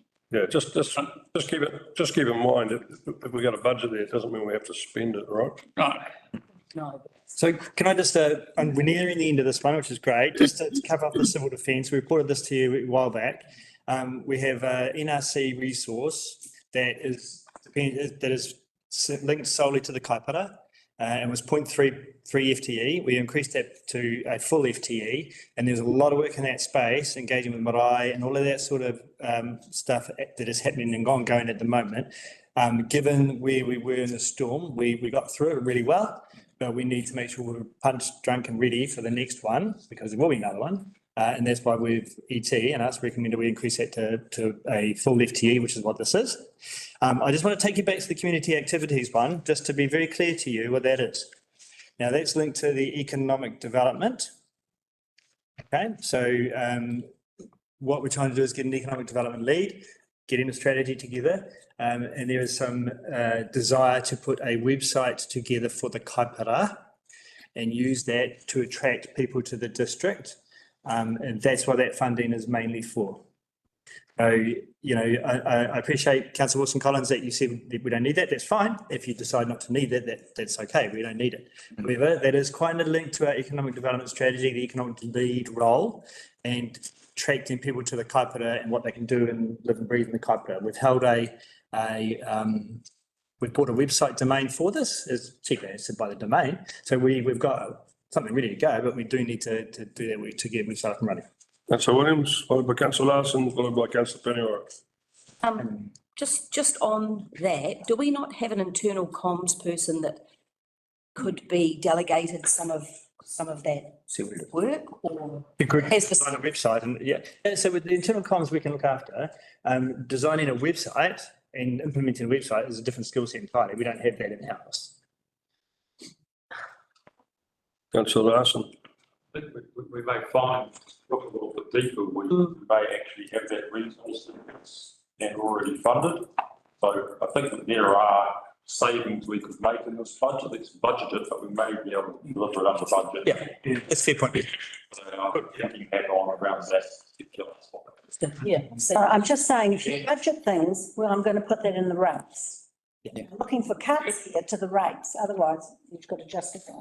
Sorry, No, I wasn't, sorry. you're the next one. Yeah. Yeah, I concur with the other comments that have been said. I don't know any Auckland website or Whangarei website that you go on. If attraction to the district is what we want, we need to keep up with the times, like videographers, social media, young people, short, snappy clips of the district that are released, things like of that nature that draw people's attention, and then they get them going around looking at other things to do. Our website's just outdated, no one's looking at that. Yeah. It's like it to be maintained. I think we're going to get a fair bit of input from Northland Inc on that, which we're contributing to. Can I just say, there are heaps of examples of districts that have websites specifically for the district. I understand what you're saying as far as, yeah, so Whangarei love it here, there's Hawke's Bay have their own. Everybody does do their own, and it's fine. I take your point that it may not be the way forward, but that's cool. We need to work that through. Yeah. Just with regard to that, I think that you do use those social media platforms to point to your website. Correct. Yeah. Yeah. Want to have some base to point to rather than just using hosting to social. Exactly. So Whangarei Love It was a campaign, it's not a website. Yeah. I've just already been looking at it. I'm on the website now. Sorry, The NZ. I just come to the chair, just wanna, on this 70,000 civil defense thing.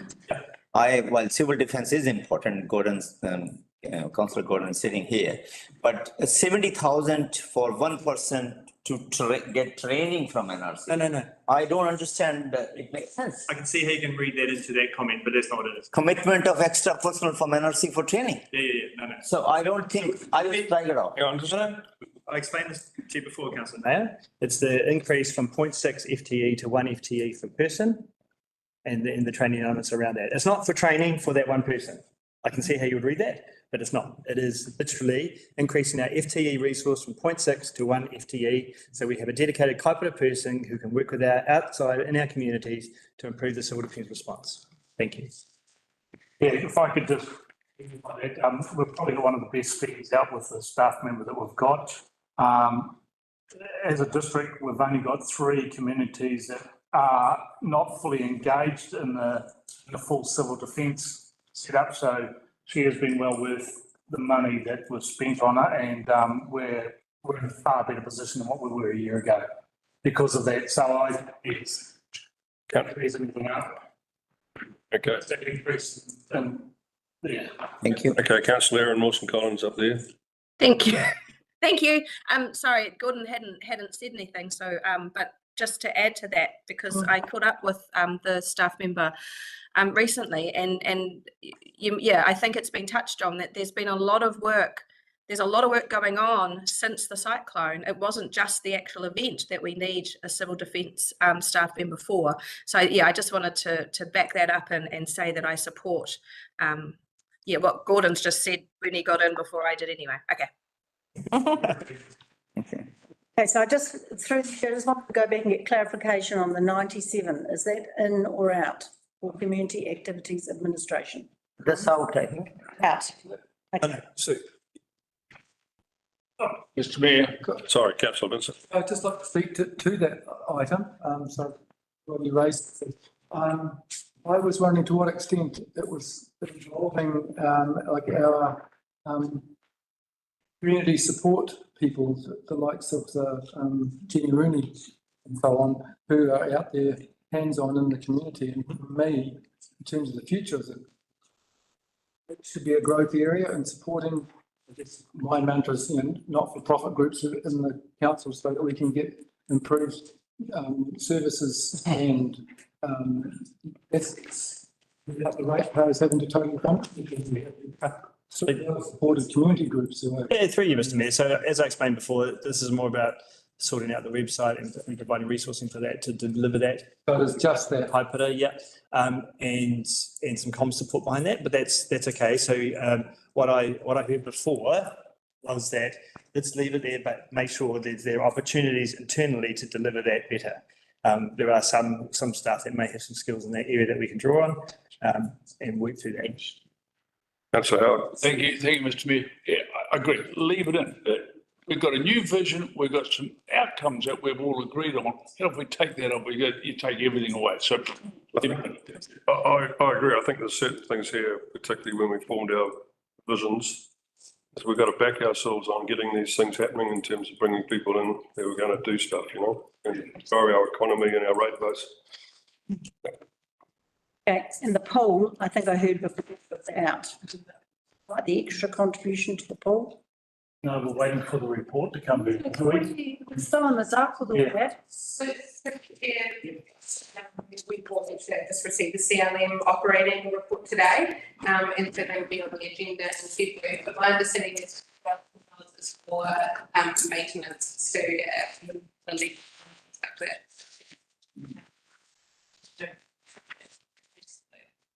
Okay, leave it in.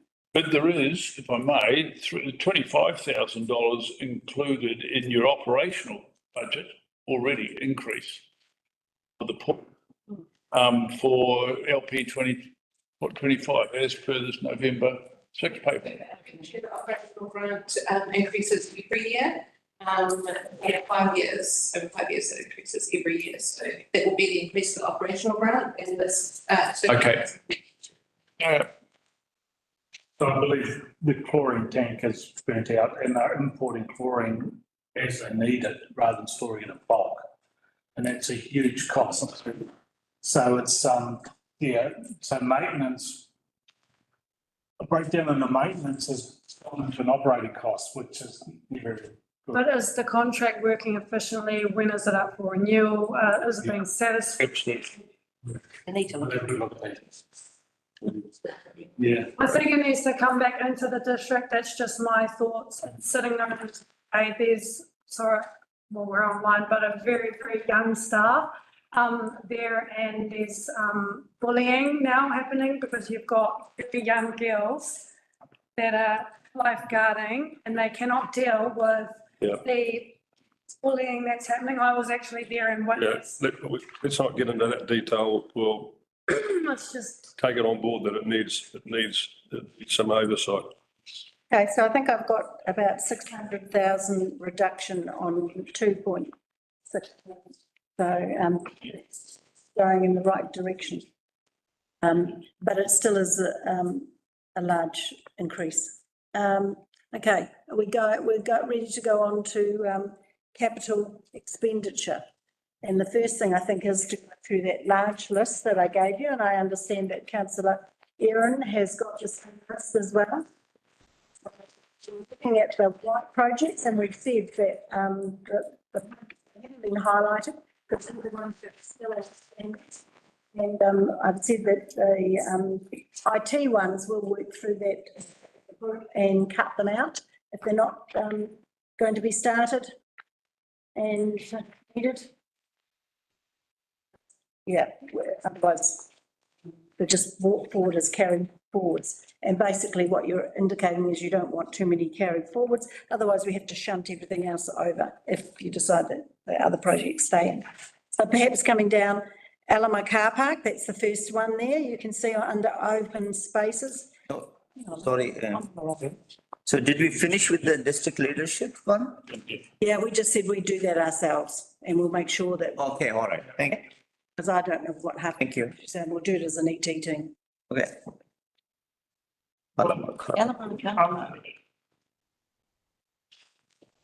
We need, we'll make a commitment on the CEO has this email that Rachel and I mainly, with Jonathan and a couple others, helped to construct the last piece of a whole lot of things.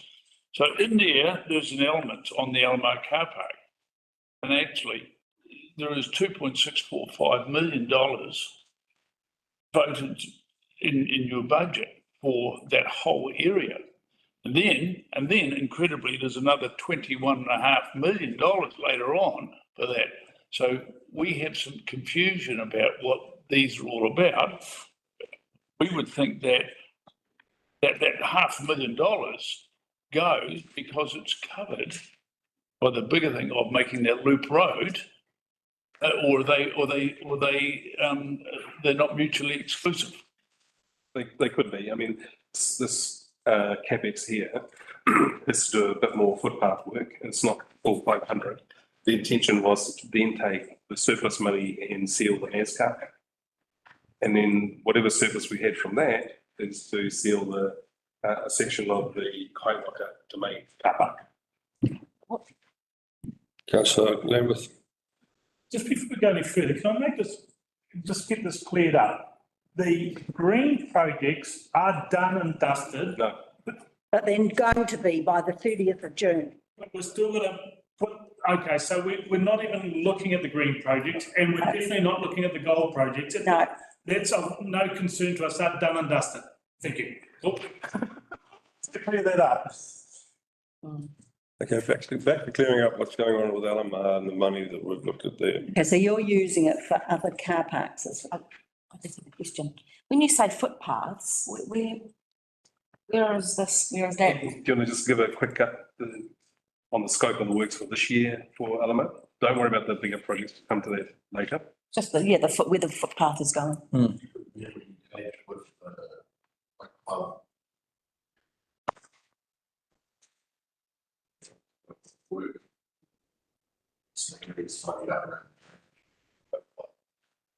The grass becomes sort of nice in winter.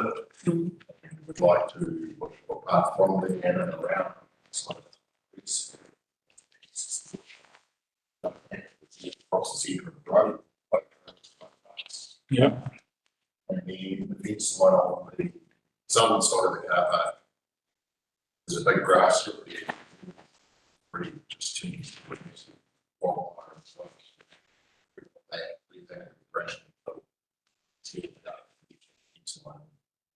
So that there's nice and open spaces to make this area.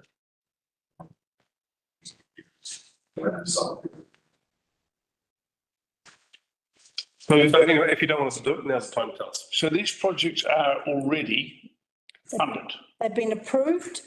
They're coming out of, most of them in open spaces are coming out of financial contributions, or there might be some debt. That particular one, Alamar, is out of financial contributions. So, Well, that's important. okay, so Know where that one's coming from. the next one, car park ceiling, that's identified a car park, or if that can come out No, now. it's the same thing. It's basically flooding out Mares in the Kaiwaka domain.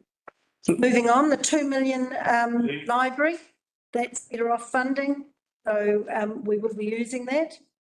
Sorry, I have a question on this. So there's $2 million just for design and planning. Yes, It always, right. it always was. That's too much money. I know, but it's too much money. Anyway. We'll use it for other things. But isn't that now 1 million? It's 1 million each Okay. at the moment. Oh, that's.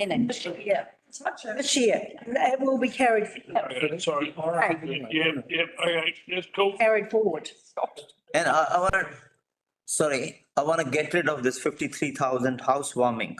So that is, that's pensioner heaters for pensioners and. Party. So that, We should. Pensioners were always cold, Next. didn't have any heating. Question on that. Pumps, isn't it? Oh, wait, no, that's for the OPEX. Never mind, carry on. next one is Kaiwaka Rangiora Road Park Development. What happens with this? Do you want it out or carried forward? What was it going to be paid for? It's all financial contributions, but I can't have a whole, if you're pushing that there, it's going to push, I've got to push stuff out from year one. That's what we're getting to. So I'd appreciate Jonathan's input on this, because I know he's discussed with me previously, indicating it's grossly over budgeted. Yeah. For what's actually needed. We'll come back to that item when you. Yeah. Okay, let's go to library replacements. They're just books, so they will be used. Mangawai Coastal Walkway, I think that's, I'm sure. Bridge Street, take it, Bridge Street. that Bree Street finishing off? No, I think Breve Street was in the stormwater, so that is just to do with walkways around, but there's no project been identified. Breve Street was last year's project for 30 or 40,000. So I think you can take that out, contributions or. We'll come back to that, because I know that the team are looking to consolidate the Bree Street stormwater. And it has been tagged, but we'll come back if it's not needed. No, it can't go to stormwater because it's financial reserves. It has to be for a walkway. So it's out. Okay, I'm taking that as being out. McLean Park, that's one that hasn't been started. Oh, okay, sorry, carry on. McLean Park. We can take that out. Well, sorry, I just. McLean Park is. Sorry, Councillor Howard. This Mangawai pensioner housing upgrade, we have 1.5 million. This will. It's just.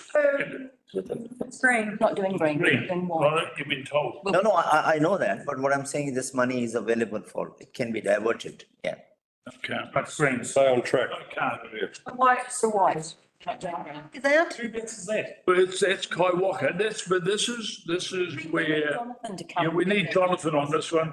But I thought as a council, we had agreed. Yes. And it funded from reserves contribution. That's what I thought. Reserve contribution, yeah. Yes, that's why it's in the budget. But what I'm saying is they are not going to be completed by the 30th of June. We're just. I can't carry. So financial contributions cannot go into, allocated, go into. Sue's not saying that. No, they can go into parks. They can't go into stormwater. No, understand that. But for me, the issue is our capacity to. Yeah. To do them. Prioritize it. And I think if something's already on the books and has merit, then we should make a point. Make it, that one getting it finished, done. And then consider any new items on the list that we're considering for the future. So we can't keep it there, Sue was saying, because she then got to add it into the rates. No, she doesn't. No, I don't. It's fine. No, I don't, because it's financial. These ones. So can we come back to that when Jonathan comes in, Come back to it. please? And new playgrounds? Have those identified? Can come out. So, okay. It's going to not be. So that's not the one at Bailey's? Off. Job No, funded. no, Bailey's isn't out for 3 years, is for 3 years out. Okay. Then parks, these are renewals, obviously. Pensioner housing general. Well, sorry, Parks Hard Service Renewals. Now, I've got an idea that you've got that in one of these pages here. It's for future years. Okay. Oh, So it's basically renewals for when they need things done. do we have anything specific ascribed to that? There's a program behind it. Samples. No. I'll send you the list. We go back up here. So like infill and. That's playground. Oh, it's just one. I think pensioner housing general was actually added to the 1.5 million, thinking that that's possibly what the property manager is going to do with that. Is that for the other pension units up in Dargle, upgrade to Something like that, yeah. Well, there were some that were very urgently needing the healthy homes upgrades for their health needs that was discussed. Is that happening? I don't know if it's happening, but it isn't at the moment because there's nothing being spent. So, but we think that Mr. Burt, our property manager, will spend that money hopefully before the end of June and get it done. Okay, because there was at least two, right, from my memory. We have put in $1 million for the recladding of the Dargle Hall, the committee, so that's funded. spend. Tinnapai Campground wastewater improvements, will they be done? We need that and then it'll be done. And what we done? Didn't we? Playground renewals, yeah. Because with need renewals on, we need lots of renewals, isn't it? Need depreciation. They will be gone. We've only got about 2 million a year left and it will be gone. And after that, it's funded by debt. Sorry, I had a question on this Dargaville Selwyn Park. You had something there, but I can't see it here. the money to do lots of things to avoid all those things. That was fencing and playground and drainage improvement, 200,000 for 26, 27.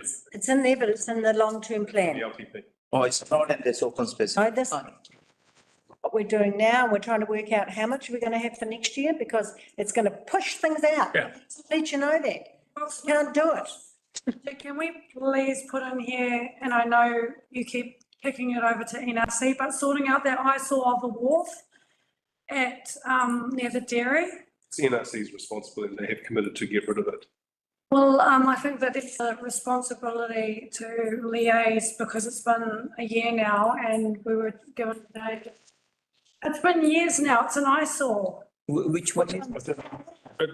It might be, but it's still NRC's responsibility, and you say they're onto that. They've indicated that they will. Yes. Can you send it to me? I'll get it sorted. It's close to the dairy, Ash. Okay, move on. Send it to me. So Jonathan's back. Jonathan, Can we, Send it to me. can it at least just go on here as a project with $0 value? Sorry, Mr. Mayor, it's not a KDC project. It's not our responsibility. We will liaise with the NRC and continue to do so. It's their call though. Send it to me. Councillor Larson, before we were talking about the Kaiwaka Rangiora Road's not going to be finished this year. Does it need to be put into next year or pushed out further in the plan? And the same for McLean Park. Firstly, it's not McLean. No, that's what. Yeah. M little c, big C, LEA. Which one is? And in the last conversation I had there, they were actively trying to get that done and could not get there through council staff. They've got a digger right next door, it's a flat piece of land, and they just need to put some drainage in it. And they're not allowed to by council because council wants to appoint a specialist consultant. Well, they do it. No, not that. This is the sort of stuff we've got going on. We can't get stuff done and it drags on for years. What up more expensive to be solved? I would say, if we can get on with it and do it now, season's just coming right. Get somebody in. It's not surgery. Can we get a local contractor? Yep. Yep. As we'll do the 100,000, but the 982 for the Kaiwaka Rangiora Road Park development. Do you want that pushed into next year? What I would say, and I'd say there'd probably be some way to detail around the table, is that amount of things excessive. Yeah, it is. Yeah. And once again, what are we spending on? I did ask for an update on that, or maybe I missed it while I was out of the room, but oh my God. $1 million bucks. Like an input here Yeah. and some of these costs and do it for a half. Yeah. What's that one? Kaiwaka. 986,000. So, I mean, let's get it done. It's a piece of land that was a really special spot that was taken in lieu of reserve contributions, land taken as a result of the subdivision. It's historical there, the Linnell family that gave the land, Linnell. I,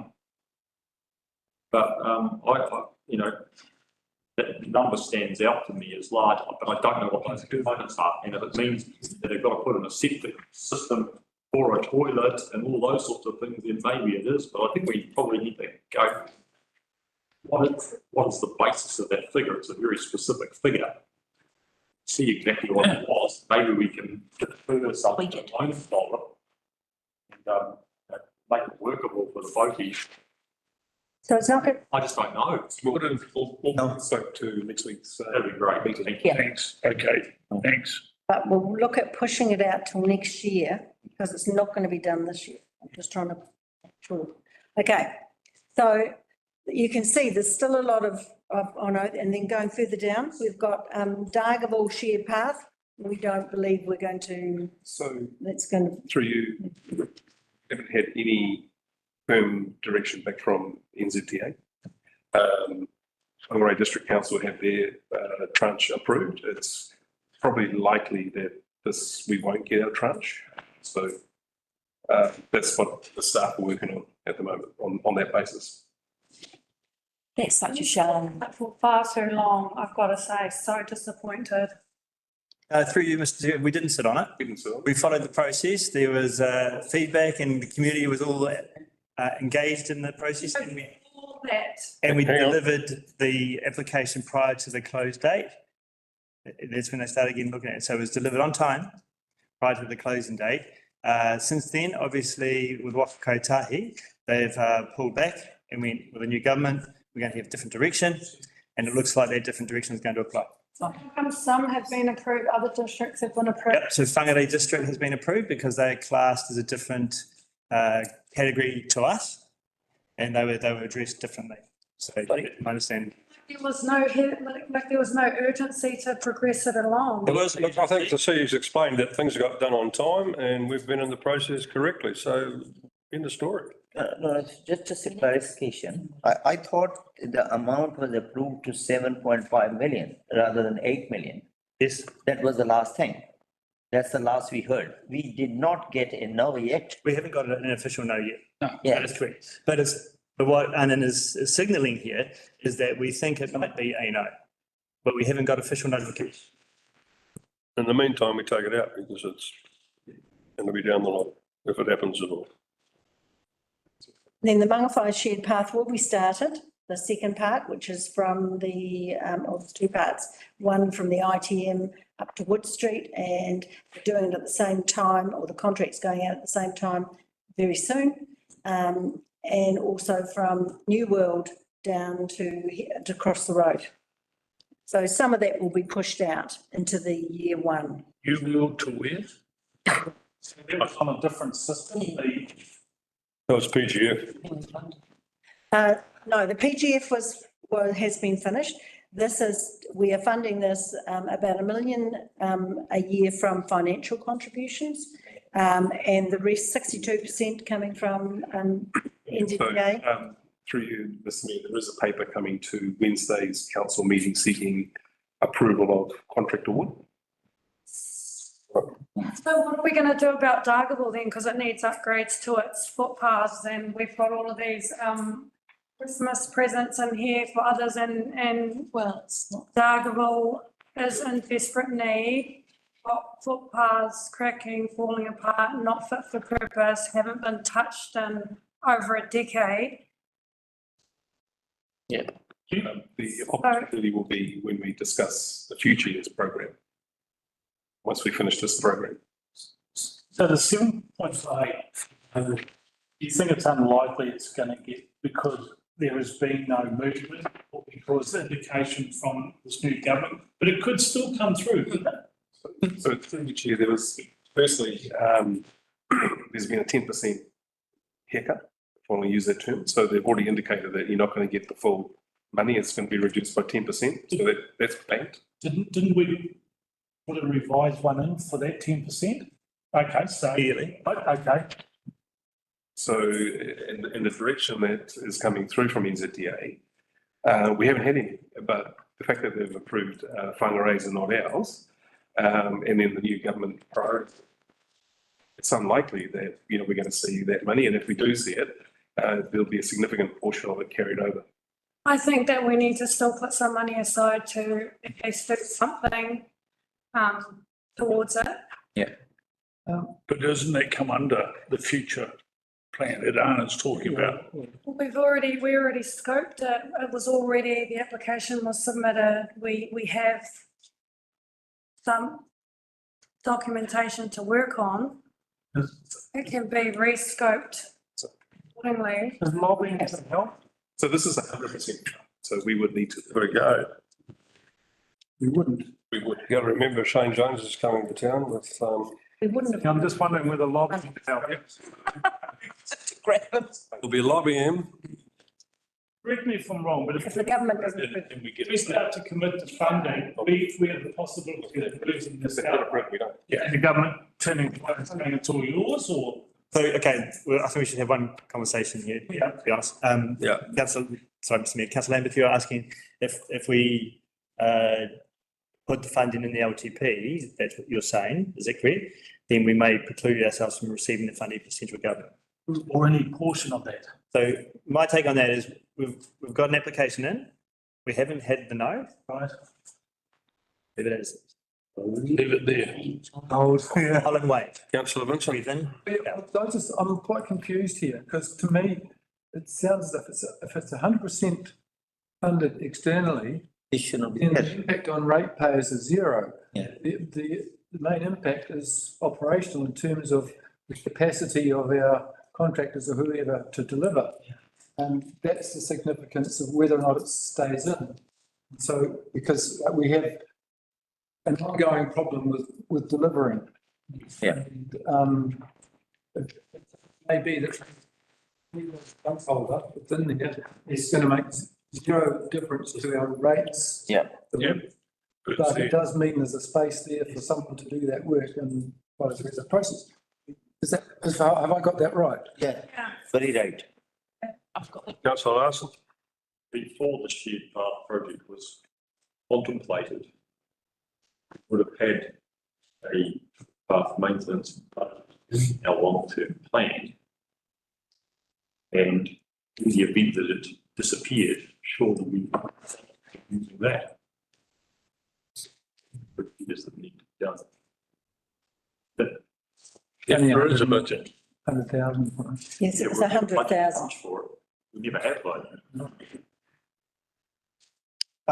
Just while there's a pause, can I just take us back briefly to Rangiora Road? I just want to point out, I take the feedback and we have to look at the project and the program for sure. Quite a large portion of that is TIF funded. Okay. That was announced last July 22. So that was the 87.5K towards development of the Rangiora Road Reserve, 214,000 towards upgrading the boat ramp car park, and 124,000 towards improving the car park area. No, there's portals. So those 2 points for Rangiora Road. So that adds up.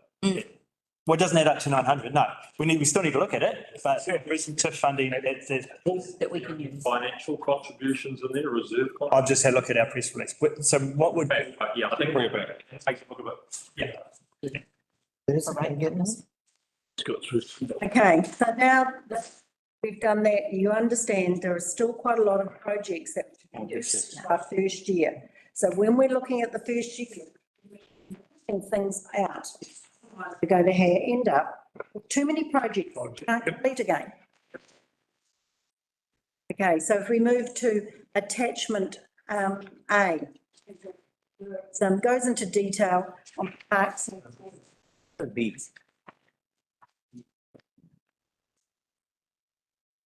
So, if you can go to your attachment A, I haven't got it on the screen. All I know that is the first year it was 7 million provided for, then 4 million, and then 10,561. The first category was all our renewals, which I think we need to have. We're looking after the assets we have. So that would be 1.1 million in the first year, 700,000 in the next, and 1.7 million after that. So, sorry, are we talking the Mangawai Library and that one? No, so we're talking attachment A, and we're talking about the renewals, the first category. Parks and toilets. Okay, thank you. And so that's just renewing what we have. You can see there's toilet replacements, Glint Scully, Harding Park. I'm trying to find the Bailey's Beach one there. Other one? So that Bailey's Beach. That was a playground. It was a play. On the playgrounds. We're doing the Bailey's Beach toilet at the moment. And Arnhem believes he's going to finish it this year. Oh, so parks and toilet, have you done the first part yet or not? Doing the first part now. So this is renewals. And I told you the total is 1.1 million in the first year, 700 in the second year, 1.695 in the third year. So can I suggest Selwyn Park fencing playground, why it is gone to 26-27, has to be done in this year? Because it's funded by debt.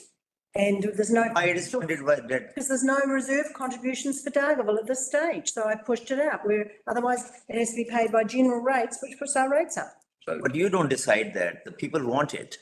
That's why we have No, that's why you've got you could. That's why we're having the conversation. Yeah, so can you put it to year one, please? Councillor Howard. Thank you, Mr. Mayor. look, I know we're going to end up, there's all sorts of duplications. And for one, Rachel particularly has spent best part of the last 4 days going through all of these things. And actually, we submitted it to the mayor, and the mayor sent off an email that will share with everybody. It happened last night late. And we've gone through all of these things that, you know, could be shared, and with a number of suggestions that won't necessarily get universal support, but they have been very much based on looking at the overall district.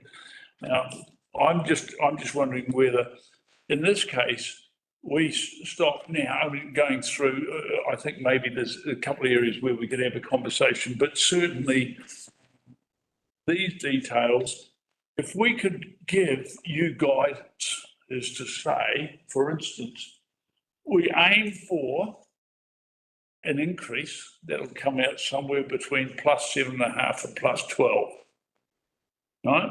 As a starting base for you to work to, and then work through those machinations. And also, I think that because these are not the first time this sort of thing's been done. You know, there was more sent off, 3 or 4 pages back early in November.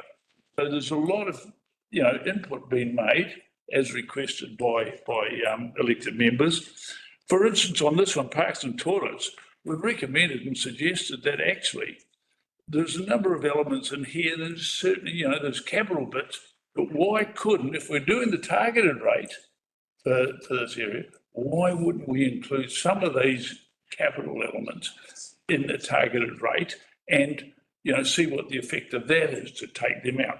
But there's an awful lot of information that needs to be digested by all parties in these notes. And I just think that if we give guidance, you know, if everybody is happy about that, give guidance as a starting base to make an initial cut. So we already know that we've got 1.2 million in overheads. That's a couple of, just over 2%, maybe 3%. We did the repairs. There's about you did cut out some, but there's about 1.5 million in the roading repairs. That's another 2.5. Oh, yeah, it's 3%. Yeah. So on top of that, we've got 2 million that you've left in on the parks. That's another 4%. So we're already up to your level. Investment income is down. We know that. So that's reduced that level. And do you want us to fund depreciation or not? No. Half, 50%. 50%. 50%, that's good guidance. So can we go back to Ash's suggestion that we fund the 200,000 that was required yesterday from debt for Town Park? Yeah. For what? So add that in. Does everyone want to add that in? Yes, because it is not, it's being postponed and postponed. I think it has to be done in this. So much issues. I don't understand why postponed, yeah. Through you, Mr. Mayor, if we are working on the guidance, then whatever comes in, someone's got. But we haven't got the guidance yet. Can you email it to us, Mr. Howard? Yeah, I think, Mr. Mayor, you send in your email to me. Yeah. So at this stage, that 12% or whatever, you are funding from rate rises, not from borrowing. Is that correct? Well, that's because it's the expenditure that's come through. Then there's a lot of the capital expenditure in roading, which we haven't discussed, in renewals. That's all funded by, so I can basically make that zero now, and that will be, from what you've done, it can all be made zero, no increases, and you'll come down to your 12%. Well, I mean, excuse me, Mr. Mayor, I mean, on that, and we go through in quite some detail, and I'm repeating myself again, that because NTA have not provided priorities for all of that 40 odd million, I think it was, in there, we don't know. So when we get some priorities, we've got some basis to make against which we make some decisions. Hey, can I suggest we have to go through this before we give any feedback, isn't it? We need time. Can't be on the spot. Can I have hands, please, again? Councillor Larson, followed by Councillor Paniero, followed by Councillor Vincent. Yeah, thank you, Your Worship. I agree with Harold. We need some sort of framework of thresholds and prioritisation to be able to move this forward. I also agree we're not going to land it today. I agree with the suggestion that we bring it back next week. Yeah. Once there's been some chance and staff gets no chance to analyse that reasonably comprehensive feedback. We do need prioritisation around voting. It's just brief because we are not locking this down today or next week. We do have to take a position, but we're going to consult with our ratepayer. Then we might be saying, hey, we are looking at doing 8% or 12% or whatever it happens to be. But if you want more projects done and you want more levels of service implemented, then this is what it would cost. We're going to have to consult on that. And if we get an overwhelming response that says we want these projects done, we're having to spend 16%, that's right on that. But everyone says, no, don't spend any more money, we can't afford it to do the absolute minimum, then we'll have to deliberate on that. Right. That's it, Paniero. I was just, the Selwyn Park one, which I've already said needs to be for current financial year consideration. Councillor Vincent. Yeah, thank you, Mr. Mayor. Yeah, I guess I just wanted to put my stake in the ground. So I'm totally opposed to us borrowing to fund operational expenditure. Yeah. That's quite inappropriate and not sustainable. One feature I wanted to put to bed, but I'm quite okay to entertain increasing debt in order to fund capital works. Thank you. Councillor Aaron. Wilson Collins, are you up there? Yeah, I am. Sorry, I had my hand up so long, I've forgotten what I wanted to say, so don't worry about it. Carry on. Okay, Councillor Howard. Thank you, Mr. Mayor. And further to Councillor Vincent's point, I had submitted somewhere along the way that, and given that we've said that Three Waters is out, so the $44 million comes back.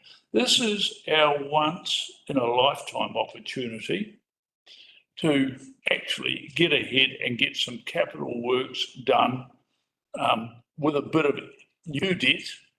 And it may well be, in that roving area, because we start with a zero, effectively start with a zero debt factor. So, let's be very careful about how we go about this. And I, for one, would be very keen to actually make some decent progress. Hence my repeated expectation from NTA to give us the guidance on all of this $20+ million of additional renewals expenditure they want to spend under 8 different categories for which we've got no priorities. And if they've got some priorities that they really want to follow, I think we can do something. Okay, through you, Mr. Mayor, it's probably a good time to bring Dawn in here to respond to that. Thanks, Dawn. Okay, thank you very much. We are completing the AMP, which is the justification which you're asking for prioritisation of everything. That is due on Friday. Trust us, we're putting a lot of hours in. It's approximately 700 pages long. I can have it ready on Monday to be issued to people if they so wish. Executive summary. Yeah. So executive summary. Yeah. Just for explanation is we have made the main document quite small and got 11 appendices, and each appendix refers to a particular asset group. So there will be one appendix which is purely on structures, bridges, retaining walls, etc. There is one appendix which is purely on unsealed roads, one on sealed roads. So the appendix on sealed roads, for example, I've got it sitting here, it's 61 megabytes. These are large documents, but these are the documents that we prepare to give the technical justification for the programmes. I don't know how else to suggest prioritisation. If I may just carry on, Mr. Mayor, and just observation, and I appreciate that, Dawn, and thank you for having that. The difficulty I have personally is that this is all coming, yet we have to make a decision today. So this is, as I might say, ask about Turkey. And I think that it's great to have it, but it's almost like that all that great work that you've done was going to be redundant if we had to make decisions on this. Not totally, yeah, but I make that point. I think that if we can have an executive summary of key recommendations, top 5 or top 10 priorities by each of those 8 categories, the summary, that would be, for me anyway, hopefully everybody agrees, that would be a great start. Sorry, can I just pause? Just Dawn, did you want to respond to that? We can give you an executive summary, but whether it's the detail you want, it's a little. Let's make sure. I'll try. Do appreciate all the work you've done, yeah, I really do, but. Sorry, Councillor Nair, if you could just give me 5 seconds. So I just want to sort of let you know where we're at in the process, okay? Because we're going through this till 4 o'clock today, then we have some externals coming through and continuing on the briefing as scheduled. And we've got a few items to get through, then we'll stop for the day. Now, we're going to continue this conversation on Monday, the LTP briefing. There's going to be a continuation of this. We really do need your direction, okay? And what we, over the Christmas break, we need to take your direction. Ideally, we'd like to do it at the council meeting on Wednesday, but I don't think that's a reality. We need to massage the numbers. Yep. Just to your direction, make sure the numbers are sound, because we need time to do that and the impacts on our rates. You're also going to look at the consultation document and the questions you're going to ask. You're going to give us some feedback about that at the LTP briefing. Then we're going to, over the Christmas break and up to February, wrap it all together, bring it to the February briefing. Okay. We are going to have to get the financials agreed at the February council meeting, as well as a consultation document at that time, unless the government changes anything. And then we're going to consult in March. Okay, so that's where we're at. We do need this feedback and we do need this direction now. So I take your point, and I know we don't have to lock it down. We are going to consult with the community. Councillor Larson, you're correct, but we need to get it to a point where we're happy with the numbers, that we can send it out and consult with the community. Councillor Larson? Well, and in response to that, you have been given substantial feedback, and we can't give feedback on things that we don't understand and don't have enough information on as well. So hopefully you can land there by Monday. Sorry. So by Monday, we'll have it down to between 10%. So can I just say, this is after all our LTP briefings, this is the first time you've given us a range as well. Yeah. Right. And so, you know, you asked us to bring it all to you and we'll start giving it to you to reduce down, which is what we're doing today. And I get that, but this is, we've not heard a range from you at all out of all of this. In defence of the vast majority have never been through this process and need guidance that they need to give a range, or they can go given, they've been told it's 50%, bring it down to what you think is suitable, and they're trying to do that. Exactly. If they've been told up front, give us a range, is it 8% or is it 12%? Probably would have got one. And also, it was required at that time. The news reports coming in from the other councils know where we're judging how highly we should be. Actually, let's, because we're on public record, let's talk about this. We've had briefings, workshops where Infometrics have come in and they've told us that throughout the nation, because of the inflationary pressures, etc., that we've gone to a situation where most councils in New Zealand are considering rates rises up to 20%. So it's a challenge for us as a council to try and get them as down as far as we can, and we're going to work our butts off to do that. So, and we've also had that reiterated to us again last week by, I think you went to a workshop, didn't you, reiterate it. Sorry, the Regional Economic Development. Regional Economic Development meeting, yeah. So it's not a nice situation to be in, particularly when people out there, as Ron Manderson said, are hurting. So, you know, we've got to be more conscious of that. Thank you. I just, I think, and I've been thinking, trying 3 times. Every time it was on. Councillor Howard? Mr Mayor, thank you for those points. I think that the other aspect to this is that there has been, a lot of thanks go to a lot of the staff for a huge amount of work that has been done in compiling this. And I think to a comment that Councillor Wilson Collins made earlier on, in fact, which I totally disagree with, yes, we do have the responsibility ultimately to make this decision. No issues with that. But, you know, if we were a business, there's no way in Hales that we would be making significant capital or operational decisions without the information required to support them. So we are absolutely justified, I believe, in asking for the insights that we have asked for, and that in some instances have been asked back in this discussion first started. So, you know, I mean, I think that there is a fair basis. We're not trying to hijack it, and we're certainly not trying to delay it. We know that we've got to get on with it, but that's the conundrum we've got. To the chair, maybe I add my 2 cents. I think in previous, and it's recorded in 2 previous monthly conversations with the CE, that's what I demanded. That all we want is a piece of paper with all the items, and we can see the effect of each item, what happens when we take it off. We got it now. And I totally agree with Councillor Howard that we should not be, I mean, we are first timers, that's, everybody knows that, but we should not be asked to make a decision when in all likelihood, the LTP is going to be, the last date is going to be extended. The RLTP is extended to June 2024. And that's the final place where you're going to decide this. We have plenty of time. So I would say, let's give us a week, and then we would like to do that and come back. You know. And last thing, I would like, as I said, those items, when we're having those saving of 7.5 million or whatever, those items should be pulled to the year 1 in Darga with the little toilets and whatever, because the pain in the butt. Yeah, thank you. Okay, let's wrap it up there. Thank you, staff. I know trying to get to the right spot, so. Yeah. Sorry, Mr Mayor, can I just say, when you say wrap it up there?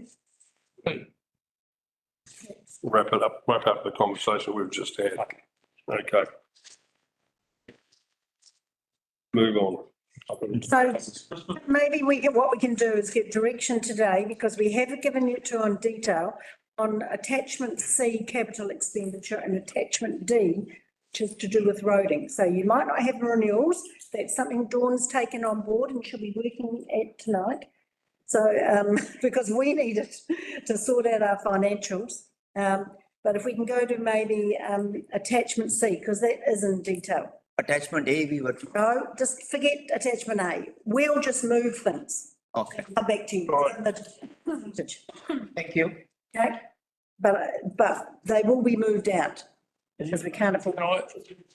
That up on the screen? No, I haven't got attachment C, sorry, on the, so it's in your papers, in your, one of the attachments, it'll be in the paper. Page 152, I think, is it?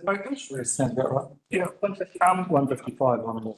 Let's wait till you can all get there. Yeah, attachment C. And there's just a couple, because that would be helpful to see. Oh, God. So we just want to be able to come back to you next week with some amendments and say, okay, we've taken this down this far, and this is where we see, this is where we've had to take it. Yeah. To get down to a percentage. Excuse me, Mr Mayor. If I may, could I summarise the document I think that you've sent to everybody? Sure. With regard to attachment C. I mean, there's been a lot of time spent on this, and so if I may just go through some of the points. Intersection upgrades, key elements of visual delivery for ratepayers, needs better priority setting. Garbellino Road, Kaiwaka Mangawai Road, surely part of the new alignment to State Highway 1 at Kaiwaka through NZTA. Could the same apply to Tara, Cove, Garbellino? Others presumably are required, but do need to have some prioritisation.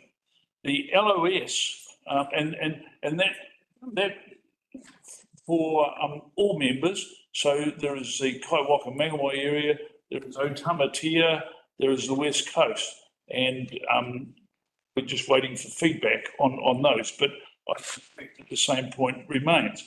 LOS upgrade program, of which there is about 12.5 million, the comments were surely the link between Mangawhai Central and Old Waipu Road, which is a lot of money, 21.1 million allocated, is a matter for negotiation with developers and the potential contribution from realistic roading development contributions. No doubt it's needed, but there's some more comments there. Kames Road, Devitt, great to see. So whether there's quite a lot of money in there. In fact, there's $9.5 million for upgrade to Lawrence Road, Kames and Devitt Road. What we'd recommended was the sealing of Devitt Road from the bridge and then the upgrading of a part, which is the mangled bit of Kames Road where the concrete is. So, you know, there is some, but not Lawrence Road. I have a question on this one, so Chair. Yeah. That road, that section of road is causing us a lot of headaches. But there's been a number of accidents that recently happened. What? So, sorry.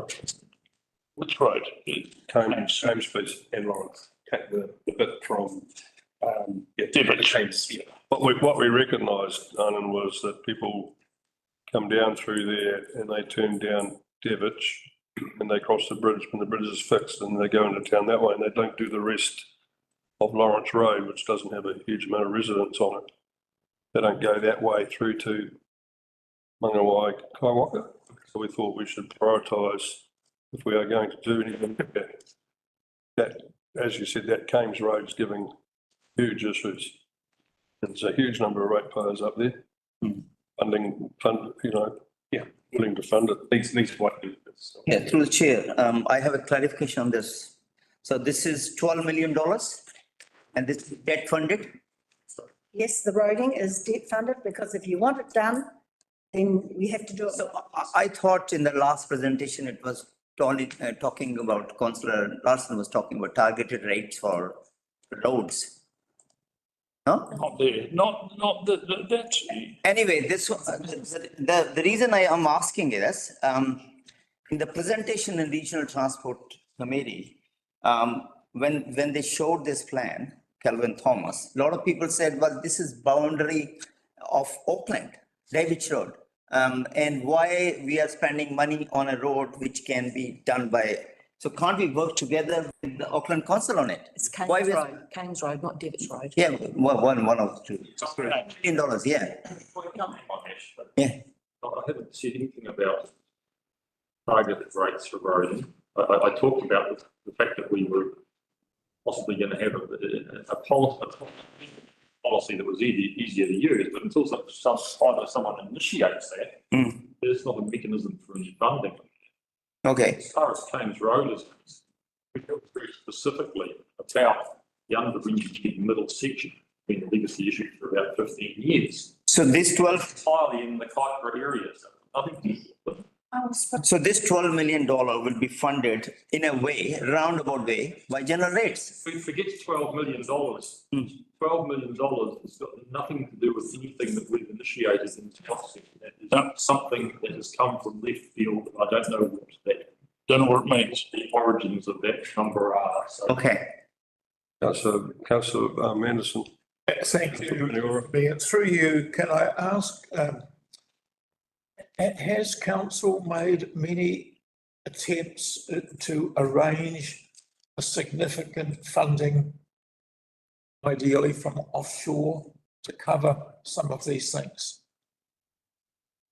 No, because our funding comes through LGFA, that's the cheapest. And we use an advisor for that.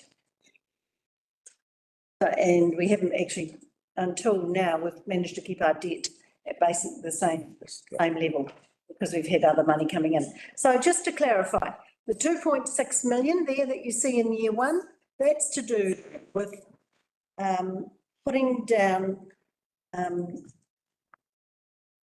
a car park for boat parking at the back of the police station, which is currently grass, muddy grass. Yep. And making the link. And the road for Be able to do it and to make it affordable, normally it would be done by general rates. We're saying, if you want it to be affordable and to be done now and to actually see something, people actually see something out there, it's going to cost 2.6 million and we suggest you do it by rates, by debt. Don't want to do it? Fine.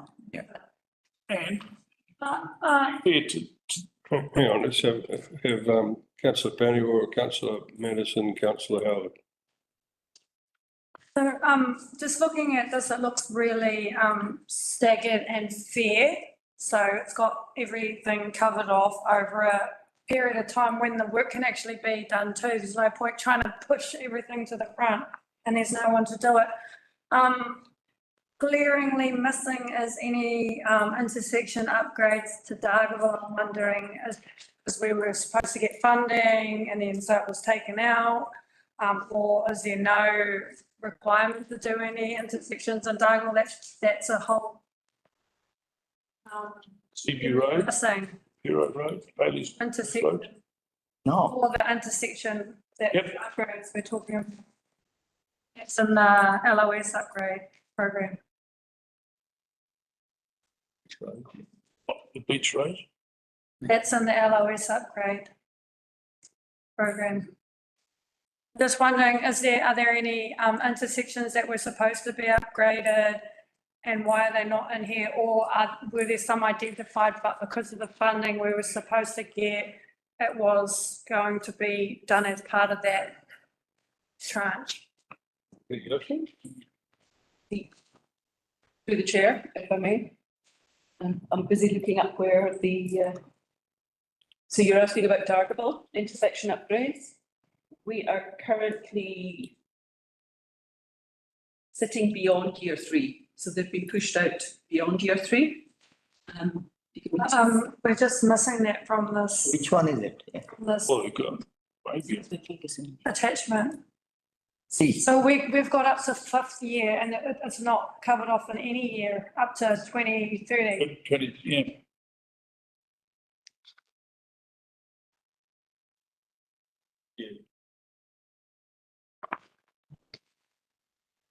Just seeing if there's any. Yeah. Back to it, Mr. Mayor, when we. Yeah, come back to it. Officer Brown has his hand in the air. Andy. Thank you, Chair. A lot of the intersection upgrades are integral on the state highway. And it's that program of package of work that we're requesting NZTA to undertake. It's done not ours. That's why you don't see them in the front end. Stuff is not seen outside the back end of it because you are quite right. There's quite a bit of money on this way that would be working in the shared path stuff and the other small projects such as the additional crossing over the Kaiwera River and the broken pedestrian bridge in there. Yeah. That's why the intersection upgrades aren't in our LTP. We're pushing them, trying to get them pushed into NZTA's low cost, low risk program. Okay, don't forget about them. Yeah. Okay, councillor, thank you for clarifying that. Councillor Manderson. Thank you, not now. Right now, councillor Howard. I think councillor Larson was before me. Councillor Larson. I just think that some of the big numbers that we see, I actually find I want to reconcile them a bit. Boat parking out behind the camping ground there at 2.65 million. How many square metres? Paying per square metre of that. Has that been costed or is it? It's roading. It's roading somewhere.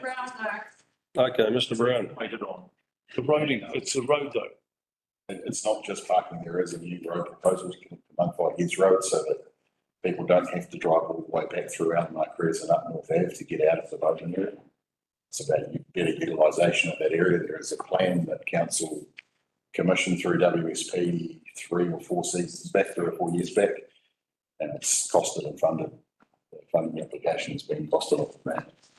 Thanks, Pete. So that, I kind of come back to, can we make do with just some boat parking down there and not have to have a $2.65 million project? I mean, you know, it's gold plated.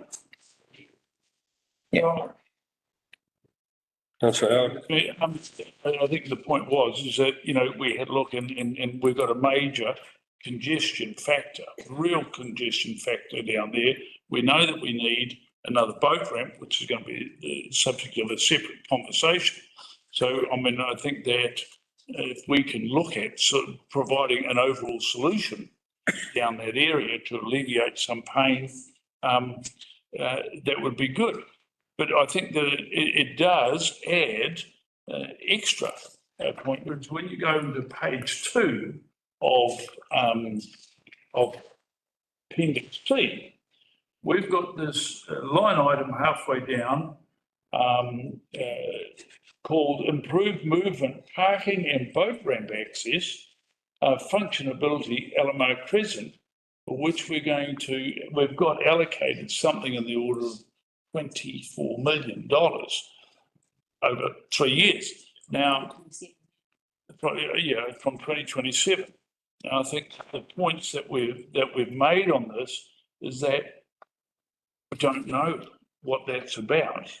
You know, we've talked about, okay, 2.6 million to get additional boat parking and a road through, which I tend to agree with, but I don't know where and what this would come from. For instance, you know, if it's more space we need, well, okay, we have to have a negotiation, but we do have land that we own as far as a camping ground.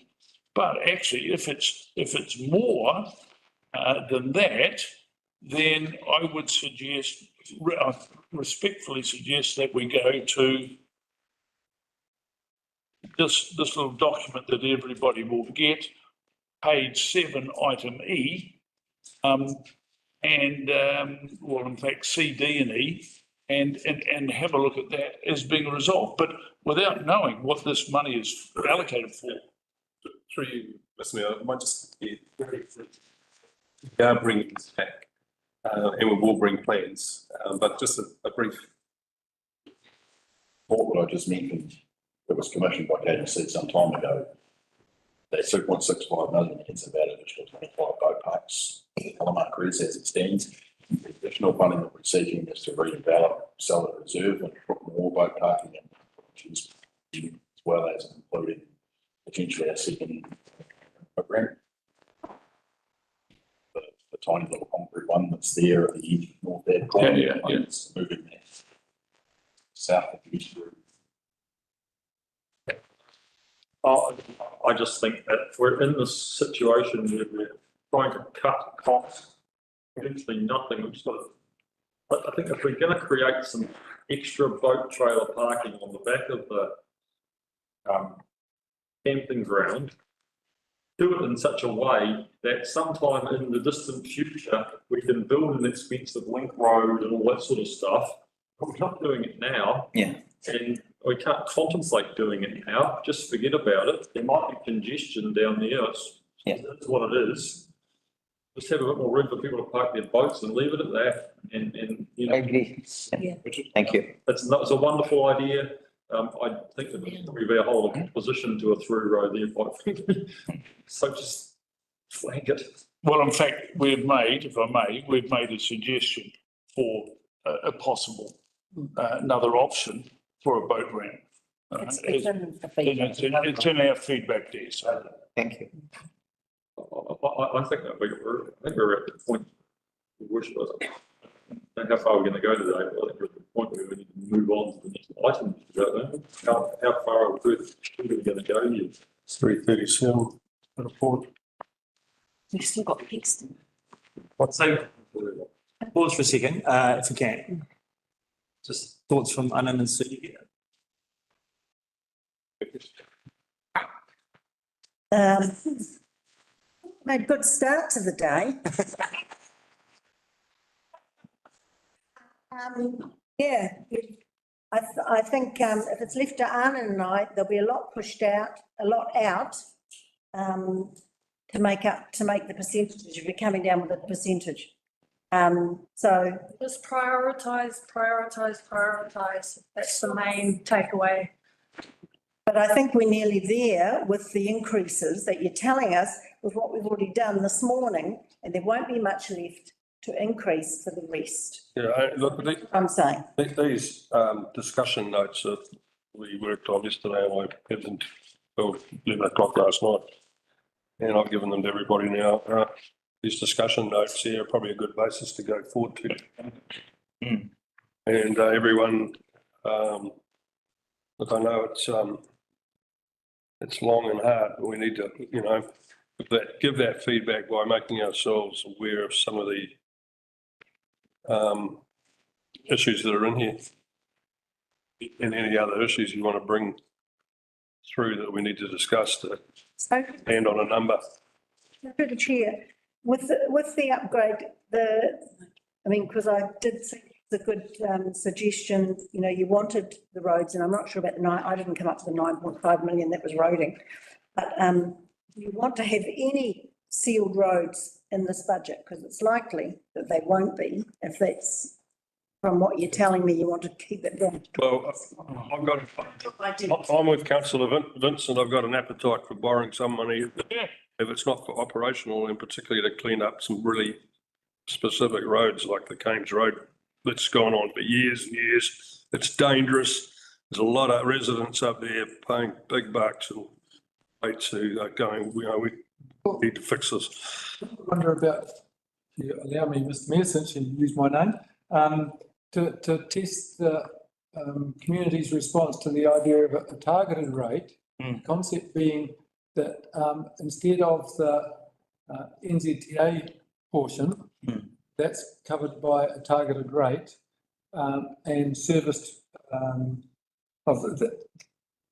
the capital amount being paid by debt, and then the debt being paid off through the targeted rate, and the balance, the other third, from the general rate, as we would do now. Yeah, that's the way to go. Yeah, thank you. Councillor Larson.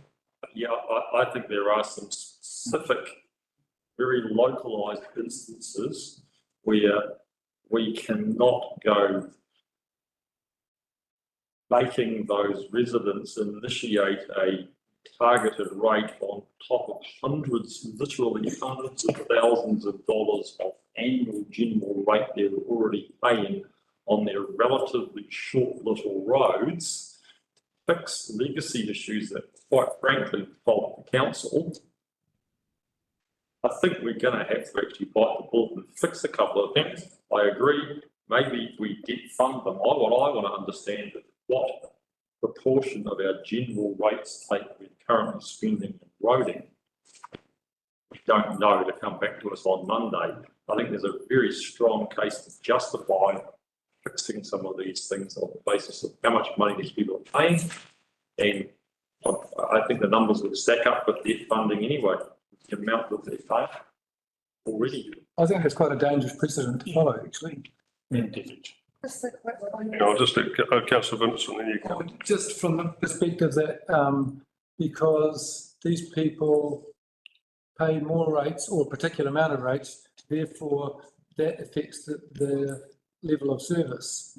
I could see perhaps, say if the land wasn't worth so much and they weren't paying so much in rates, would we be as sympathetic to the rest of the ratepayers paying for it? I just think that needs to be teased out. Not the primary point, but I think justified by the amount that's being paid. The primary issue is that there's a defect in the road. I'm next. Can I? Okay, thank you, Councillor Paniori, you are next. In terms of it being a strong case, I know communities in this district still cut off from the cyclone to their houses. So that's what I would consider a strong case to step in. Otherwise, we need to do as much as we can to keep the rates as low as we can. And unless there's been an absolutely significant change in the level of service or some other extraordinary circumstance to warrant it right now, at this point in time, we just have to keep consistent with the principles that we're applying across the board. Yeah. Councillor Howard. Thank you, Mr Mayor. Could I please have seek clarification from fellow elected members on the proposition that I raised earlier on about this being a one-off opportunity, given Three Waters, to actually take on a bit more debt, to get some things happening. Now, it is probably just 1 year that we could do this to move things along. Now, I hear what everybody says about we don't want to be excessive with our costs, but if it can be and we can make some progress with some key projects on roading and do it this way, do we have an appetite to increase our debt factor a little bit more? Okay, well, I think you can all give feedback on that. Thank you, Mr. Now, have a think about it. Councillor Williams. I just wanted to say in regards to Kames Road and the years and years and years, the area that we're talking about is a defective area in the road.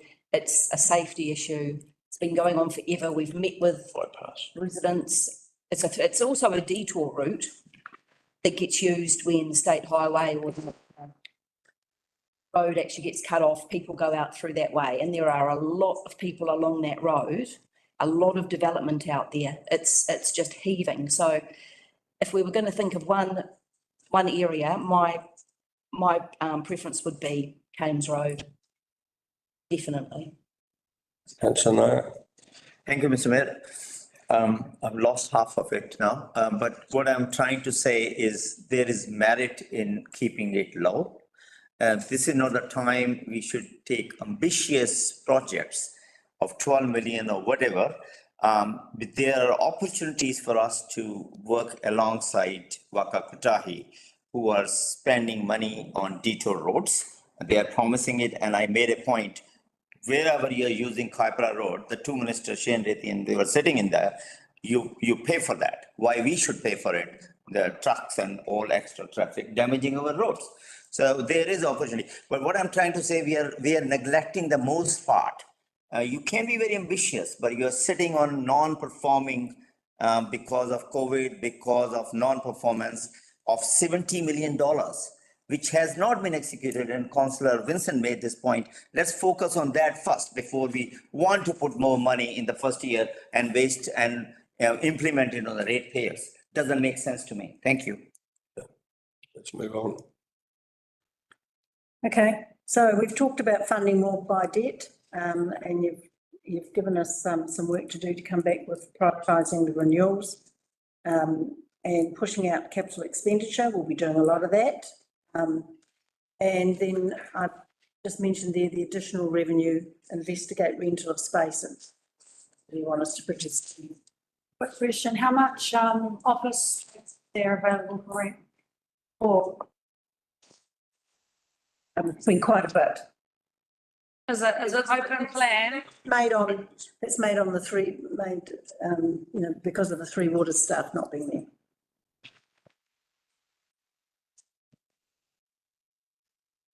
Just, Councillor Vincent. yeah, thank you, Mr. Mayor. Just as some sort of rough rule of thumb in terms of scope of projects to be aiming for, what was the value, just put in dollar terms, what was the value of projects completed in the previous financial year? And what do we expect, all probability, being halfway through the year, of the value of projects that we complete this year? That would give us probably an indicator of the size of the budget we should be aiming for the next financial year. That's what I'll use going forward. So I think to date, we've done 8 million, but a lot of it is planning. So $8 million out of an $80 million projects but we've still got 7 months to go. Yeah, and it's main construction season to go now. Yeah, that's right. So, but last year, I think it was about 43 million we did in total. Yeah. So if we work on that. Something like that. And take, and work out the carry forward. Talking 50 million. Yep. Potentially is the most, looking at carry, so I'd have to look at the carry forwards we're looking at for this year and then push out the rest. Okay, one last question, councillor Manderson. Yes, I'd just like to comment that we're facing hard times. It may be possible or may be necessary for council to borrow money. The lenders will look favourably on council if we maintain the way we're going at the moment, which is keeping our debt level low. They still have money they have to lend. They're not going to lend it to anybody that they see as a risk. So I think we're well positioned and we should maintain that. And we will get preferential treatment over the years ahead. Thank you. Certainly, they don't see us as a risk at all. We have low debt. Yeah, councillor Williams, I will take your. Just one last point I wanted to make on the roading schedule, attachment C, page 1 and 2. There's also a large portion of work on the speed reduction program. So what I wanted to say is at the November meeting, we had a recommendation and then a motion that we only focus on areas around schools. So there will be a lot in that program of works that can be taken out. That's covered in the document. That's in the. Okay. All right. So I will say we'll wrap it up because we need to move on. Take it on Monday again, but CE Marriott wants to wrap it up. Yeah, thanks, Mr. Mayor. So, look, acknowledge that it is quite difficult. It's not easy. You know, you are talking about 3 years hence, and we're talking about tough economic times, as Councillor Manderson points out to us. Thank you for the feedback you've given us. We are going to, and for that guidance email, actually, that you've all received. So if you haven't had a chance to look through it, please look through it. We're going to try and work some magic and adjust to your feedback and bring it back to you on Monday. I want to signal we've got an LTP briefing on Monday. This will be a continuation of that conversation, so we're not off the hook yet. We do want to get to a point where we can get more direction from council so we can do what we need to do for you for February, okay? So just want to signal that. That's really all I want to say, Mr. Mayor. I think if you would like, you could break for 10 minutes. Okay, we'll have a 10-minute break and then we'll back into it to publicly excluded, is it? Yes, it is. Yep. Back at 4 o'clock, Councillor Wilson Collins.